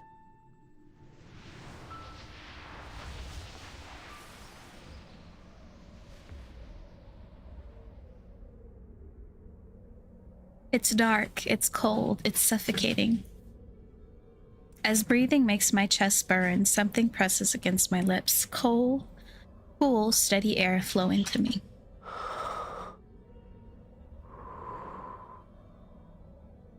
Oh. Do you feel better now? I don't know. That sounded like you were actually blowing in my ear.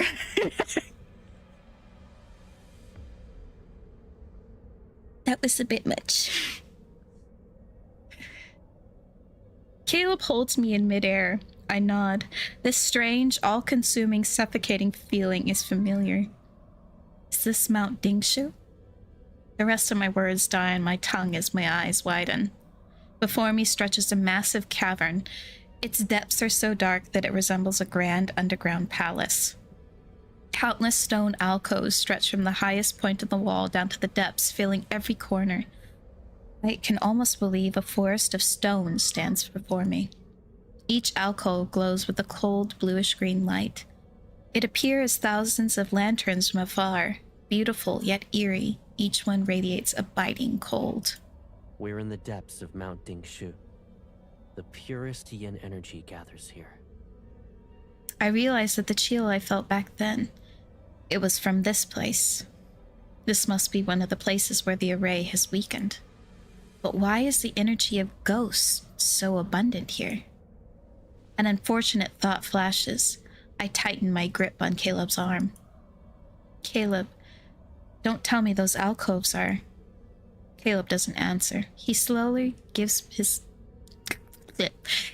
lowers his head and gives me a soft, cooling breath.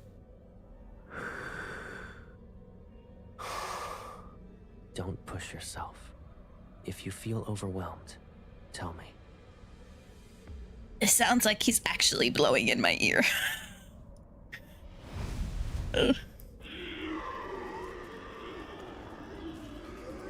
As we pass through the barrier formed by glowing symbols, screams explode in every direction. It's as if the mountain is crying out.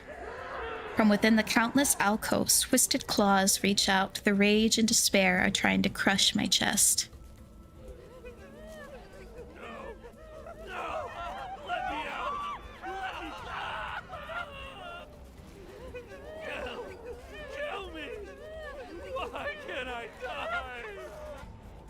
The alcoves, or maybe stone cells, are more apt to glow with cold blue fire. Each flame looks tranquil, but the cold is worse than searing heat. Inside them, ghosts burn in the cold flames, or their insane kin tear them apart. And even when they die, the yin energy revives them. They're trapped in a perpetual cycle of suffering. Help me, please. I don't want to stay here. In a nearby cell, half of a mangled face appears. Despite its features being twisted, I recognize it. You're one of the ghosts from the Hesperian Reach? It's him! Kill him! No! Lock him away! Rock like us must suffer in this boundless darkness! You're...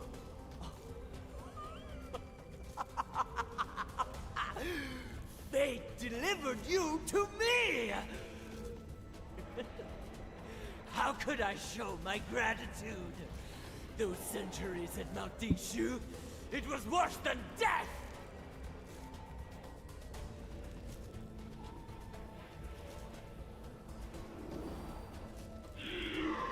Screams and howls bounce off the cavern walls. I start to process what I'm seeing. Caleb, are you using these ghosts to keep Mount Dingshu's array intact? The ghosts that ate brides and the others before it, they had been imprisoned here. Why? My question disappears under those sounds. Caleb frowns and moves his hand. In an instant, every ghost is pulled back into its stone cell. Eerie and fierce, the icy flames burn brighter. The yin energy here continues to eat away at the yang energy. If Mount Dingshu's array breaks and yin and yang become unbalanced, this world might become a domain for ghosts. A real purgatory filled with evil spirits. He looks up at this vast icy prison, the cavern filled with ghosts. It was an accident when I discovered that they can slow the yin energy. For ghosts whose only instinct is to eat humans, this is the most suitable end.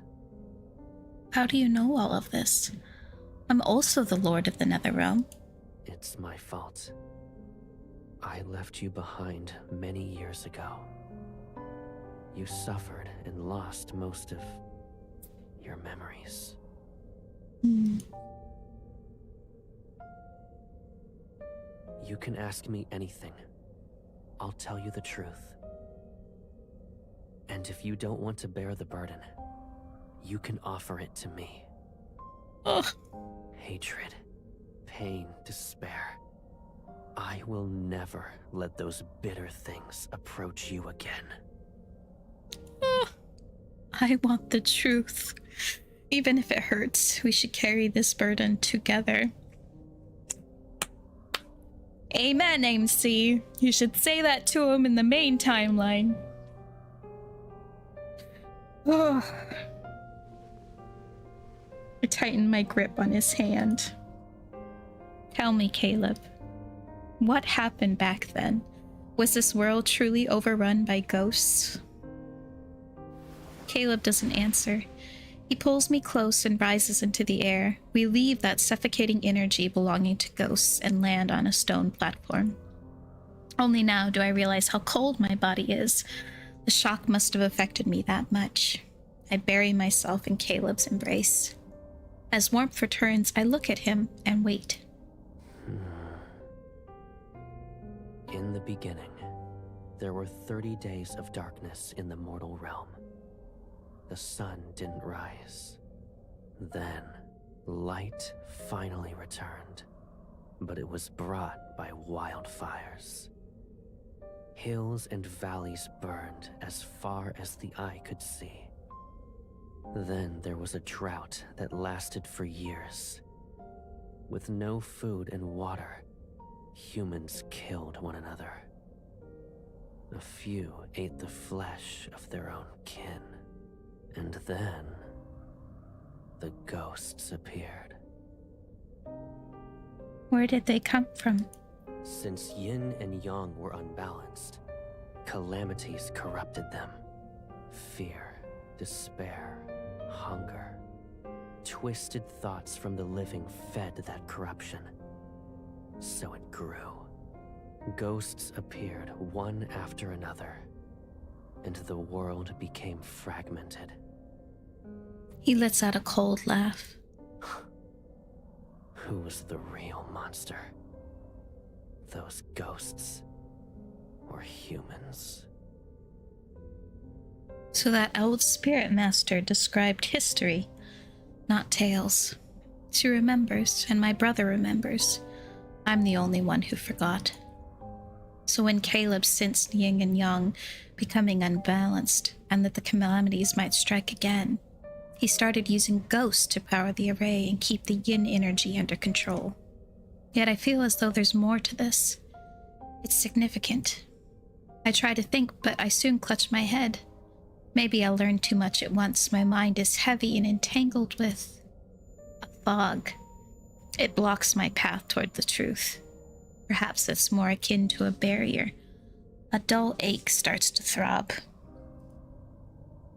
Does it hurt? Those ghosts' energy is too strong. We can't stay here.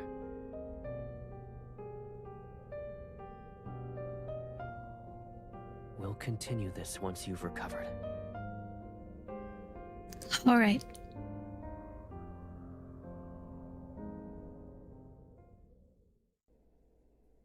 I fell into a deep slumber. When I wake up, the heavy fog in my mind has thinned. Caleb lies next to me. I lift my hand without thinking and trace his brow and eyelashes. The ghost sealed under Monk Dingshu. Caleb must have spent a lot of time and energy maintaining it. Did he realize that the calamities would return centuries before it happened? I don't want this world to be overrun by ghosts, but my wish for him not to carry this burden alone is stronger. Why is it always him? It's almost as if he's the only guardian this world has. I won't let him become the spirit master from those tales where he has to give up everything only to lose his sister. The spirit master and his sister, Caleb and me. Are we truly not connected? What if Caleb is actually...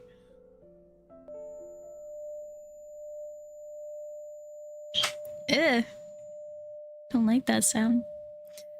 I shake my head again as pain shoots through it. A warm hand rests on my head and starts gently stroking my hair. Do we actually have to have this sound? Your head hurts again? Wait, what was that? Oh, thank God, it went away. Ugh. I mean, my head hurt. No.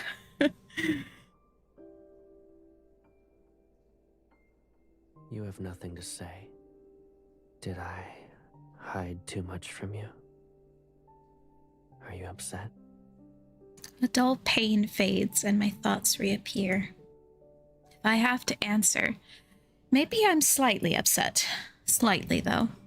But if I were you, I wouldn't have said anything either. You've always protected me, and I can't bear the thought of you being hurt. I pull Caleb and sit up with him. Caleb, there's more you want to tell me, yeah? Why else would you reveal what's buried under Mount Dingshu? Yeah, it sounds awful. I sealed the Hesperion Reach and all the ghosts under Mount Dingshu. But they aren't enough to maintain the array and restrain the yin energy. I need more ghosts. Stronger ones. The array was only repaired recently. It's not stable. Someone must remain in Nether Falls in case something happens. My eyes light up. Caleb needs my help. I'll catch those ghosts. Let me handle this. I'll bring you those ghosts. I want you to stay in Nether Falls and watch over Mount Dingshu. That won't do. You know how uncomfortable I feel when I approach it. I barely feel hungry anymore.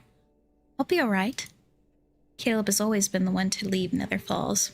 He kills ghosts and brings back soul beads for me. But I'll help him this time. There are ghosts hiding in a distant valley filled with a poisonous mist and ferocious beasts. You can't be there by yourself. Do you think I'm weak then? So I can't help you? Of course not. Then let me go. I can do it. No, you can't.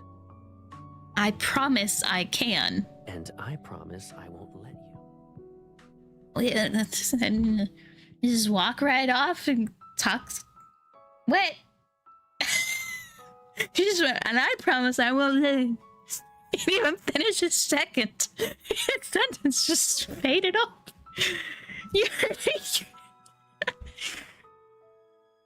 Good grief. Eventually, after my persistent pestering, Caleb finally relented.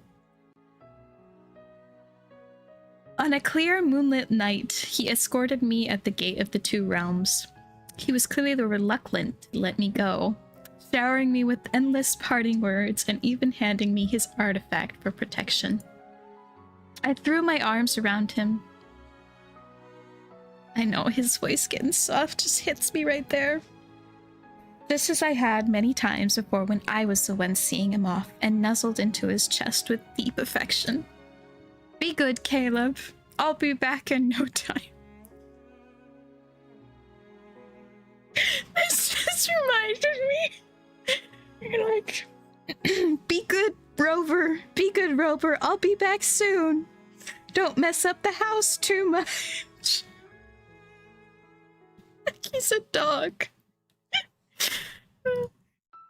He gave a small, soft smile and promised he would. It all felt so ordinary. A moment indistinguishable from any day we had shared. But there was no omen, no shadow of what was to come. That is why, for a long time afterward, I simply refused to believe that this was the last time I would ever see my brother. Girl, no!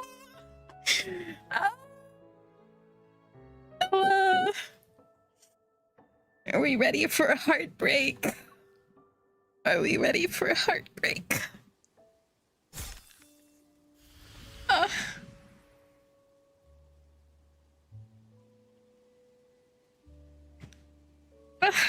Everybody hold hands.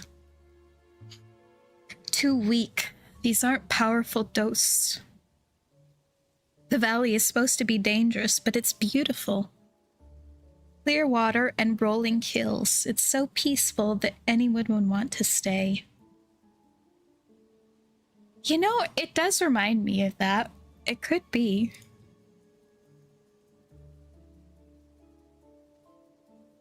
I searched the area for a month only to find a few ghosts. They're so weak that they turn to ash when my blade grazes them. I'll ask Caleb when I get back. Maybe he sent me to the wrong place. But this place is beautiful. I should buy some paper and draw the scenery here. Then he can see. I'll catch a few drifting blossoms to find the most gorgeous one for Caleb. But none of them are good enough. Oh. Dizziness and pain crash into me. I fall to my knees and watch blood drip onto the grass.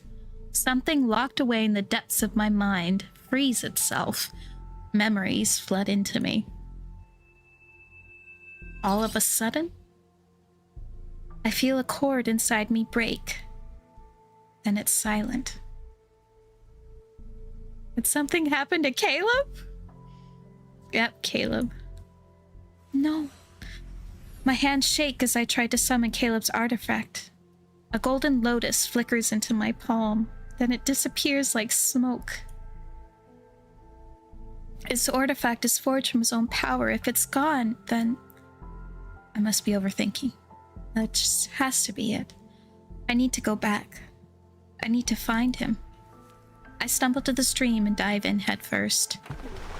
Every river in the mortal realm is connected to the River of Oblivion. If I can return to Nether Falls and see him...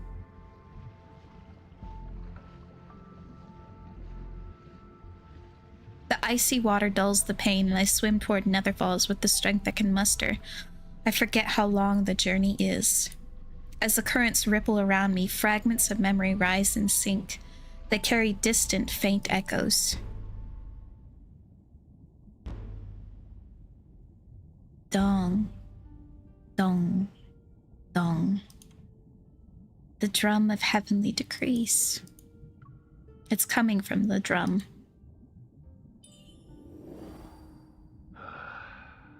Sir, it's not that I refuse to treat her. You must be well aware of it too.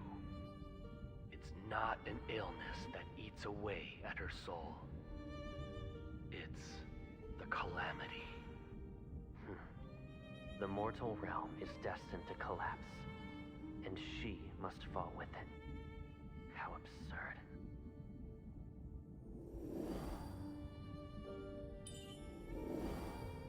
The drum of heavenly decrees has spoken. Only your sister can save a world ravaged by ghosts. Only she can save the living. Save the living. She's also a part of the living. He didn't wanna sacrifice us. I knew it. Why does it have to be her? Why must she sacrifice her life?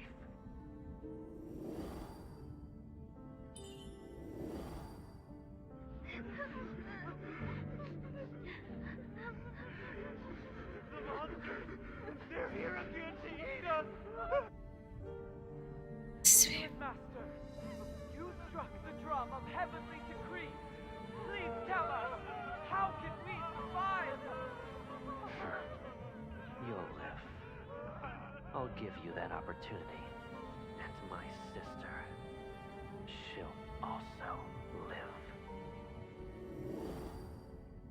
Through all the sounds and fragments, one voice rises above the rest. I know who it belongs to. It's so familiar that tears well in my eyes.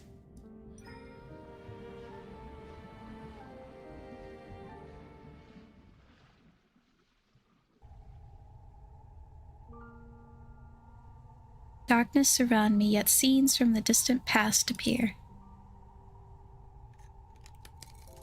The night wind carries away the scent of blood and distant wailing.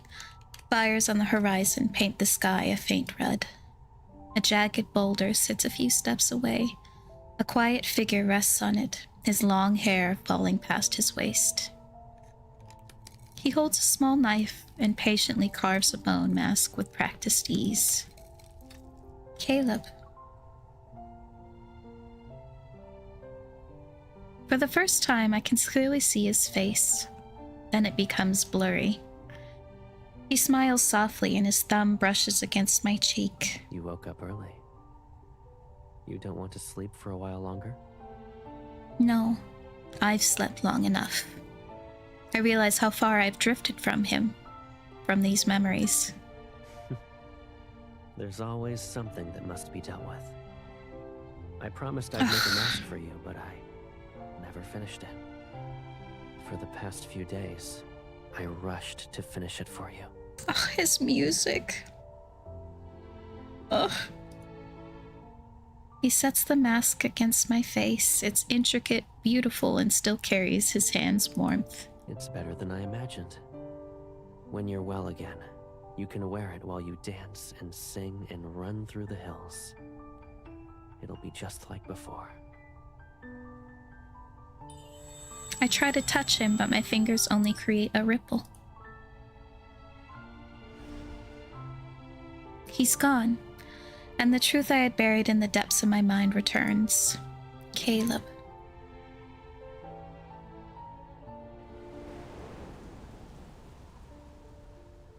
Yin and Yang fell into chaos, the mortals suffered, and ghosts roamed the land. 1,000 years ago, or perhaps even further back in the primordial past, the cataclysm that nearly ended the mortal realm reached its end on a moonless night. The spirit master revered by countless souls, and their final beacon of hope, Caleb, my brother, my one and only, has left me. Farewell. Final word from Caleb drifted softly into my ears.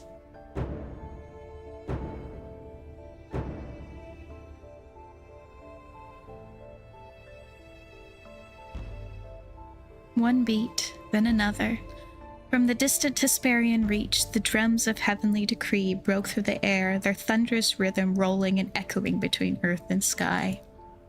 Every ghost in existence followed the sound. Drawn by the relentless thrumming, they surged like a tide toward the man who was beating the drum. I fought with everything I had to reach Caleb, but a barrier held me back. I couldn't even take a single step closer. For 10 days and 10 nights, I listened in vain as the drums thundered on. Then as the last veil of darkness began to fade, I heard the rhythm falter. Bit by bit, sound sank into a heavy silence. The Hesperian Reach is where the sun sets. And that day, the only sun I ever had never rose again. Girl, why you gotta do that? Why you gotta do that? The only son I ever had never rose again. Why? Through the howling wind, a desolate chant began to drift. Rest now, departed souls in the hills of home. Rest now, departed souls in the hills of home. And then, what happened? It became clear to me later that if none but ghosts can cross into the deepest of Hesperian Reach, then I will simply become one of them. I will not leave Caleb there alone. Then began the endless slaughter. I killed the wicked and devoured the vile, soaking myself in blood and sin, but none of that mattered. I didn't want Caleb to wait any longer. I swallowed countless helpings of resentment, agony, and despair until at last nothing remained but a hollow numbness. Those dark, chaotic days blurred together for so long that I forgot who I was. I forgot why I had even begun to kill. But their single thought remained. I will find Caleb.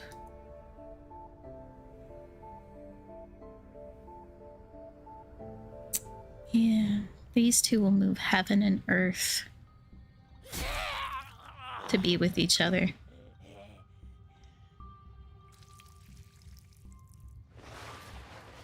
Yes, 700 years ago. A dying ghost drags its broken body toward me. Spite fills its gaze. You're a monster. Don't feel proud. You'll die soon. I bet you didn't know that to the west of the Netherrealm, at the Hesperian Reach, there's an immortal who roams and slays ghosts like us. He'll find you and tear... Die already. Filth splashes all over me. I toss its head aside and lean in to feed.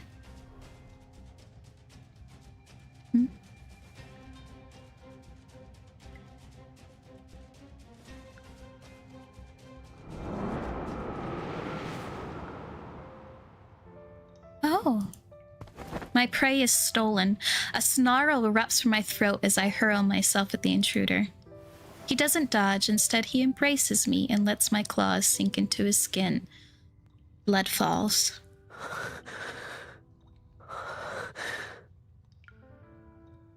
It's me. Oh. Who are you?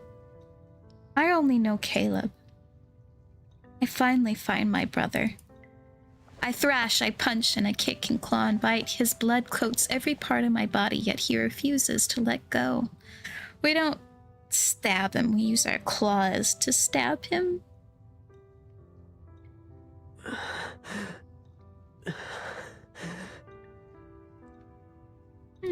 I'm Caleb. I'm your brother. Oh. Imagine how awful he feels too. He thought that he sacrificed himself to take the place of his sister, to save her, and then he learns that she just became this anyway. But you know what? This is what happens in the main story too. Where she is going to be used by everyone, and then he sacrifices himself to take the place, and it doesn't matter anyway.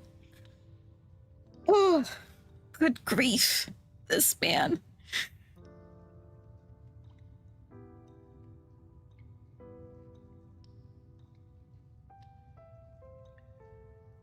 I know the main story still has a chance to change. I know they could still have a happy ending, but it's still heartbreaking. Oh, he gently wipes the blood from my face. Come with me. Yes. These ghosts taste awful.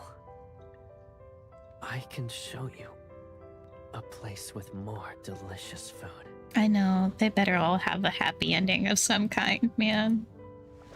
No, who are you? Don't touch me, leave. But he endures every kick and scratch. He holds me close as if I'm something precious that he refuses to lose. I promise I'll never leave you again. Oh. Man, 600 years ago. Caleb steps over collapsed tables, shattered burners, toppled lantern stands, and a layer of broken jars. From shredded silk, he picks me up. Did I upset you? Is it because I wouldn't let you eat those ghosts? Or do you dislike these beautiful clothes? He hugs me as I snarl and bare my fangs at him. He strokes my neck while fixing my disheveled clothes. He's like, ah, yes. My murder wife. I love her so much. I know it's uncomfortable, but you can't keep eating ghosts. We must break that habit. Behave. Oh. It'll only be a few years.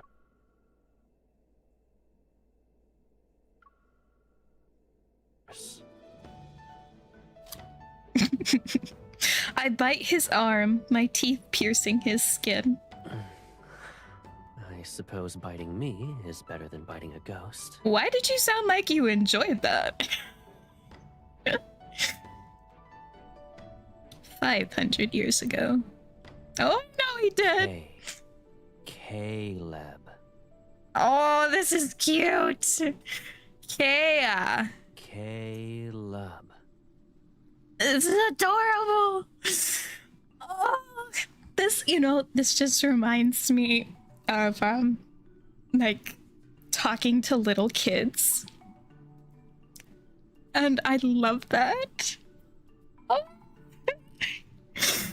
Caleb. Lep? Maybe names are too difficult at the moment.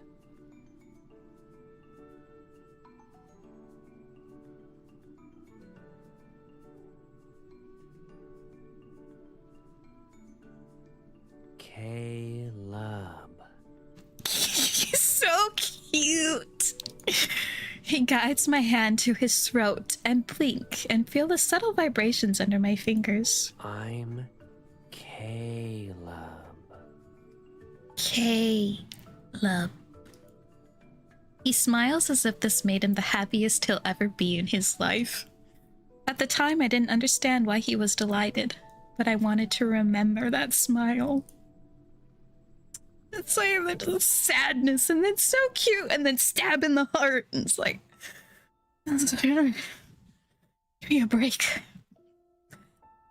At long last, I remember that smile once more. 500 years, 400 years, 300. So this was how Caleb found me, piece by piece, across all that time. As memories surged along my tears, I grit my teeth and swam through the vast waters and salt of my own grief. Caleb, you promised me. You promised you would never leave me again. Can't lose you a second time. Oh. No.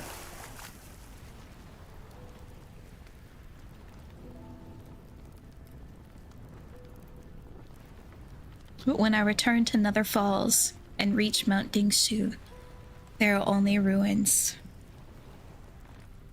Light blue ghostly flame burns from the depths and touches the heavens. This is the aftermath of a calamity. The colossal ray that anchors the heavens and the mortal realm floats amongst the clouds like an indifferent, watchful gaze. A shattered bone mask is somewhat buried in the dirt. I pick it up and hold it. He left. Brother left me. The words echo again and again in my mind, but my heart refuses to accept them. You liar.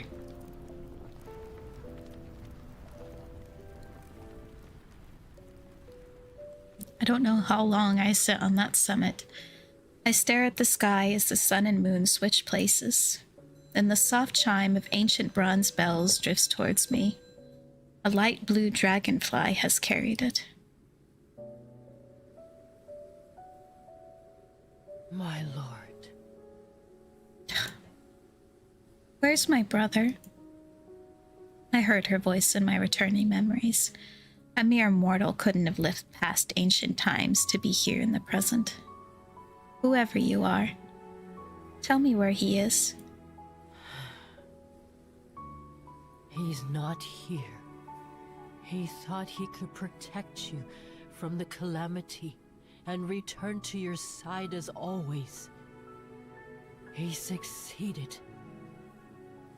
However, he couldn't come back. What am I supposed to do then? He kept this world alive for me, but if he isn't here, nothing matters. Do you want him back? I turn my head. If you agree to do me a favor, I'll help you find him. What is it? Tell me. The dragonfly floats towards me, its wings releasing blue and red mist. Long ago, only the mortal realm existed. There was no nether realm. The drum of heavenly decrees chose you. You are supposed to separate yin and yang as the lord of the nether realm, the very embodiment of the nether realm itself. But Caleb took your place and killed every ghost instead. Then he used his own strength to force the nether realm into existence. It took him centuries. The mist twists around us like a hazy dream. But yin and yang were never truly separated. Hence why the calamities continue to appear. Only you two can end this cycle. Her steadfast gaze, bearing the weight of years, settles on me. If you and Caleb separate the nether realm and the mortal realm, this world will no longer be fractured. Only then will I tell you how to bring him back. I see. You approached me so we could do our duty to save this world. But why? Why must Caleb and I carry this burden as our fate? The heavens sit above us, but they answer to no one. It never saves anyone. And we're supposed to accept that? My lord, you still have a choice. But you are running out of time. A choice. I laugh and wipe away my tears. I'll do it. I'll accept the consequences. I already lost him once. Nothing will be more painful than losing him again. I don't have another choice, but I still have time.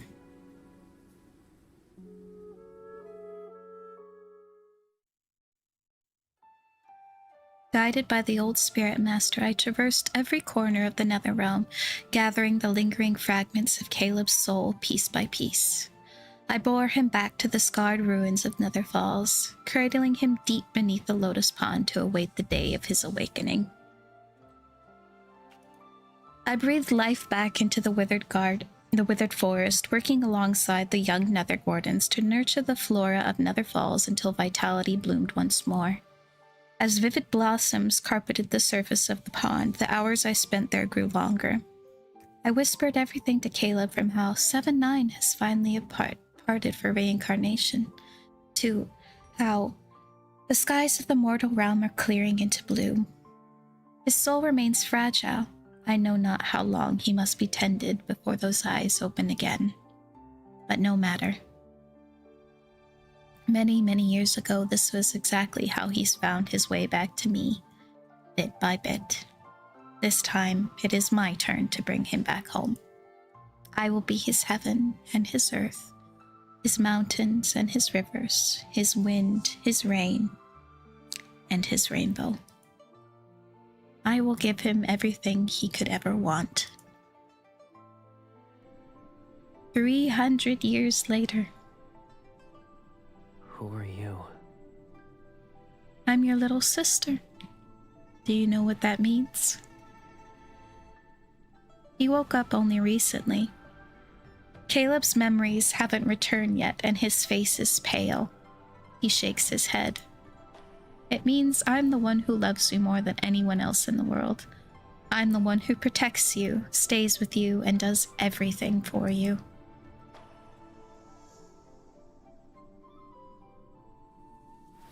When he suddenly hugs me, I stop. Caleb, do you remember me? He shakes his head again. His lips rest against my hair as his hand traces my temple. I felt like I needed to do that.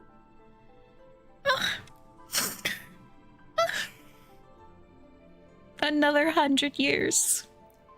His strength returns quickly. He reforges his artifact within half a month. His memories still come and go. I tell him stories about our past whenever I can. A long, long time ago, when we were in the Hesperian Reach, you once brought me a jar of wine. I didn't realize until much later that it was the wine you had brewed for me long, long ago. Is that so? I've always wondered, was it supposed to be our wedding wine? Oh! Yes, it was!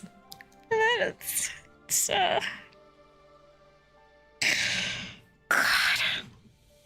You know what? We got married in that cave. I don't care if that stupid ghost was there. We got married. I don't care. Isn't that why you said we shouldn't use ordinary wine at our wedding? I don't remember. Why do I feel as though you do remember? I honestly don't recall anything. He tucks a hairpin into my hair. I've lost so many memories that I can't tell what's real anymore. But if we get married again, maybe I'll believe you. Oh. Okay. You remember. He's like, you ain't slick.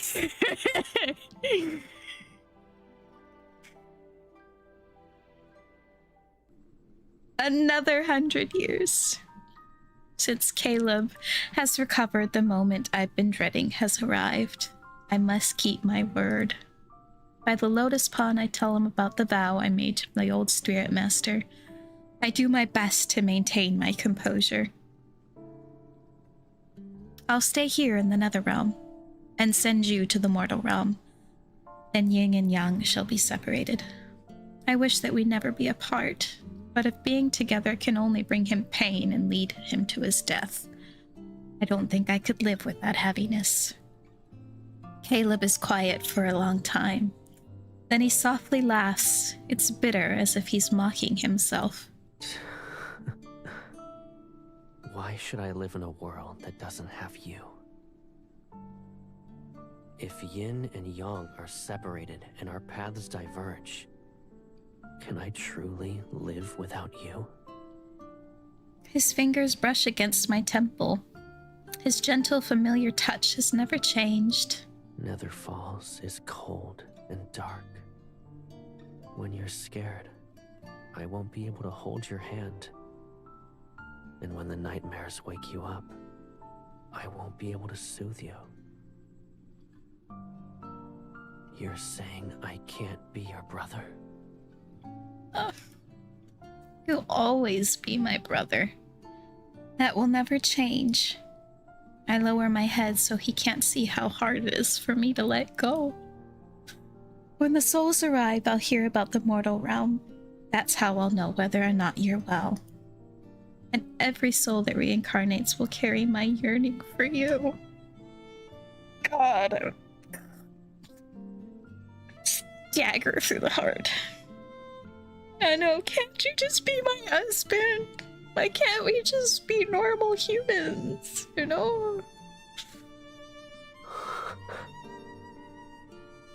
And the music. God. Why? Time became a fleeting luxury. We traversed every corner of Nether Falls once more and took in every sight as if there were no tomorrow. We mended every past regret and cherished every single moment we spent together. Until at last, our time to part has come.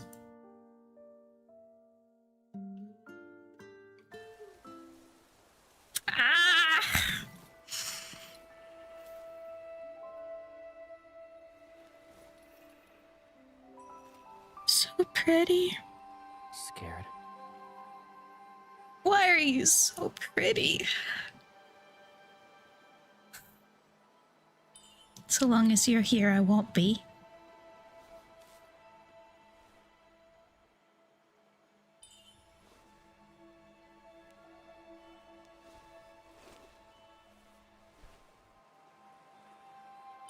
Let darkness return to the Netherrealm, and every soul find its path. Let the light rise. Oh, you said that. The world shall shine again.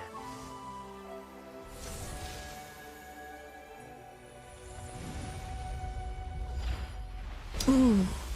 Ooh. His eyes. That was cool. Well done. When I return to the world of mortals, I'll protect everything in your place. I won't let a ghost approach you again. I promise. You don't have to do that. Being yourself is enough. You'll always be my big brother.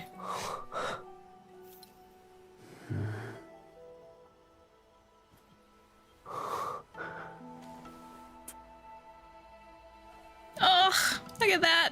Oh, look at the way. Oh, that was beautiful.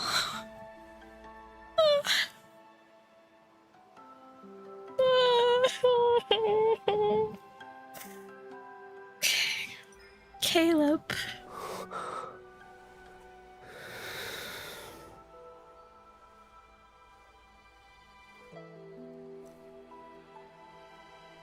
Anyone who leaves the Netherrealm must drink the Oblivion Dewdrops.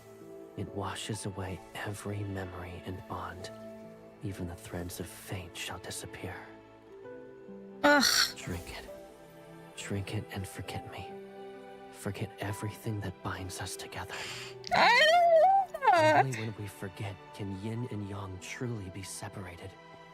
It's the only way this world can survive. And you're gonna make me do the wedding cup thing with it. I don't wanna.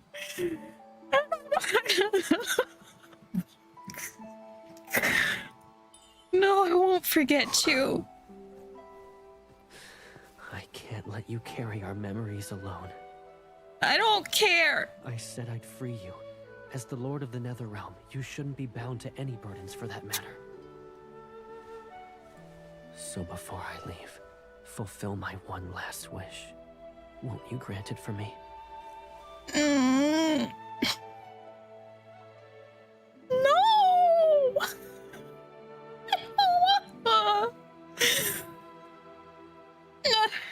Shove it down his throat and stick him out the door. I don't wanna.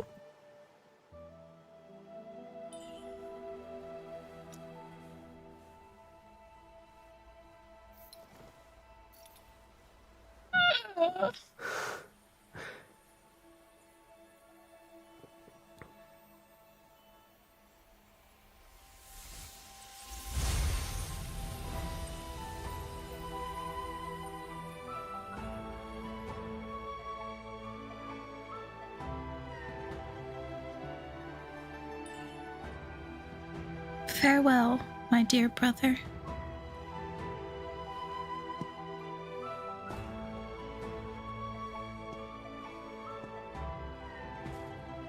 Oh!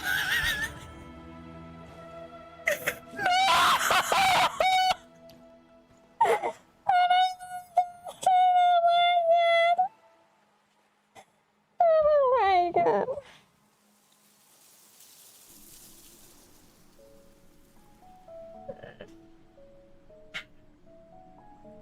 Screw you, Infold.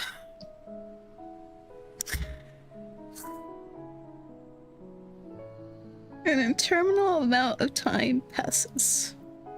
So much time has passed that the River of Oblivion has completely dried up.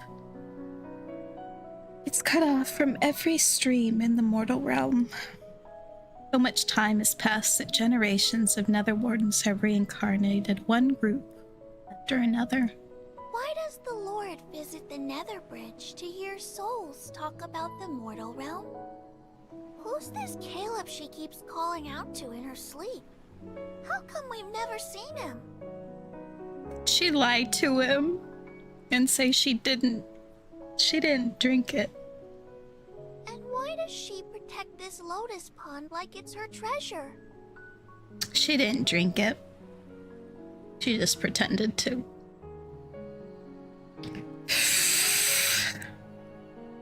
I say the mortal room is beautiful once more.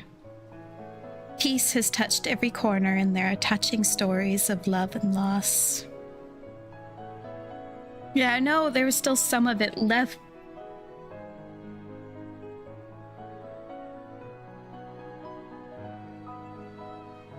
Man, I can't see it myself, but I know the new Netherwardens are more perceptive than the previous ones. They also like to ramble. The Nether Bridge is livelier now. You died recently, yes? What's the mortal realm like now? It's even more beautiful. Humans have built large, grand temples for the mortal realm's ruler, and... Someone rules the world of mortals? Doesn't the Nether Realm have its own lord? Of course there's someone ruling the mortal realm. He fills every temple with dozens of portraits. They all depict the same person, and she looks exactly like... She suddenly points at me. Her. Everything is the same. She's the Lord of the Nether Realm. It's impossible for her to be related to whoever rules the mortal realm. I can't help but laugh. So, Caleb and I have been separated for so long that this world has almost forgotten about us. They both couldn't do it. More time passes. One day, rain from the mortal realm reaches the Nether realm. They say that if you miss someone, rain shall fall wherever that person is. I can't imagine how strong that yearning must be if rain can fall here. Ugh. I pretend to be troubled, but I collect every raindrop of the Netherwardens and store them.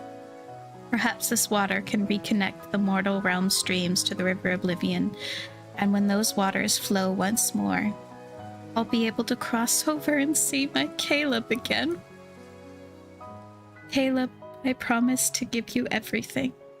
I know that I am your most beloved. So please wait for me just a while longer. The day will come when both our wishes are fulfilled. Ugh! It just shot me through the heart. It just shot me through the heart. You know, I once talked about how alternate endings they could have for myths instead of just, you know, one of them dies or they both die, is that they want to be together, but that they're separated by certain circumstances that keeps them apart forever. And I said this last year, and they did it to my Caleb.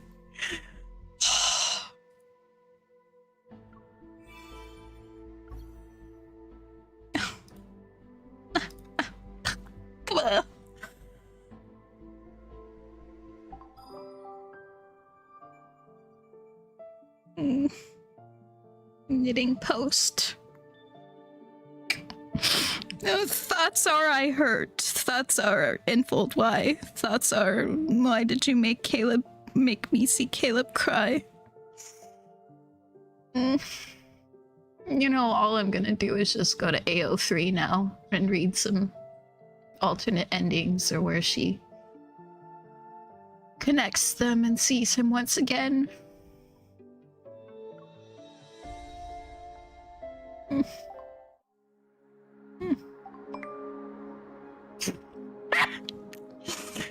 Chill, Caleb. Chill. My god. That was... that was painful. No, I don't want that.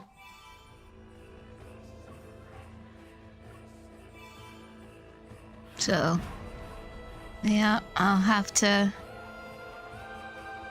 Oh, it's so good. I know, like, there's a possibility they could still find each other in the future.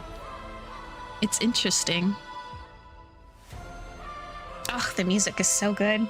Okay, my husband is like chomping at the bit for me to come and spend time with him, so I'm gonna leave this off here.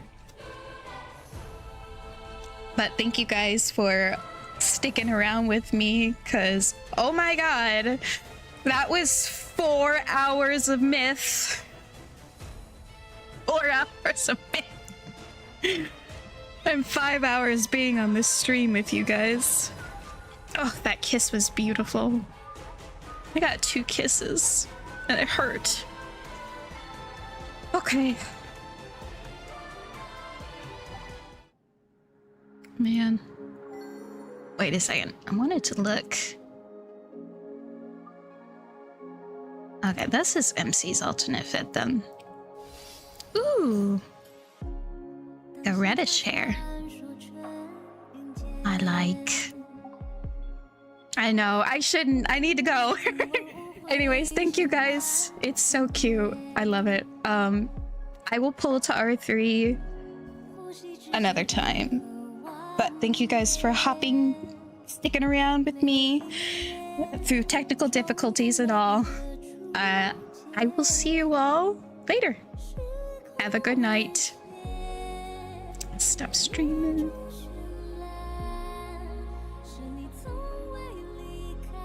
Bye. All right. We have a great connection. Even our daydreaming is in sync.